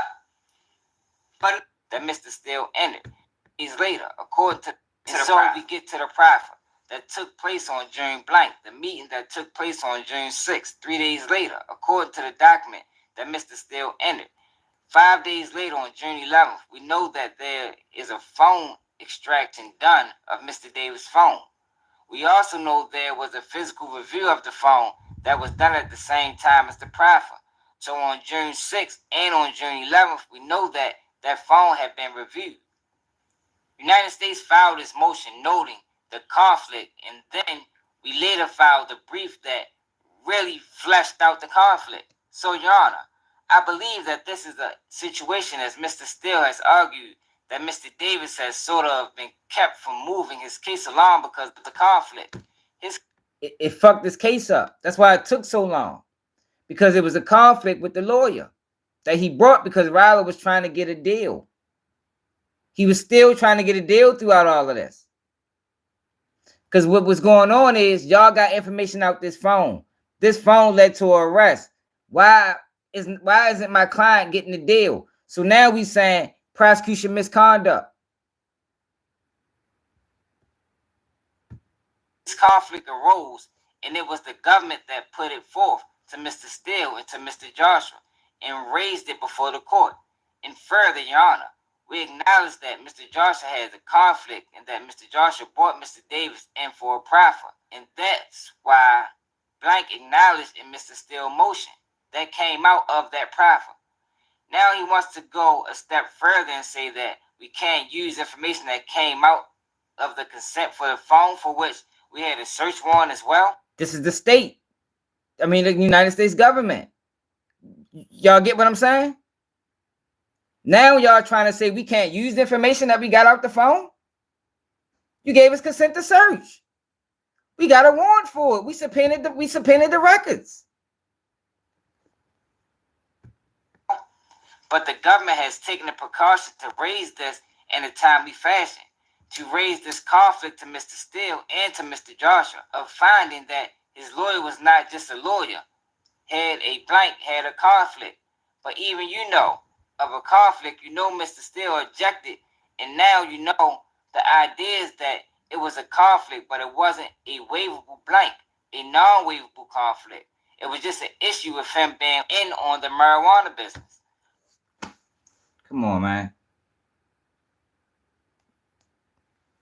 They found out through the phone that Ash Joshua was in on the marijuana business, man. That's when the conflict arose. Riley isn't addressing that. Address Brian Steele's statements. What does that mean? Elaborate. He can't explain that because it's obvious. The fuck can you can't explain that. It's right there in writing.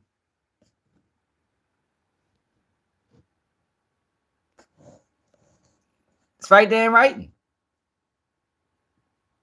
My bad, y'all. That shit kind of blurry. But I'm blank. We informed Mr. Steele prior to the hearing on the conflict of our thoughts about Mr. Joshua and his status in this case. His status as a blank, as a target of investigation. Now, another thing we're going to mention. As a target of the investigation. Now listen to this.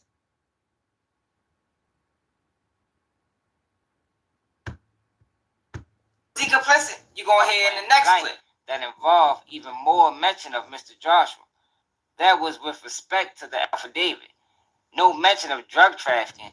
And then the other mention and the other person profit that occurred prior to June 6th, those questions were about Mr. Jones.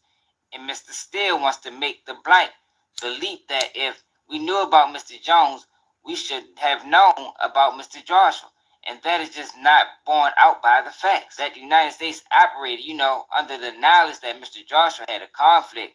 And certainly, I'd be remiss if I didn't say... This shit got Ash Joshua disbarred. Ash Joshua got disbarred because Rallo gave up his phone. They searched the phone. And all fucking hell broke loose. Like, hey, man. But blank. And we absolutely pushed back on the idea that we knew about this conflict and tried to capitalize on it, or that we somehow facilitated. This is the government. This by intentionally not reaching out to Mr. Steele. That allegation, I push back on that as aggressively as I can, because that's not at all supported by the facts. And it's not at all sort of how my office does business. And so for those reasons, Your Honor, we argue that he's not met his burden to establish a prima facie case to show that we are operating under a conflict, and his motion to recuse the prosecution team should be... My bad, y'all. The hearing wasn't about... Yeah, man, Rallo wild, man. That's good ass. But let's get to the next thing. We're talking about Ash Joshua in the affidavit. And that's how his name was introduced. It was introduced directly in the context of crimes. Tell us about Ash Joshua's relationship with Terrell Davis. In addition to that, the government blank is true. I found out on or about July 24, 2018 of a potential meeting that I was not in on June 6, 2018. But to say that I could have worked out the case, no problem. This the Brian government Steele is not true and is borne out by the defendant's exhibit number 19 admitted today for purposes of this hearing, when Mr. Buchanan writes to himself and to counsel Joshua. It was my understanding that Mr. Davis planned to cooperate and resolve this matter. If so, I don't understand why we're having another detention here. I really think it's the... He's still trying to cooperate. But at this point, they got everybody. Listen to it. Blank, the agents. We are involved in who can testify about the key dates surrounding the proffer and the search of the phone database, the obtaining the information about Mr. Jones and Mr. Joshua. And that sort of, formulates obviously on July the 24th, the same day that you are told why we are doing blank. You are asked why we are going forward here. If my notes are correct or my memory is correct, that's the same day of the interview with Mr. Hart, where the question about Mr. Joshua are a whole lot more pointed and directed than the questions asked by Mr. Buchanan at Mr. Muhammad's meeting. Those are blank, Those questions are a bit different. Dookie Wild not in this case, man. Dookie Wild ain't in this case. We heard about Hart, Kevin Hart. We heard about the other person. Dookie Wild ain't in this case. So he keep trying to put shit on Dookie Wild and he ain't in the case. It sounds like Kevin Hart profit. If that's what I just heard. Muhammad's meeting. If my notes are correct or my memory is correct, that's the same day of the interview with Mr. Hart, where the question about Mr. Joshua are a whole lot more pointed and directed than the questions asked by Mr. Buchanan at Mr. Muhammad's meeting. Those are blank, Those questions are a bit different. I don't know that they blank. They raise to a level, but there's a whole lot more information that's obtained about Mr. Joshua and his involvement in the case around June the 6th. To the time that we get down to July 24th. June the 6th, the day of the proffer. There's a whole lot of information obtained about Mr. Joshua on June 6th, the day of Rallo's proffer, when he gave up his phone. It's obtained about Mr. Joshua and his involvement in the case around June the 6th. To the time that we get down to July 24th. There are the blank to me. Those are some of the key dates. And when, of course, we have blank, Mr. Jones is not arrested until about a month later. I think the superseding indictments is returned on the 6th of August. Mr. Buchanan, I believe that's correct. And Mr. Jones is arrested 4 days after that. The court. So at this point... Come on, y'all. Come on, y'all. Y'all heard it for yourself, man. This is his lawyer. This the United States government and Brian still fighting it out in court. Level, but there's a whole lot more information that's obtained about Mr. Joshua and his involvement in the case around June the 6th to the time that we get down to July 24th. There are the blank to me. Those are some of the key dates. And when, of course, we have blank, Mr. Jones is not arrested until about a month later. I think the superseding indictments is returned on the 6th of August. Mr. Buchanan, Jones is arrested 4 days after that. The court. So at this point, it's... So Manu Jones got added on the case August 10th. Come on, Rilo, man. Cut the crap, man. Explain that shit. You want to explain something? Explain that. That's what needs explanation. You keep trying to put this shit on motherfucking... What's it called? He ain't in this goddamn case. Your name ain't on here. These are all the players of the game. We just heard but we heard Mr. Muhammad. We heard Mr. Harp. Where the fuck is Harp at on this bitch? We heard Christian K. Harp. There's no mention of fuck is his name again? Randall Smoot. You'll keep trying to put that shit on that boy name. Ain't no mention of Randall Smoot nowhere in this shit. Let's go. Let's see if count 3. Let's see if he on count 3. Okay, ain't no count.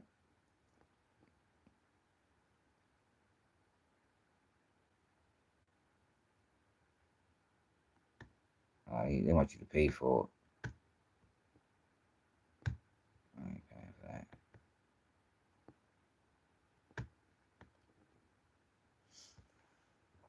Yeah, I don't think it's debatable, man.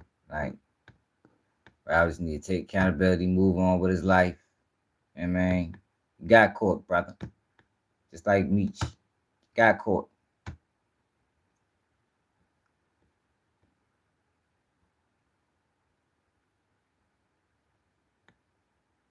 Hell, look at this though, y'all. The fucking somebody made a BBL Madness Bracket. Yeah, look at the BBL Madness Bracket, y'all. Young Miami, Janice Hart, Jordan Woods, Summer Walker, Sweetie is 5, Jada Waiter is 12. Kim Kardashian is 3, Drea is 14, Cardi B 11, Lotto 6.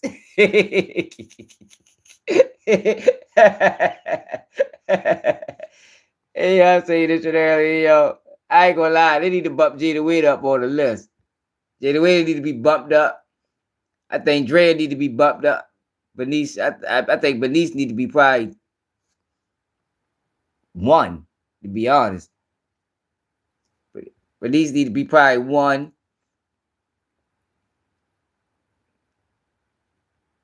Kim Kardashian need to be dropped down to 15. That should look terrible. Ari need to be moved up. JT probably need to be moved up. Nicki Minaj need to move down. Sweetie probably, she might be somewhere around there. Summer Walker can be bounced back some too. SZA need to be bumped up. What y'all think? What y'all think about the list, man? Who the fuck number 1 is, man? Is Young Miami number 1? I think Bernice Burns is number 1. Straight up. If she ain't number 1, it gotta be SZA or Jada Waiter or Ari. I mean, it gotta be one of them.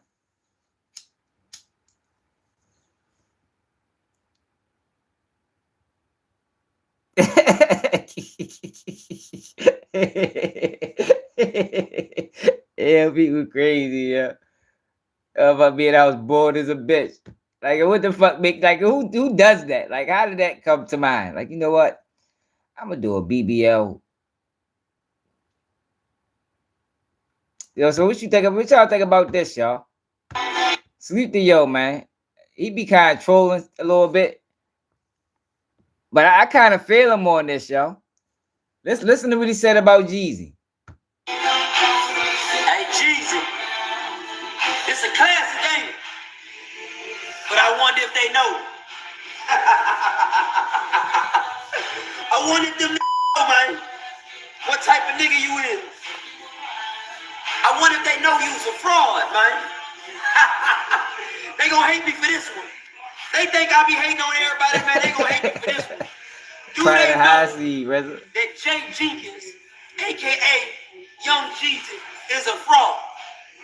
Y'all should have known he was a fraud when he told y'all his name was Mr. 17.5. Woo! He sent 1,000 of y'all to federal penitentiary and sent over 100,000 of y'all to the state penitentiary. You wasn't Mr. 17.5. I ain't gonna lie, yo. That Trap or Die shit did send a lot of motherfuckers over. For people that remember, yo, when that shit came out, man, everybody wanted to sell drugs. People that ain't never sold drugs before wanted to sell drugs. Now explain this to these niggas. You telling me you ran with BMF, you ran with Big Meech and them, and you telling me they never interrogated you or questioned you? You some Hey, we know how the feds work, man. I know. My fans know, and you know. This song right here, son, 100,000 to the penitentiary. Got life off this. You came out in 2003. 2005, you popped off. And you sucked a bunch of in the penitentiary because you lied or not. Did you ever get questioned by them people? You know I know, right? Because Blue the bitch, she told me. Hey, Southwest T wife went to jail for spending money. Lil went to jail in BMF just for moving some grams. And you telling me that you, Mr. I pulled up in a Lamborghini and... I don't know who the fuck told you that. You must learn that from Charleston White. In my city, you want to see how my city treat the police? Got that word? You telling me you didn't go to jail too? Nigga, how the fuck did you dodge them people? And then when you got the money, you ain't keep it real. It was BMF, it was all good. It was all good till the federal indictments came and then you slid back. Then you slid back from them people. You wasn't even answering the phone for me. Yeah. Yeah, it's do or die, ain't it? It's do or die, ain't it? Where your up at? You ain't even from Atlanta. You from like Macon or something. They should have been knew you was a fraud. You tricked all my brothers off the streets. You tricked the whole you got, boy, listen. The feds had to have paid you. They had to have paid you. And then you was shouting out Omar. You was shouting out Omari. O-Dog. 3-4 different songs, man. With Now I don't know what you're talking about, Dion. You probably like this guy. This your favorite guy right here? They got Dwayne Jackson. Once they got Dwayne Jackson told, Antoine Jenkins told, by the time they get me, what the fuck I'm gonna stand on the cold for? Nigga, hell no, my mama had money. Shit, I'm gonna tell it like a motherfucker. Yeah, he did. I ain't shoot that motherfucking man. I was trying to go home anyway. Fuck you talking about. I wasn't a criminal at 14. Wasn't nowhere in the world. I didn't know nothing about criminal law. I don't know though, yo. I be questioning Jeezy too though, for real, man. Like his history a little strange, man. I be questioning, bro. I ain't gonna lie. I be questioning, yo. For real, shit don't be adding up with Jeezy. Especially when you find out he ain't, I mean, he wasn't never really that.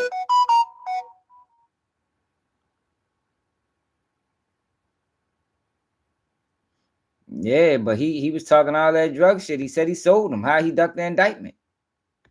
How the biggest rapper from the I mean, that's not how typically it goes. How the biggest rapper from the crew ducked the indictment. They locked up Blue Da Vinci. You feel me? Like, Blue Da Vinci got locked up. He was the lesser known rapper.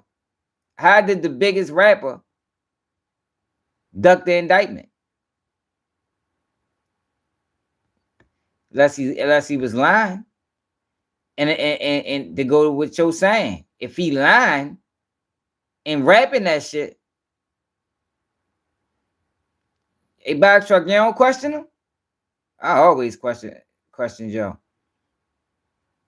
So if he lying and he rapping that shit, knowing how detrimental it is, shit, that do beg the question. Nick, fuck you working for, Nick? Working for a champ.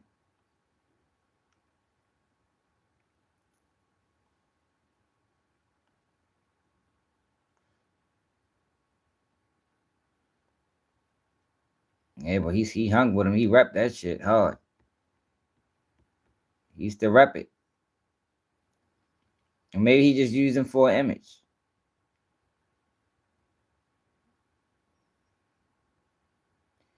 Maybe that's what it was. He just used him for an image. I don't trust them. I don't trust them rappers, y'all. Like, I don't trust none of them. For the most part. Especially, I ain't gonna say none of them. I don't trust the rappers who rap that gangster shit and don't live it. I don't trust them guys, man. Because my thing is, you know how detrimental that shit is. You know how that shit control people. So you out here profiting off that type of shit and you ain't, the people that's listening to your music is going down the drain. But you ain't like that. So you ain't never got to worry about facing those consequences.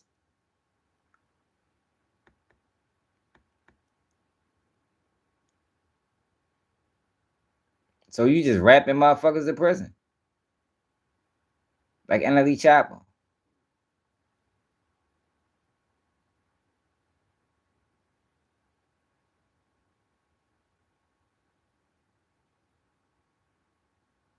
Like NLE Chopper. This was funny as shit. Y'all remember this?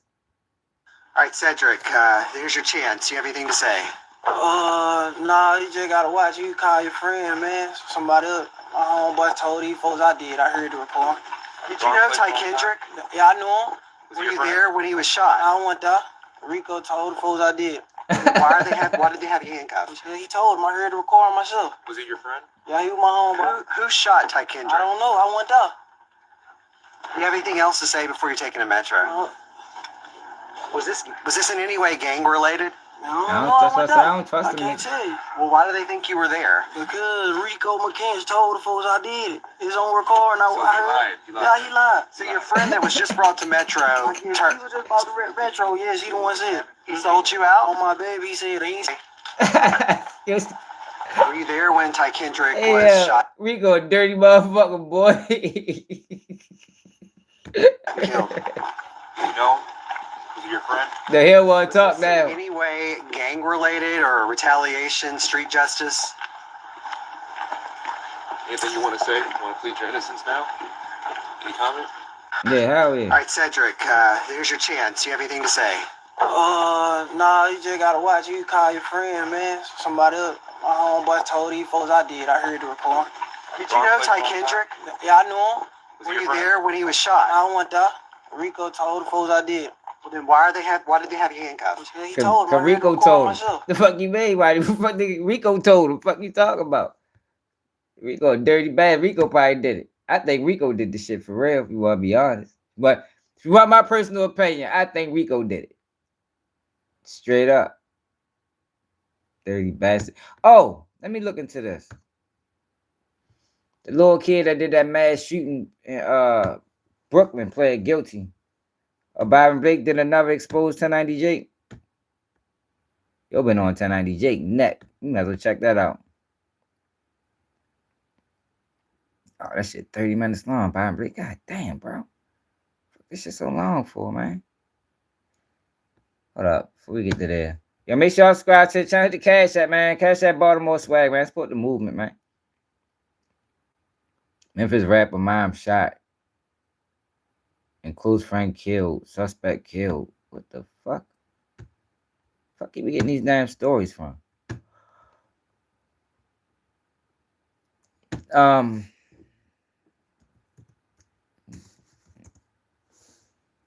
Yo, if people want to call in, y'all hit the Instagram, man.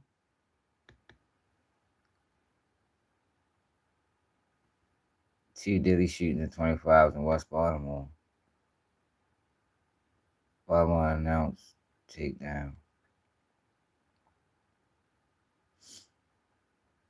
I wanted to look and see because I wanted to see how much they probably gonna give yo so much time. Here we go. Tristan Jackson, one of the teen suspects in the Brooklyn Day mass shooting, is pleading guilty to 4 charges. He is the 5th suspect to plead guilty following the tragedy 2 summers ago. But none of those 5 have faced charges directly related to the murders of Aaliyah Gonzalez or Kyla Svegbemi, as the victims' families still search for answers. Fox 45's Keith Daniels spoke to Aaliyah Gonzalez's mother tonight. He joins us live with her frustration, Keith, and a closer look at the charges. I don't know. That's what I'm trying to see. Well, that's right, Maxine. Now, Crystal Gonzalez told me tonight that Tristan Jackson's mother actually reached out to her in part with empathy over Gonzalez's daughter, the loss of Gonzalez's daughter. But Gonzalez told me that she then told that mother at least she'll have the opportunity to see her child again. And tonight, what's next for Jackson? Another suspect pleading guilty Monday in connection with the Brooklyn Day mass shooting, a fatal incident in the Brooklyn Homes community that left 28 people injured, and 20-year-old Kyla Svegbemi and 18-year-old Aaliyah Gonzalez that shit was sad, man. In the summer of 2023. According to the Baltimore City State's Attorney's Office, 19-year-old Tristan Jackson becomes the 5th person to plead guilty in connection with that deadly And they got that many of them? 4 misdemeanor charges. They include conspiracy to commit first-degree assault, use of a firearm in a crime of violence. See, it was so many people shooting, they can't really tie nobody to the murder. That's what it sounded like happening. They can't really tie nobody to the murders. It was too many guns. They said, what it was like, like 20 guns fired or something? It was like a crazy amount of guns fired. Wasn't it something crazy like that, y'all? Wasn't it like 20 guns fired? These kids just was shooting for no reason. Assault and a minor in possession of a firearm. On the phone with Fox 45 News Monday. Again, it blows my mind. Crystal Gonzalez, Aaliyah's mother, on the latest developments involving the shooting death of her daughter and Jackson's guilty plea. Even with the plea deals and him pleading guilty today, none of them are being charged with a homicide. Their actions actually cause a death, and homicide not be, or murder not be, a part of the charges. See, y'all, in these type of situations, they try and just get what they can get. They probably think it'll be an uphill battle charging them with the murder. So in order to just get a plea, you know, just to have him on paper, they just willing to give him a plea. I mean, as long as we got a guilty plea, we got something. Because if we take him to trial on murder, he fuck around get found not guilty. It was too much going on. It's hard to pin down who killed who. Again, this is not ending. This is not putting a period on it for us. This is a continuation. Jackson was one of 5 teens the charged in project. connection to the mass shooting and was facing the most charges with 57 criminal counts, including attempted first-degree murder. He was the last defendant to accept a plea offer from the state. For now, though, no one has been charged directly in connection with the homicides. Jackson, say prosecutors, is now facing a minimum of 5 years without the possibility of parole and maximum of 12 years in prison for his role in the incident. Aaliyah's mother left with little satisfaction despite the guilty pleas. They'll be out in what? A year, 2, 3, maybe. And come out and be another, a better criminal. I'm referring to every last defendant who pled guilty. They're all, we know there's a strong possibility that they may not even do all the time that they were sentenced to. but Jackson is scheduled Yeah, I know to be why they did it sentenced though. April 29th. It is bogus for the families, but I know why they did it. They can't. It's hard to say who killed who. You gotta remember they didn't get nobody at the scene. You know what I mean? It's hard to say you killed this person and then go after him for it. They're gonna end up losing the case. So they looking at it like, well, at least we can get a conviction. That's how they only care about convictions, y'all. Yeah, man, that's all they care about. But there ain't no telling if he killed. Yo, it was a lot of shit going on. Let me go back to the original. What was that? What was that in Brooklyn? Brooklyn shooting in Baltimore. I did a video on it, matter of fact. Did a video on it.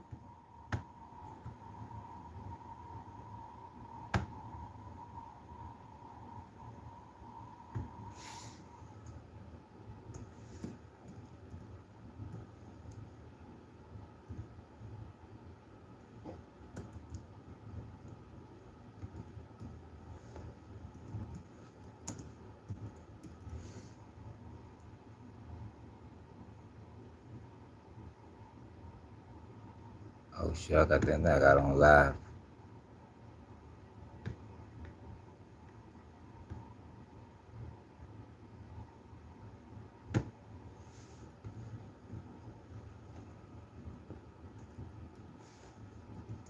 I know I did a video on it.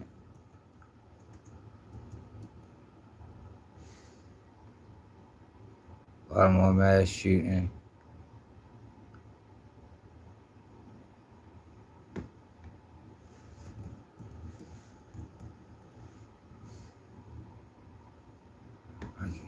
Video.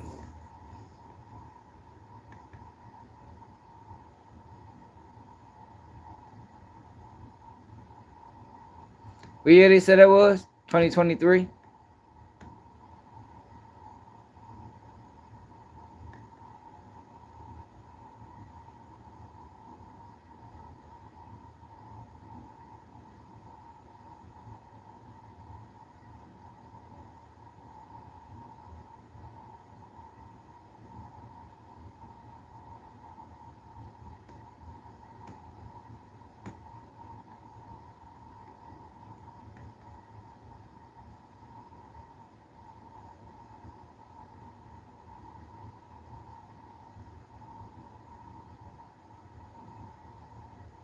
There you go.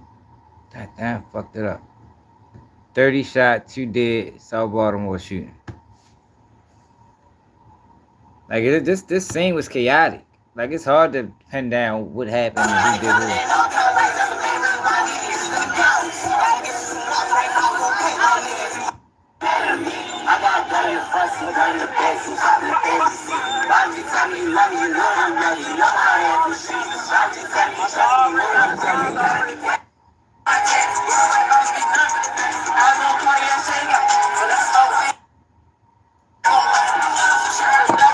Like look at all these people. Like look all these people. Ain't no way you can find out who killed who. Look at that shit, man. It's fucking party down that bitch. Hey, bro. Can't have shit without somebody fucking it up, man.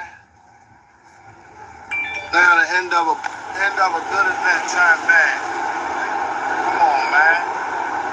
Come on, man. We gotta do better. We gotta do better, man. 2 people already gone. We gotta do better, man. That's crazy. Girls got shot. Man, that's crazy, man. I just seen all of them on the ground fighting for their life, man. Come on, innocent people, man. Come on, man. Innocent people, yo. Innocent fucking people, man. Come on, man. That shit was a neighborhood day, man. Bro, that's crazy, bro. Can't have shit. Rebecca Pryor here. It's about 4 in the morning. I'm joining you from the media staging area. I'm the officer earlier at the media staging area has told me that so far that is all that we know from authorities. But as you can see, this.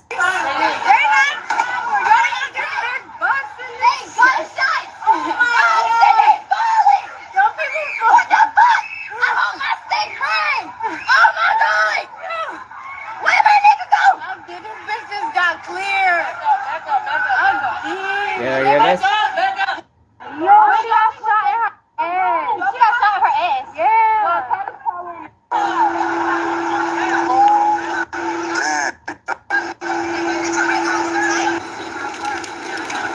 Yo, that scene was chaotic, man.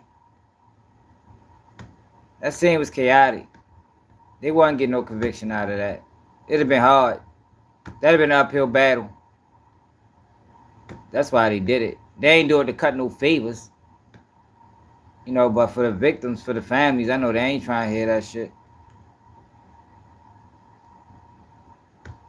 But they ain't do it to cut no favors. Let's check my man Byron Blake out, man. That man exposing 1090 Jake.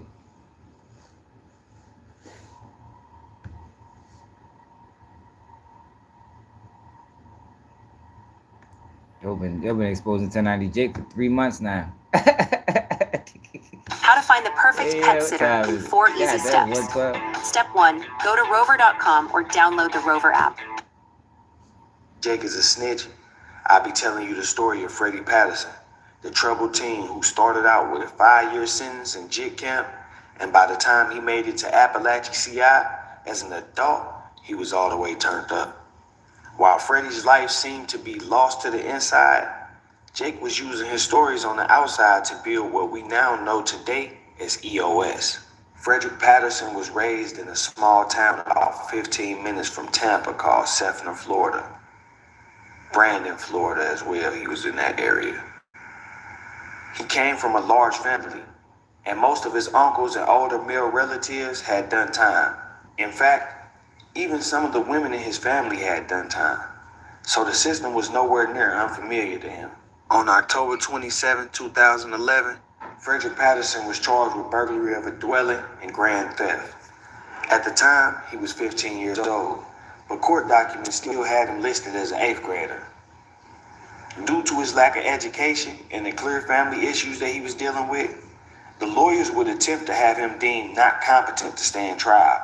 However, after multiple reviews, including an expert review, he was found to be fit. On July 30th, 2012, Frederick, or Freddie as he was often called, was given credit for the time he had served and was sentenced to probation and released. On September 4th, 2012, less than 60 days from release, and while already on probation for a burglary-related offense, Freddie was charged with breaking into his neighbor's car and stealing a digital camera and a pack of cigarettes, a theft that was probably valued at around $60 total. This is what led to a violation of his probation and the 5-year sentence that he ultimately turned into a double life sentence.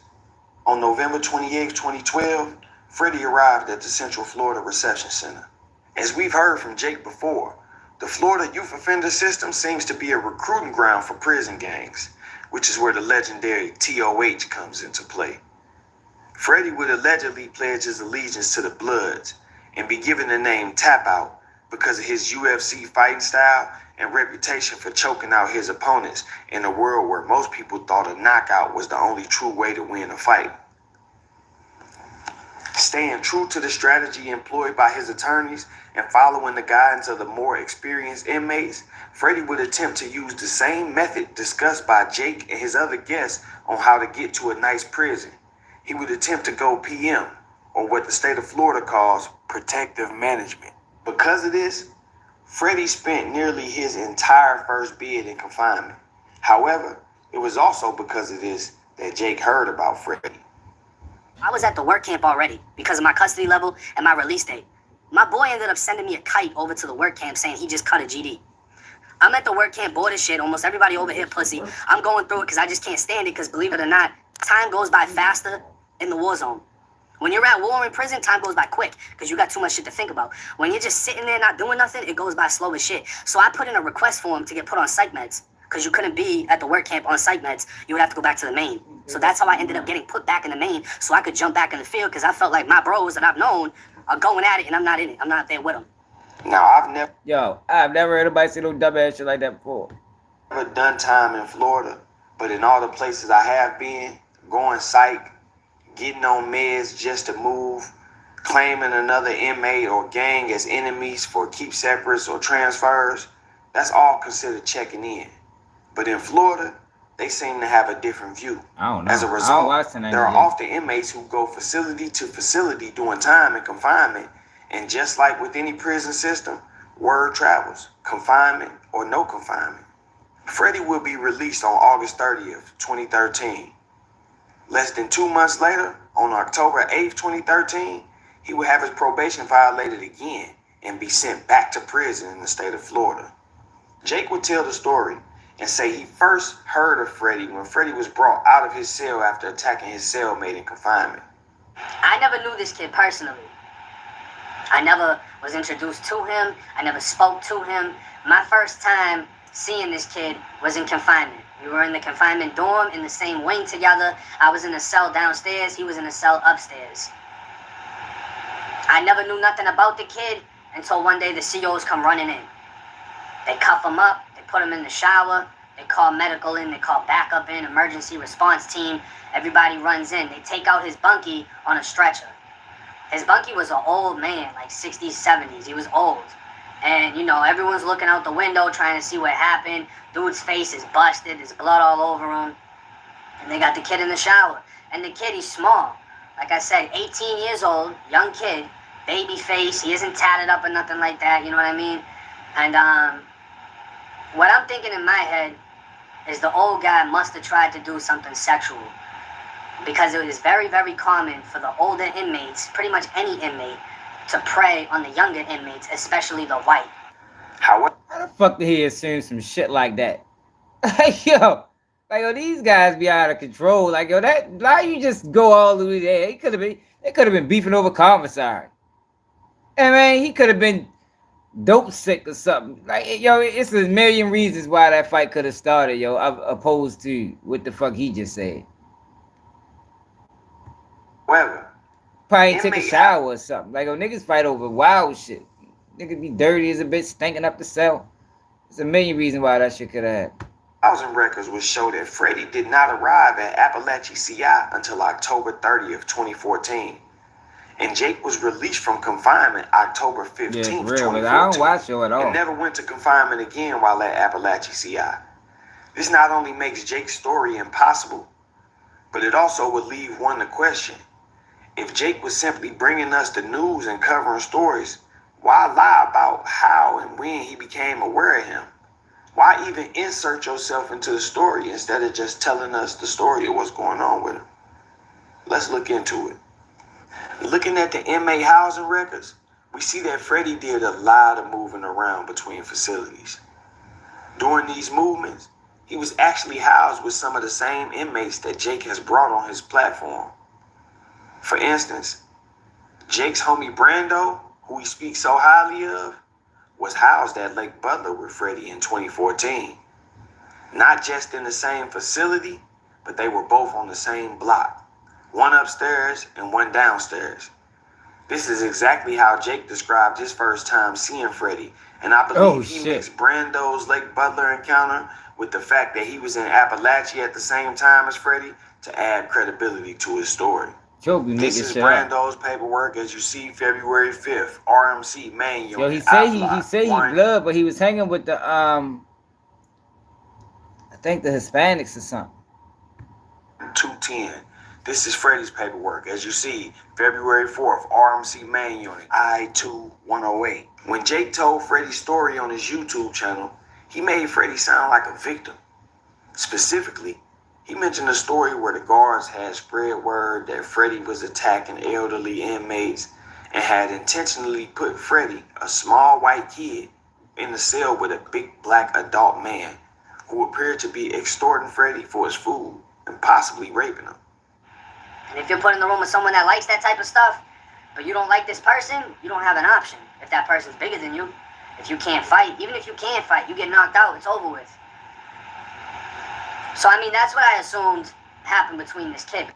I had to interject right here, and Jake used the word assume, because his fans are always targeting people saying, you have no proof on Jake, you have no proof on Jake, just assumptions, he come with the proof. And he literally sitting here saying this guy got raped. You can tell he lying. You can tell by how his eyes moving around. He ain't telling the truth. The COs came back in. The COs pretty much made an announcement and told everyone, like, oh, this kid's extorting an old man for his food. So, I mean, they were trying to say the old guy told them that this kid was extorting him, taking his state trays, whatever. And a black inmate who didn't have a bunkie at the time volunteered to have the kid get put into his room. And I mean, he's talking crazy. Like, he's telling the guy, like, oh, you're going to give me extra trays if I do this, da-da-da. And the guard is actually going with it because the guards were pissed off. They don't want to do paperwork. They don't want to have to call for backup. They don't want to have to write all this up. It's more work for them. So they wanted to punish the kid. What did they do? They put him in the room with the black guy. So when the COs leave the dorm and the door shuts, the electronic door, all you hear is just the walls just getting torn down. It's an eerie sound in confinement because at times it's so loud you can't think, and then at other times it's so quiet you can hear anything. And everyone was dead quiet, so we could hear the sounds of this kid getting punished by the dude that he's in the room with. And this black dude was big. He was a big dude, grown man, like 30s or 40s, you know what I mean? Taking him up through there. I don't know if he got raped. I don't know what happened. I know that he was being extorted. He wasn't eating. Now Jake is painting the picture that the COs did something wrong to Freddie. And this is how he justifies telling on the COs and gets people to say, oh, it's okay because he's telling on COs, when the whole time he making this story up, lying on the COs. But let's keep going. This story was completely false. As I said earlier, Jake had never been in confinement with Freddie. This couldn't have been an attempt to help Freddie out on his cases, as the Department of Corrections would easily be able to disprove this account just like I did. So why would he make up a story that tarnishes Freddie's image like that? Well, if you look at Freddie's history, he has over 40 disciplinary reports, starting in 2014 when he was moved to a primary facility from his reception unit. This includes 8 batteries on inmates and officers, possession of weapons, participating in a riot, destruction of state property, disobeying direct orders, and tattooing. Long story short, Freddie was no victim at all. He was a ticking time bomb who would soon explode in a way that would rock the entire Florida Department of Corrections. July 8, 2013, while housed at RMC Lake Butler's eye block, Freddie was allegedly cut under his eye after a dispute with a blood gang member from Tampa over his refusal to associate with another inmate. Around October of that same year, Jake would pass through RMC and hear the story of this crazy white boy from Tampa who was going all out. And according to someone familiar with the situation, Jake was aware that Freddie had been released from RMC, and this made it easier to run with the story because the person whose story it was no longer in the Florida Department of Corrections to challenge the claim. This is how we got the viral story of Jake and his face getting slashed. He knew about Freddie's reputation and he knew what happened to Freddie, but he also knew that Freddie went home. So while hearing that story, he decided to put a little scar on his face, and when he get to Lancaster, then he can just pretend to be the guy that everybody been hearing about, and maybe that'll keep people off of him. Everybody heard about the crazy white boy getting cut in July. In October, a white boy shows up with a cut claiming to be that guy. Freddie would eventually get a stitch tattoo over his scar. And even though Jake claims he was never around Freddie, he also claims that he remembers when Freddie got his tattoo. This kid got out of confinement. You know what I mean? He had a black eye for a while when he first hit the compounds. And, you know, immediately he was associating with homosexuals. He had a T on his DC number for Tampa. He caught his case in Hillsborough County. And I seen his DC number. I seen him walking around. I seen when he got the little stitches tattooed on his face. You know, you see everybody. You stole that man life, yo. You see everybody in the compound. You see who's new. You know who's who. And you do your homework on people. On April 11th, 2015, Freddie's 15-year-old brother Donnie was killed. A man named John Pulaski was driving a pickup southbound on County Road 579 and slowed to avoid Donnie McIntosh walking on the shoulder of the road near Thomas Street. However, Donnie was reported to have been looking at his cell phone and reacted to the pickup truck by jumping into the street, resulting in his death. Alcohol was not a factor in the crash, and Pulaski was not charged in the incident. Damn. In the months following, Freddie would lose his composure and find himself in a serious situation. In May of 2015, while working inside grounds, Freddie was written up for disorderly conduct. The next month of June, while in confinement, he would be written up for an obscene, profane act for allegedly possessing pornographic materials. In September of 2015, while again working inside grounds, Freddie would be written up pending investigation for destruction of state property. Allegedly, he had destroyed a tool to make a weapon. On the morning of October 2nd, 2015, Freddie was placed in the cell 3115 with inmate Scott D. Collinsworth at approximately 11:12 a.m. Scott Collinsworth was a diagnosed schizophrenic who had also been deemed incompetent to stand trial. He had an extensive history with police, although that same history reflects that the authorities had known from the beginning that Scott was mentally challenged. Records show as early as 2004 he had been deemed incompetent by the courts and had been mostly given slaps on the wrist for his offenses. According to reports, a Tallahassee police officer was flagged down by a woman who alleged that on August 16, 2012 at 2:57 p.m., she was standing at the bus stop when a white male later identified as Scott Collinsworth approached her and began yelling. She stated that the man approached her and was inches from her face and began yelling at her. She stated that the man then slapped her across the face and grabbed her sunglasses off her face. What the hell? As Collinsworth walked away, she pulled out her cell phone to call the police.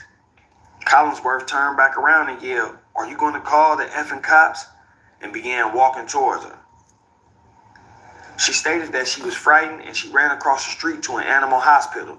She described the suspect as a white male wearing a maroon shirt with a thick beard.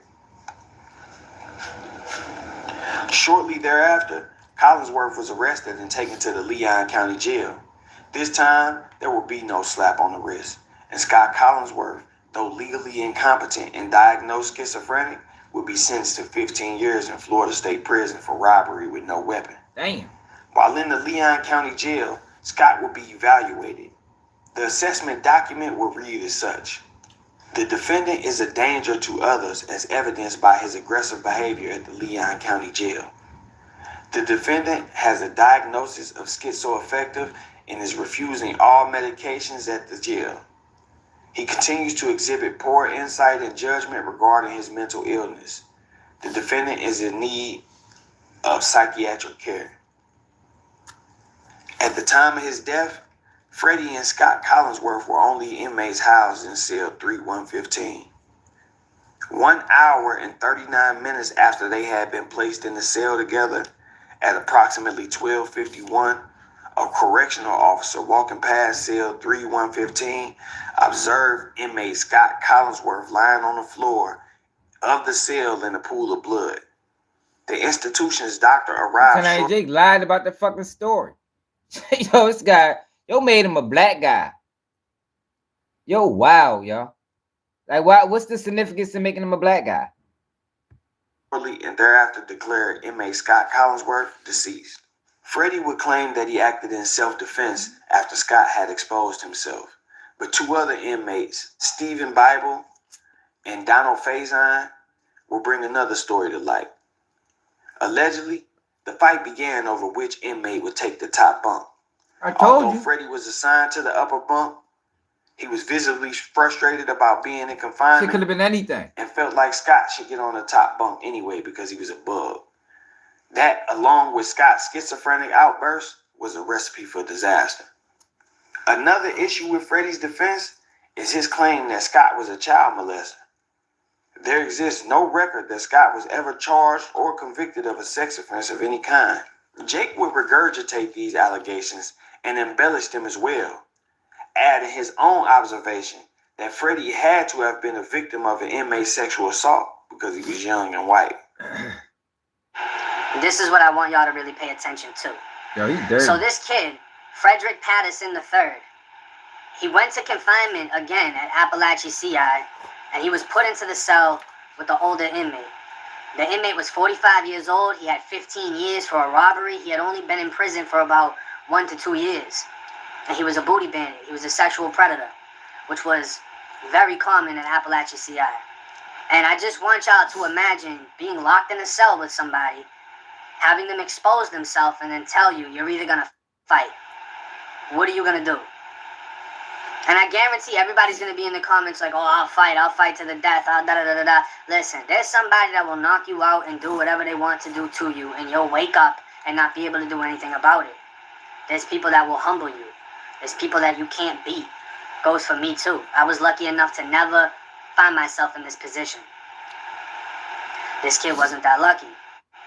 What I'm thinking in my head is the old guy must have tried to do something sexual, because it is very, very common for the older inmates, pretty much any inmate, to prey on the younger inmates, especially. That's not what happened.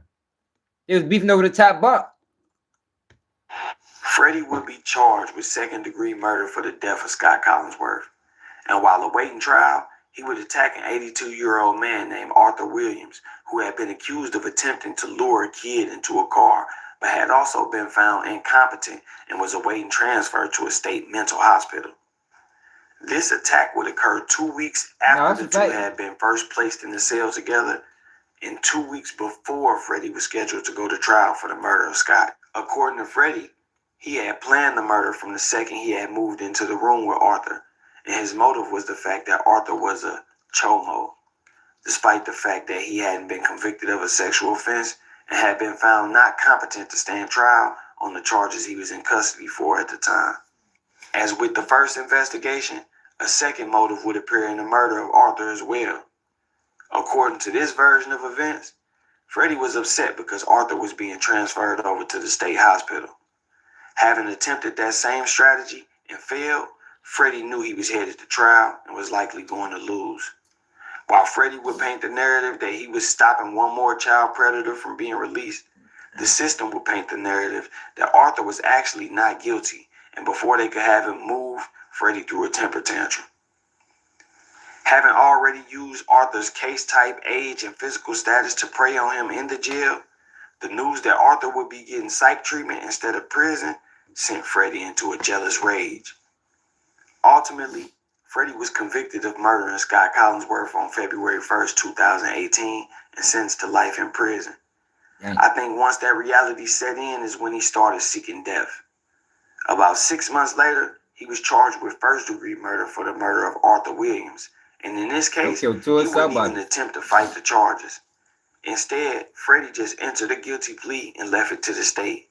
Most believe he assumed he would get the death penalty, so this was a kind of slow suicide. In 2021, the state of Florida would sentence him to another life sentence to be served consecutive to the one he was already serving. Damn, Freddie. In the years following, Freddie would continue his violent streak, receiving more write-ups for attacks on other inmates. By August 6, 2023, Freddie was found dead in his cell. The Florida Department of Corrections labeled it a suicide, and the case was closed. There is some speculation among inmates, however, that Freddie was just drowning in his sorrow and overdose. But that's another thing. Before I shut this down, I want to touch on the topic of mental health in the prison system. Especially considering how, when Jake told this story, he emphasized that Scott and Freddie should have never been housed together. As we've heard Jake say before, he and many others try to game the prison system by claiming to have psych issues of some sort or other issues within the facility just so they can get to what they call a sweet joint. Every once in a while, you have somebody that legitimately might need PM. And let me make this clear too. A lot of times, you couldn't go PM or ask for PM until you were actually assaulted. So sometimes you had some people that they would sit there and go, I need PM, I need PM. They didn't need PM, they just owed money. So what they would do is after they would approach somebody and say, I need a PM, and they would get put in PM, they go cut themselves on the face. And they would go, oh, look, see, I got cut. It's like, you didn't get cut. That's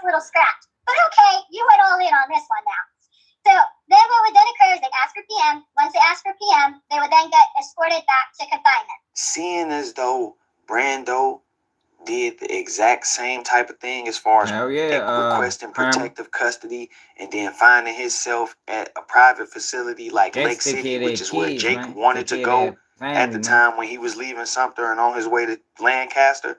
It makes perfect sense for Jake to have been trying to do the same thing that he saw Brando do. When you look at the fact that Brando actually went protective custody and Jake was in there writing grievances saying that he was being threatened by staff, and we don't call shootings and shit gangster. That's just stupidity. You trying to save motherfuckers from the prison system. They were going to send inmates to hurt him, and he was being blackmailed, and his family was going to call the news if he wasn't released from confinement. It's pretty clear what these two guys were up to. Hold up, there's a caveat. But if that's what you want, stand on it. Don't pull a Charleston White now. I mean, we don't do that. Don't want to participate in all the activities and then go out like this either. You know, it's definitely a caveat to the rule.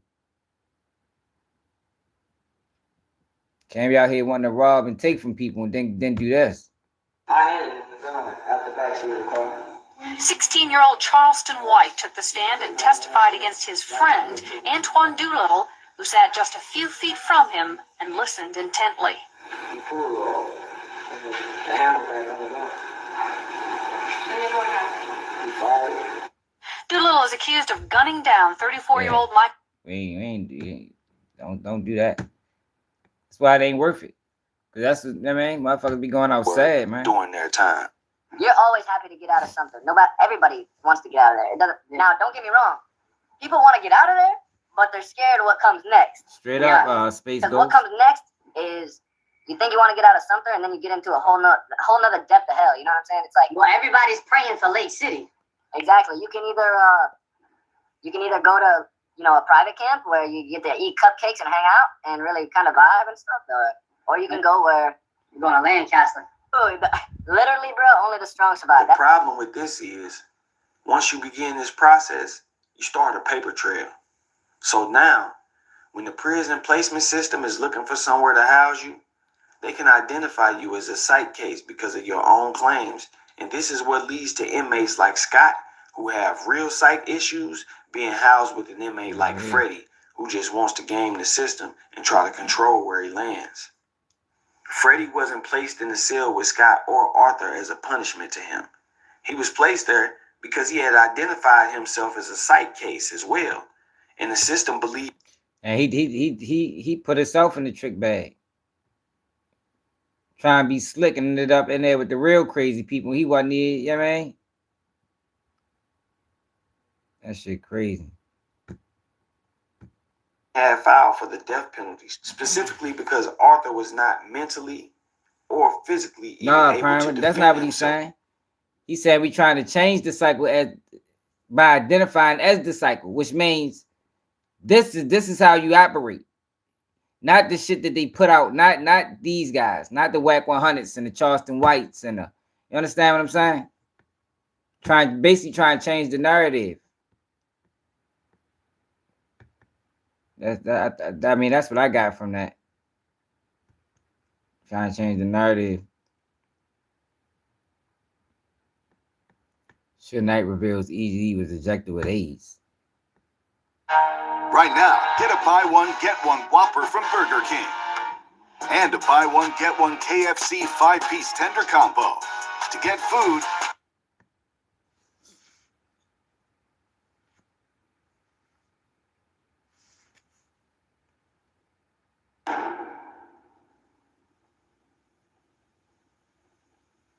When you made the comments on Jimmy Kimmel, right, about, Eazy-E getting ejected with AIDS, did you really believe that, or you were just saying that for attention?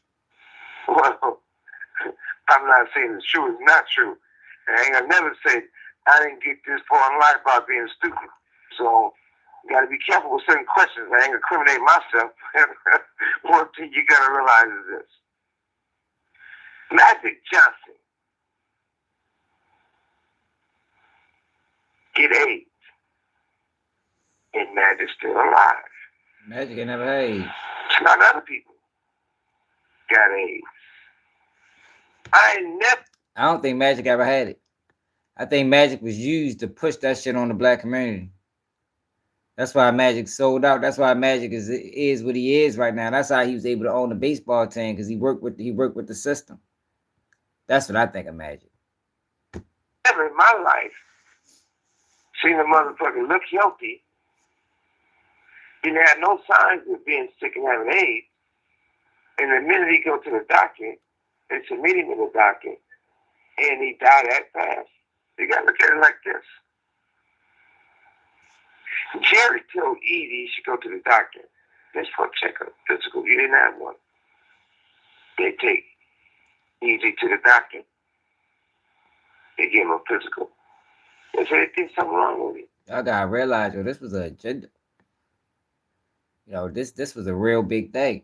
You know, the first person that had that shit was a white guy. And they tried to they didn't want the face of HIV AIDS to be white. So they turned to black. With Magic Johnson, Eazy-E. I mean, you know, that shit was genetically I mean, if you know, you know. That was his name? In the hospital. Brock Hudson. Next thing you know, Eric got a shot. Supposed to make him feel better. Just in case. It wasn't a shot to make him feel better. It supposed to be a shot. I can believe like a B12 or something. Something simple. Next thing you know, they say Eric got AIDS. Next thing you know, he's a dead motherfucker. Before he comes dead, Tamika goes and visits me at the hospital. I knew that Eric loved Tracy. That's my own girl. They had a daughter together. I knew that Eric loved Joyce. That was his ride or die bitch. I knew that Tamika worked for the most grimiest sellout Uncle Tom niggas in the world. Clarence Avon. People praise Clarence Avon. They got Clarence Avon. They got rid of Suge Knight. They was trying to take Suge Knight down for so. Yo, Wack 100 is an offspring of Suge Knight. I think Wack 100 was used to help take down Suge Knight. That's where that's how. See, I be looking at things different. Like some of these guys that been around all these years. You gotta watch them motherfuckers, man. Because very few stay around this long. And it's not always just good business. It's not always just good business, man. Some of these motherfuckers been working. And I showed y'all before how it was informants in Death Row. Death Row is being investigated because of the gang activity that was involved in Death Row. And they had informants. I think that's where Wack 100 come into play. I think Wack 100 was an informant in Death Row. That's why they tracked this car. That's why they raided his house. That's why he's who he is today. It was a house niggas that messed over niggas. So they allowed Tamika to go up there and she married Easy when he had no knowledge and he didn't get married. They did. Died. Over. And if you think that man was assassinated, you're stupid. Stupid. So he was definitely injected with AIDS. And people say, oh, the conspiracy theory is not true.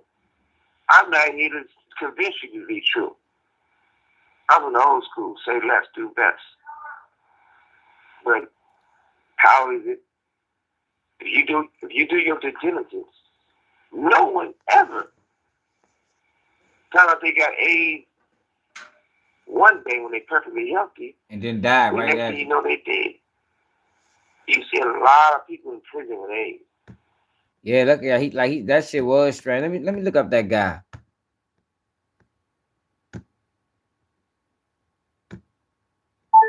Who was the face of HIV in the 80s?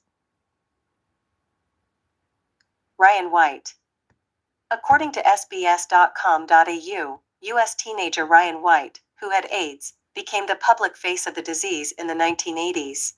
Yeah. Source, Bettman/Getty Images. As AIDS became a pandemic, and information continued to be muddied by political and personal agendas, the stories of those such as Ryan White become incredibly important.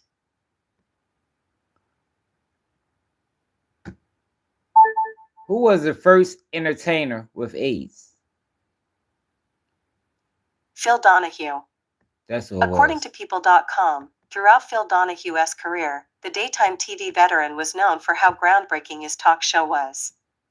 Phil Among his many Donahue. pioneering moments, the late star was the first TV host to feature a person living with AIDS on The Phil Donahue Show, which was renamed Donahue in 1974. No, it wasn't him. What the fuck you talking about? No, it was an entertainer, man. And he wanted to make it black. That's when Irvin Magic Johnson come into play. I don't think he ever had that shit. I've seen people with AIDS in the No, he didn't have AIDS. No. Phil Donahue didn't have AIDS. No. They confused us with that. I asked that question. I don't want to put that up there. I asked that question, but they said he's the first person to interview somebody. It was a celebrity, man. He did a whole speech about it.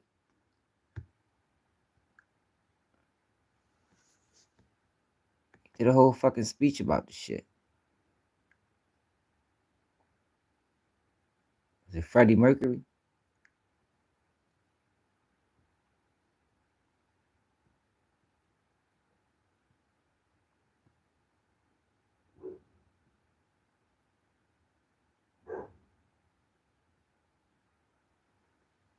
He said he created it in the lab, Robert Gallo.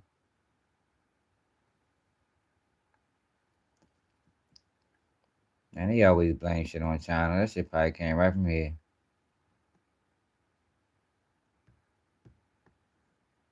Early support is 1982. What year did Magic Johnson get it?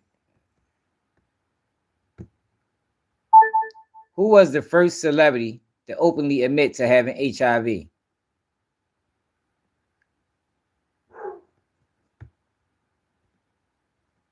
Rock Hudson.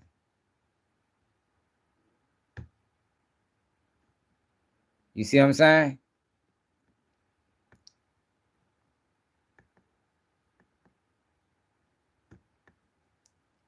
And then Magic. When Magic Johnson coming to play?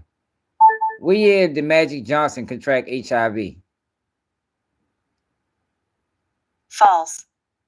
According to Sportskeeda.com, there has been a widespread rumor that Magic Johnson contracted HIV from a contaminated hepatitis B vaccine as part of a study run by Dr. Anthony Fauci has been proven false. So, shortly before 91, 92. So, all through the 80s, the face of HIV was white people. They transitioned it in the 90s, and they used Magic Johnson to do it. They used Magic Johnson to do it, man. He sold out. That's why he got all this money. That's why he the only black man to own a baseball team. Yo, selling out is very lucrative, man.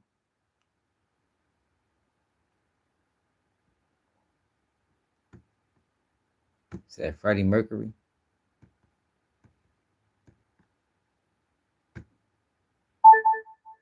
Freddie Mercury. According to Wikipedia, Freddie Mercury was a British singer and songwriter who achieved global fame as the lead vocalist and pianist of the rock band Queen. Hey, y'all, I'm telling you. I don't trust Magic Johnson. Sold us out. And in 2000, even now, even before they got that New Jersey Heps, and they still living. Shit. That's the Most of song? Hollywood and in the entertainment circle, they got AIDS or some type of sexual disease. That's Puffy. This call and your telephone number will be monitored and They said recorded. ex Puffy. But there's no way around it. Can't no lie situation. Not only did they kill Easy, they took everything from Easy. I did a deal with Eric. Me and Eric was still doing deals together, chopping up bread together. That he won't get $1 off of Death Row. And he won't get $1 from me. But everything that Andre does, if they paid Andre to produce it, Eric get $1 off of it. If they paid Andre for being in the movie, Eric get $1 off of it. If they paid Andre for going out there, bending over, and showing those 2 W's on one of his ass cheeks when he been over and say, wow. I don't even get $1 off Orange. of it. So that being said, he would get $1 off of every album that he participated with Eminem. I think nobody trusts you, but I think a lot of them plants. But I do, man. I do. I'm sorry. People can call me conspiracy theory or because I mean I'm on the internet every day, yo, and I see how this shit work. I see motherfuckers stealing from me, and you know what I mean, like it's not that shit don't. And I ain't trying to put myself on the level as anybody else. I'm just saying, as far as just being in a public space, I see how they do you when you organic. So a lot of these motherfuckers, yo, you don't know where they came from. They be generated. Anybody, like the beat, the headphones. If Andre got $20 off, if he made $20 off of the headphones, Eric would have got $1 off each one he made money off of. So now you're talking about probably $1 billion. Yeah, I think so too, Mr. Boss. Calls Tamika and have a meeting with him.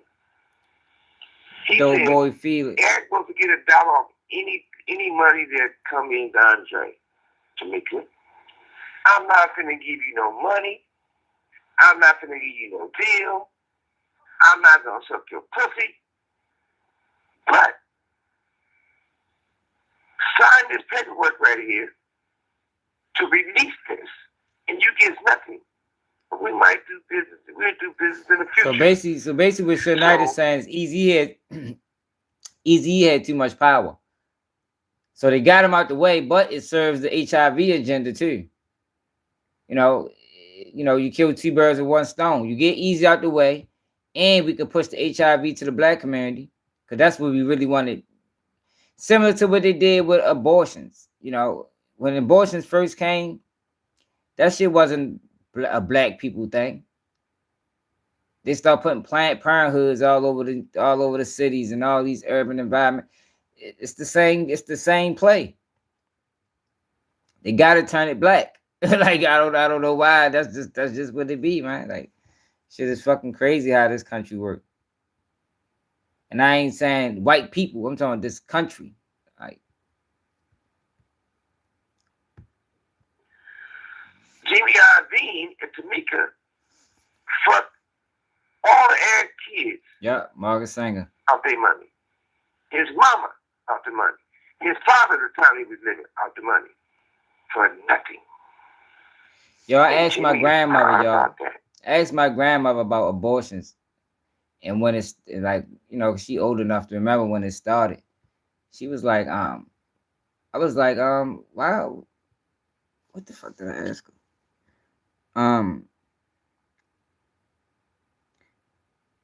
Why did they start doing abortions? What was abortions for? And she told me to kill off black people. That's what she told me. And I asked her because I watched the shit Mad for 21. I asked her, well, why wasn't black people getting it when it first came out? She said, well, we ain't trust it. Like abortions, like that wasn't nothing that we was used to. We wasn't getting no abortions. Like it didn't become a black thing until they start putting them motherfuckers all in our communities and shit. And then promoting it to us. Andre proud about that. Hell yeah, you gotta get game from your grandparents, man. Stupid ass bitch. Now, Jimmy should be in my field, and I should be free. That's the biggest robbery of the decade. It makes no sense. None at all. Every time we think we're getting ahead, they take us backwards. Yeah, that is very important though, y'all. And I think people take that for granted. Yo, you gotta talk to your grandparents. See, cause that's how information get lost. You know what I mean? Especially like this last, you know what I mean? You gotta think, y'all, like the grandparents, like for like the age range of 40, 50, you still got your grandparents, so they like probably like the last of the last that can really take you back into like the 30s and the 40s and the 50s and the, you understand what I'm saying? Like you gotta preserve that information so you can pass it down. I think that's one of the major problems in our community where we don't look at that as importance. Yo, that is very, very important. That way, like crack epidemic, right? You had the crack epidemic. We know what that shit did to the community. Yo, there was no way we supposed to got caught in the opioid epidemic as well. You understand? Because we supposed to been able to seen it a mile away. They tricked they got us once. So by now, you know that every 30 years, they're gonna come with another one. Who knows what the next one gonna be? But it's our job. Pass the information down. Look, I don't know what year is coming, but look out for it. You know what I mean? Don't get caught up in this next wave. Like, pay attention, man, because this is what they always do to keep us, keep us going backwards. Whenever we start moving up, they knock us back. That's the game. That's the game, man. Hey, man, I had a serious perk addiction, Trey. That shit ain't no joke, man. You try to get off them bitches, boy. But yeah, yo, these lads, you gotta talk to your grand. Sometimes I be forgetting, like I really need to call my grandparents probably tomorrow. I talked to them a couple days ago, but just to pick their brain. You know what I mean? Fuck the regular, pick their brain on how they grew up. What was life like back then? Things like that. Like that shit is important, so you can pass it down. They pretty much hit each other. Pretty much kill each other. Pretty much talk about each other. Or kill each other. Or destroy each other. Yeah, you see, right? See, that's how it's supposed to be, though. A lot of us don't, I don't know, man. That shit's important, but too, when it comes down to us, we can't even go back. Hey, Random, how far can you trace your family tree back to? Because that's the thing, too. We can't even go that far back. I mean, like a lot of us probably can only go up to like the late 1800s. After the late 1800s, shit get dicey. You don't know, you can't know who your grandfather was. You understand?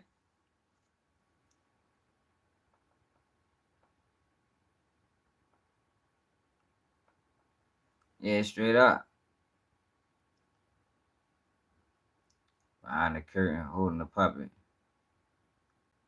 Never know, man. See? You see what I'm saying? You can go back to 1600. Damn, that's crazy. That's beautiful, though. To be able to go back to 1600. Damn. That's crazy, man.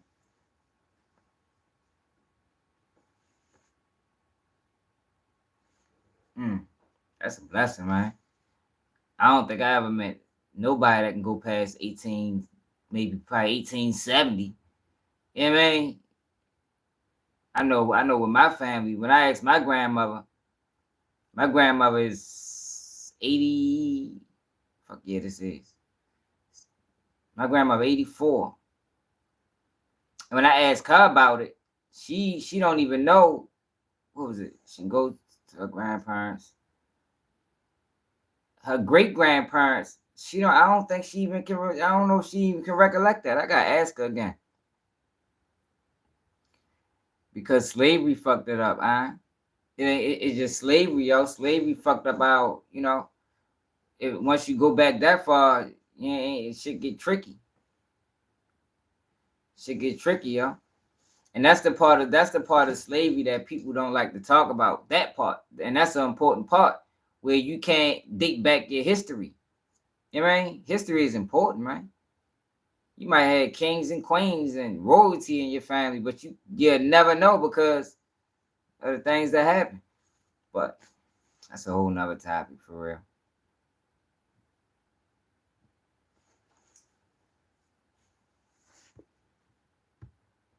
Only reason why I'm not destroyed, they already tried to kill me several times. But God had a different plan. Yeah, I know, that shit crazy. They already put me in prison over and over. They make up on rumors on me. They tell lies on me. God had a different plan.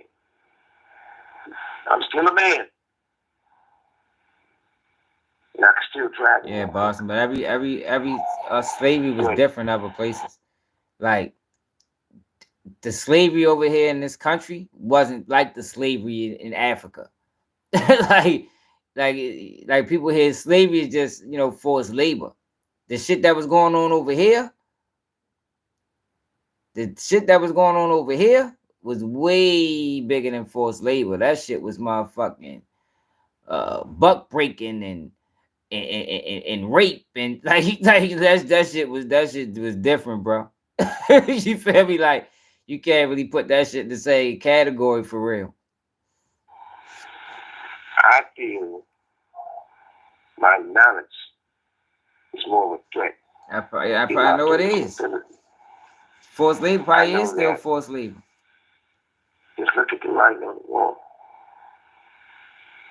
Andre is the reason what happened to Eric. I'm the reason the Eric didn't die. I get easy out of one situation.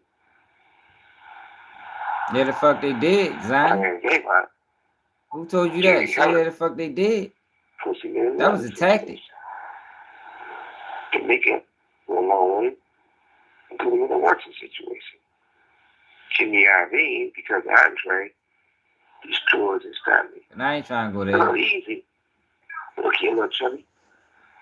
How is you mad at somebody who helped your father? But you kissed people ass who killed your father. You shot straight out of Compton. They let you be in that movie. This call and your telephone number will be monitored and recorded. They clowned you. They ran you up to set. And I'm not saying to belittle you. Your father was a great man. Be a great son. Then I was right. It's still not too late for the right family to make that wrong right and do right. Ever wondered why you should get an LLC with Scientists might agree on any goddamn thing. If it was just work, then there's no way they consider that was the worst slavery ever. If it was just what is it called?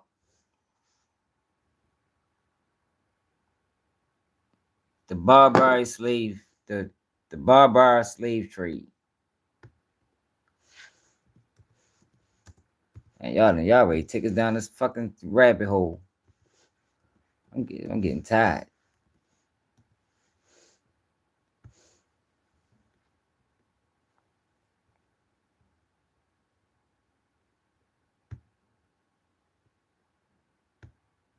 Where this was at? From the halls of Montezuma to the shores of Tripoli are the beginning lines from the United States Marine Corps hymn. And the Tripoli that's mentioned is the largest city in today's Libya.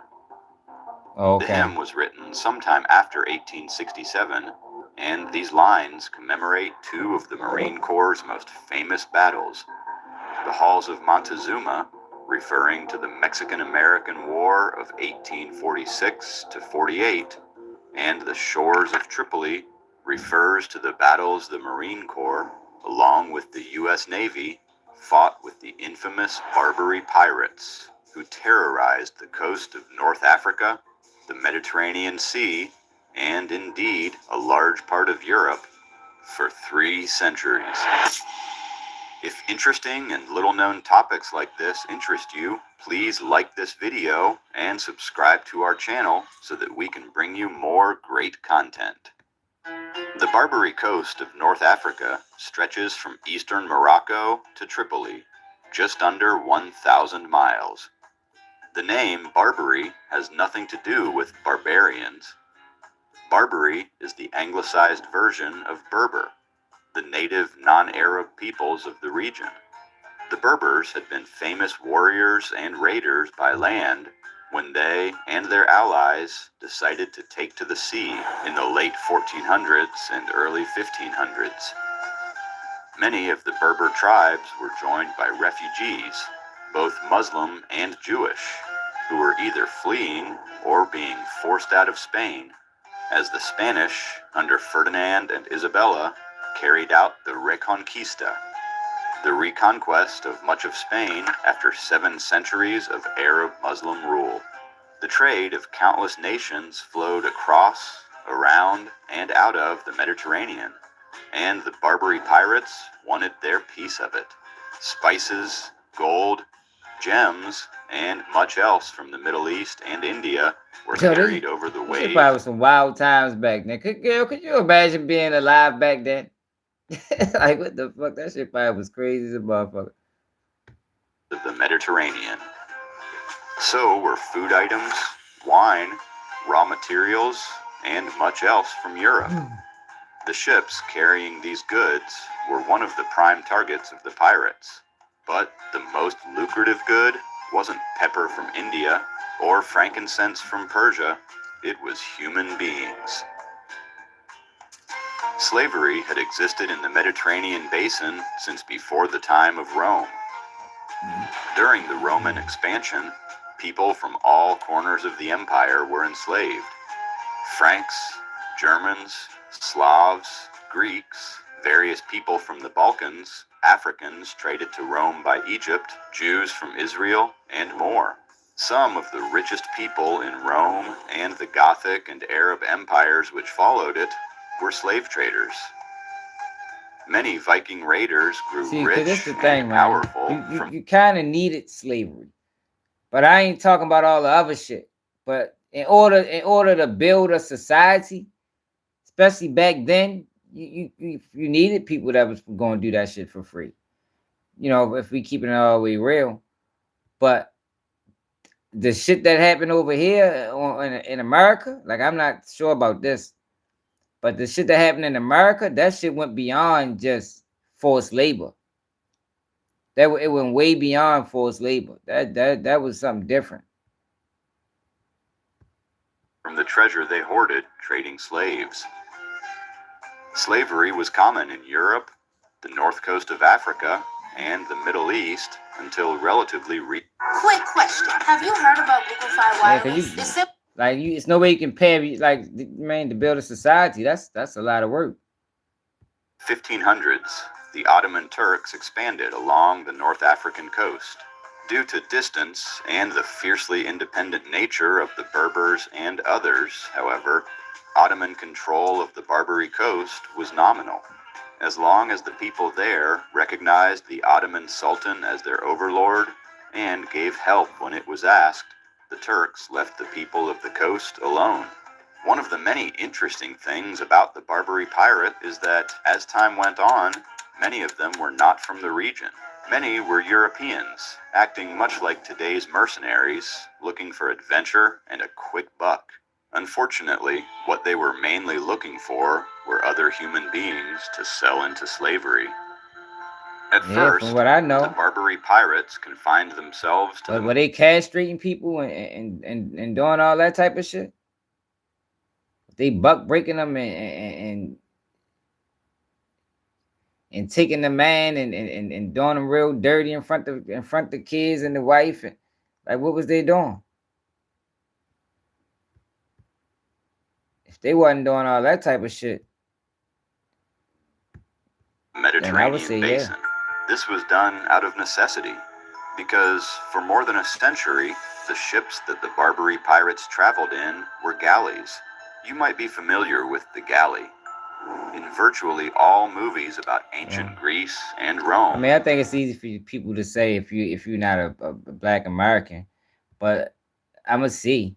I'll be honest about my assessment if they get deep into it on here. The ships you see are But I galleys. don't think it's fair to not be a Black American and say, man, that shit was way worse. I don't think that's fair to say.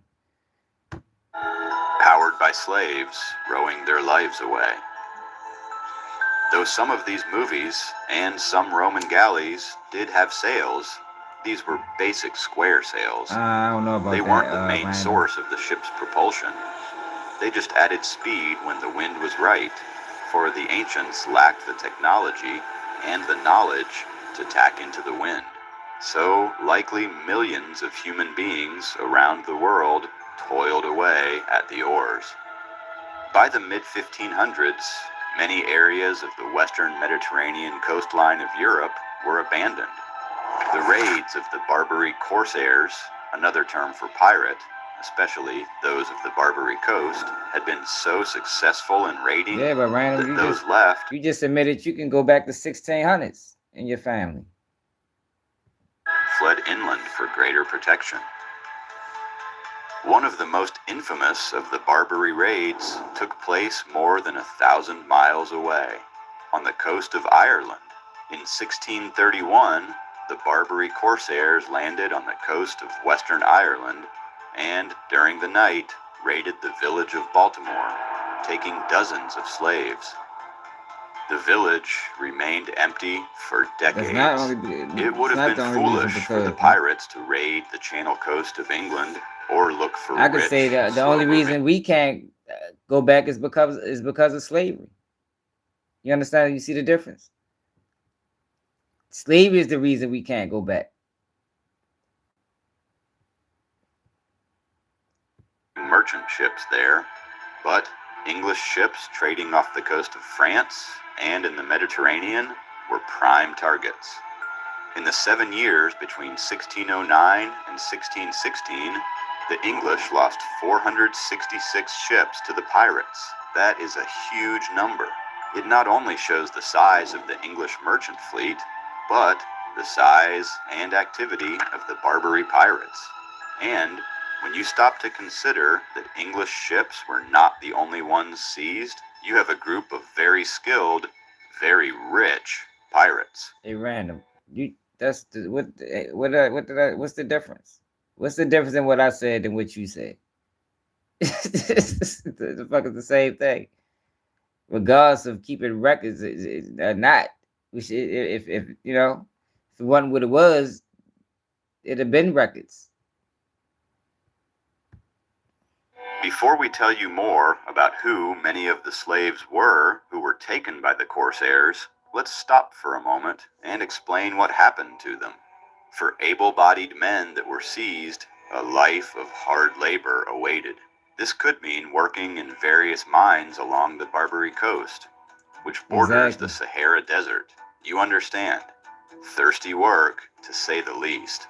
Other men who knew something about shipbuilding might be put to work doing that, or many of the other menial tasks that daily life consisted of. What the fuck, man? How the fuck are you just gonna make a statement? How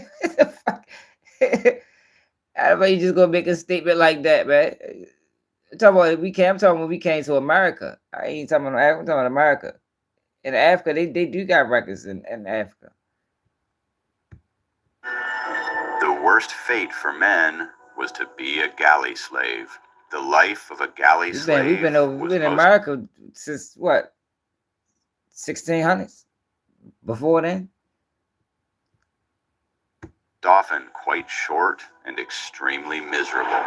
Men were placed at the oars, chained to the deck and to the oars, and never allowed to leave. Never. That meant that in addition to rowing everywhere, and often being beaten or whipped by the crew while doing so, the enslaved rower would take his meals at the oars, and meals likely consisted of fish remains and rotting vegetables. Galley slaves remained at the oars in all weather. They did not have cushions to sit on. Worst of all, galley slaves were never unchained to relieve themselves. They did so at the oars. Their benches and bodies became coated with waste until a hard rain, 16. or the crew finally doused them with water because of the stench. As you can likely imagine, the constant friction of their skin on the oars, their feet on the deck, that has nothing to their do with buttocks the and the thighs point, on the man. benches meant that the slaves Yo, why people often like had to do that, open yo? cut. Why people just can't accept what it is? Like it is, it was what it was, man. I think most black people didn't accepted it. Like why people do that, man? That's what it was. It's just like, I mean, it ain't got nothing to do with white people of today. Like that's what it was, man. Accept it. It's reality. And or raw skin. In turn, this meant widespread infection, fever, disease, and death. It also meant gangrene and maggots eating away at you while you were rowing and being whipped. Because the reason why it was never recorded, right? The epic movie Ben-Hur They changed our illustrates last name. Randall, come on, man. You ready to life piss of me a off, galley man. slave. Our last names were switched. When a slave got traded over to another slave plantation, they took on the name of the owner. Random? Like, come on, man. You're starting to piss me off, man. Like, you act like you don't know what the fuck happened. Trying to make it seem like it's just a matter of books. No, it's not just a matter of books. The fuck? Motherfuckers getting traded.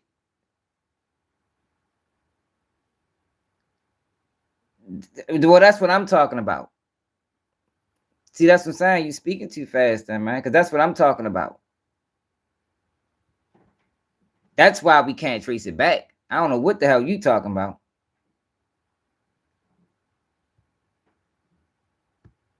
Slave. Not only was the life of an enslaved rower miserable, it was also, at times, filled with terror. Though by the 1500s, galleys had started to carry smaller, primitive cannons, their existence depended on getting within grappling distance of their foes and pulling their ship towards the enemy. All the while, the slaves sat and waited while combat took place around them.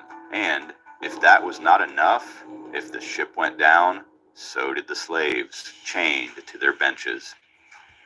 People who take slaves are not generally moral people. In the overwhelming number of cases, slavers throughout history took surrendered and captured enemies, raided lands nearby, and or bought slaves of many different races and ethnicities. Slaves had been taken in Africa for untold centuries. Africans took Africans, Arabs took Africans, and when Europeans began to journey to the continent, they took slaves. Some of them went to Europe, but the majority were sent to the Americas, where there was no sizable European workforce, at least not at first.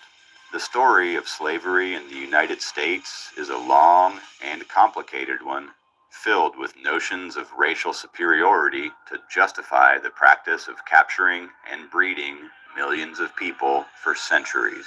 However, this video is about the pirates and slaves of the Barbary. See, or you could tell it's obvious. How he explained it lets you know what was worse, Chris. That's what I just wanted to get to. How he just explained slavery back then as opposed to what happened in America. Let you know that it didn't compare, man. Because it was bigger than just trading. It was bigger than just working. It was about superiority. It was about owning people. It was, you know, working men and women. It was way bigger than that. That's all I was trying to get to. I'm really tired as a motherfucker, man. I ain't want to have to get on Hanson, but it's like, come on now, like, I hate when people do that. That's like when the one guy tried to tell us what's going on in the black community. Like, bro, won't you listen, man? Like, you think you know more about the black community than me? Think you know more about slavery than me? Like, that's not won't you listen. Like, I don't know about everything that went on all over the world, but I know damn sure about what the fuck what happened over here. You know what I mean? I know what the lasting effects of what happened over here was. Like, you can't tell me nothing about that. There's no way you know more than me about that. There's no way. It's impossible.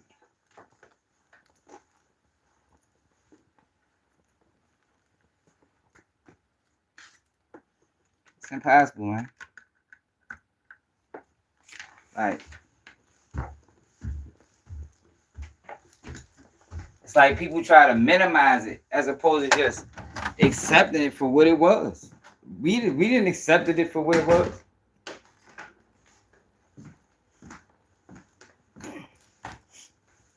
Yo, I keep waking up in the middle of the night, yo. You gonna sleep on Earth. Yo. The fuck?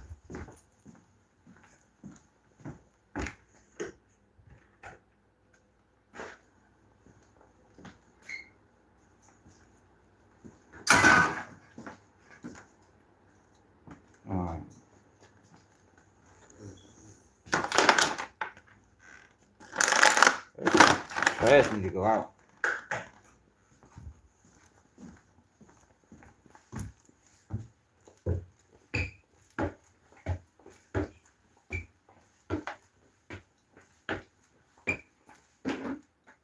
No, but no, they can't. No, they can't, yo. Not in a manner when I'm talking about what it done to history and how we can't date back our heritage. No, they can't. Because most of the times they ain't gonna be honest. Because they like to diminish it.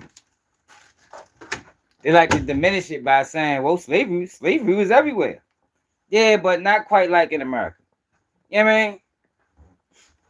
Of course. I just admitted. I just admitted you needed slavery. In order to build a fucking civilization, you're gonna need slavery. You're gonna need slaves. Because nobody's gonna put that amount of work in. You can't pay for that amount of work. But what was going on over here was immoral. It was immoral. It was about superiority. They was using the Bible to fucking trick people into thinking that this shit was okay. They didn't want you to read. They didn't want you to learn. They wanted you to be stupid.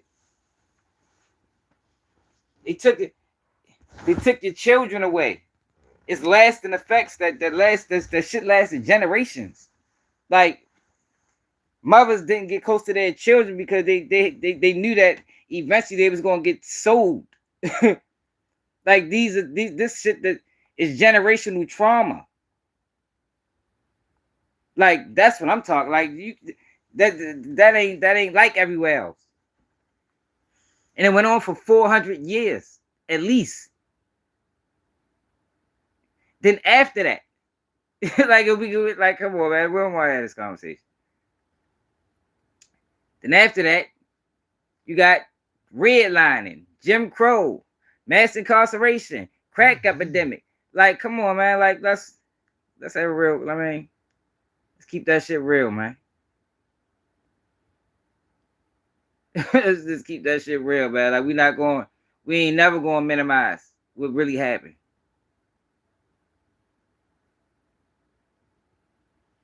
Yeah, Chris, but did you hear what I said? Did you hear the rest of the things that I mentioned? Did you hear about Jim Crow? Did you hear about redlining? You know what redlining was? Did you hear about the crack epidemic? Did you hear about mass incarceration? This is things that went on ever since then.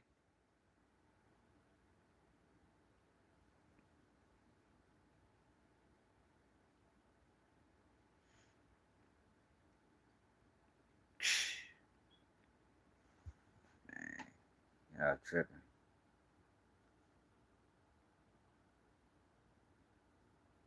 I'm just saying, y'all. We not ever gonna minimize. It's Gwen, I don't know what the fuck you talking about. I don't know who the fuck you think this is. I lanes on people. Hey, you ain't never seen me work with nobody that I ain't laid on them. Shit, I ain't never been one of them. I'm just saying, man. We're not gonna minimize the reality. What's up, Ernest? Yeah, cause they motherfuckers be tripping, man. Motherfuckers be tripping, man. Like shit real. Like shit really had lasting effects. I mean, it's really, but people like to minimize it and act like, slavery was everywhere. It's like, I'm sure it was. But the shit that was going on over here, that shit wasn't like that was going on everywhere, man. I mean, it wasn't like that, man. Like the slavery that was going on in Africa wasn't like the slavery that was going on in America, man. The shit that was going on in America was inhumane. It was immoral. It was motherfucking rapes, and it was some horrible things going on, man. It was castrations. It was hangings. Like like what the fuck? Like, oh, do people not understand what really happened? Want me to tell you what an African told me, Chris? I talked to an African dude about that, right? Because the crazy thing about a lot of African dudes is they don't understand the effects of slavery on the American black. You understand? So what he told me was, when they first started sending us over to America, they didn't know what was going on. They just thought it was slavery. They was getting sent over here to work. When they found out what was going on, that's when they came over there and started snatching motherfuckers. That's what happened. And this came from an African. This is what he told me. They ain't know all that shit was going on. They just thought it was like send them over there to work. We send them over there to work. But once they found out, they tried to stop it. And then that's when they came over there, and then all the other shit started happening. They just started bringing people over. That's what happened.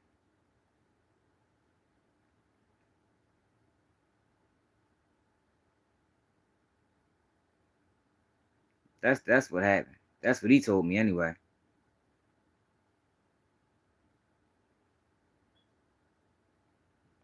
Yeah, that motherfucker's stupid.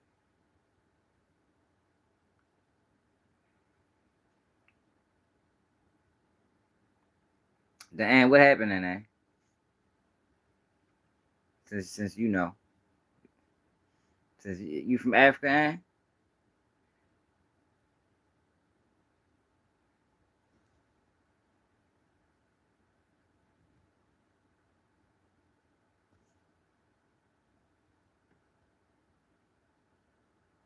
Yeah, I'm ready to go to bed. My dance off is late. 2:29. Hey, Ann, what you know then? Before we get off.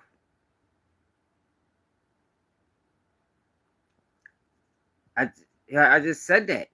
What the fuck you talking about? I just said that. You just basically repeated what I said. I said the same thing. But what I also said is they didn't know the severity of slavery. You can't, if you ain't from Africa, you can't dispute that. This came from somebody over there. Like, how you go dispute what he said? I mean, I don't know. I can only go off with the only African I talked to about it. I can only go off what they say. They said what happened, what he said, what happened was, and I ain't making it up because I don't do none of that. I was working, want me to go through the whole story? I was working at a job called NCIA, dealing with people with disabilities, and they had temps that come in. And a lot of the temps was Africans. So I'm in there working with y'all, and I'm a type of person, I like to know information. So I get to ask him about slavery. And he told me how he felt about Americans and slavery. He think Americans need to get over slavery. That's what he told me. I'm like, get over slavery. Like, what the fuck are you talking? Like, I don't think most of them really understand that, what's really going on in America, because they look at America as something different than what we see America as. That's just what it is. Because over there, America gets sold to them like a dream. Over here, what we're going through is totally different than what they're being told about America. So anyway, so the conversation of slavery came up. And he said that, yeah, at first, they were selling us to America under the impression that it was the same type of slavery that was going on in Africa. Basically, forced labor. I don't need to talk no African historians. But once they found out that it was way bigger than forced labor, they tried to stop it. And then that's when you see the situations like in the movies when they coming over there and they taking people on ships, and that's what he said. I'd rather hear from somebody that's from Africa, bro. Like, for real. I'd rather hear from somebody over there than look it up. Like, to be honest. That's all I'm saying. I think it makes more sense. That's like saying just because you read a book about the hood, you know more than me about the hood. Like, what the fuck? No, no, fuck no. That makes zero sense. Experience is always the best teacher.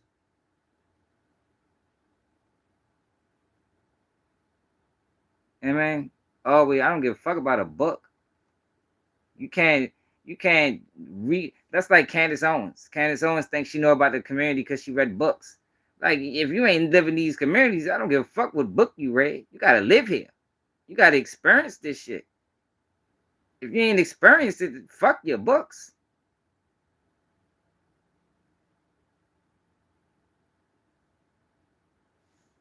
Yeah, man, like, it is what it is. But I appreciate everybody that tapped in, man. Make sure y'all subscribe to the channel if you can support the platform, man. Cash App Baltimore Swag. It's another day of Keep It G News. Appreciate everybody that tapped in, even the people that disagree. And I'm out.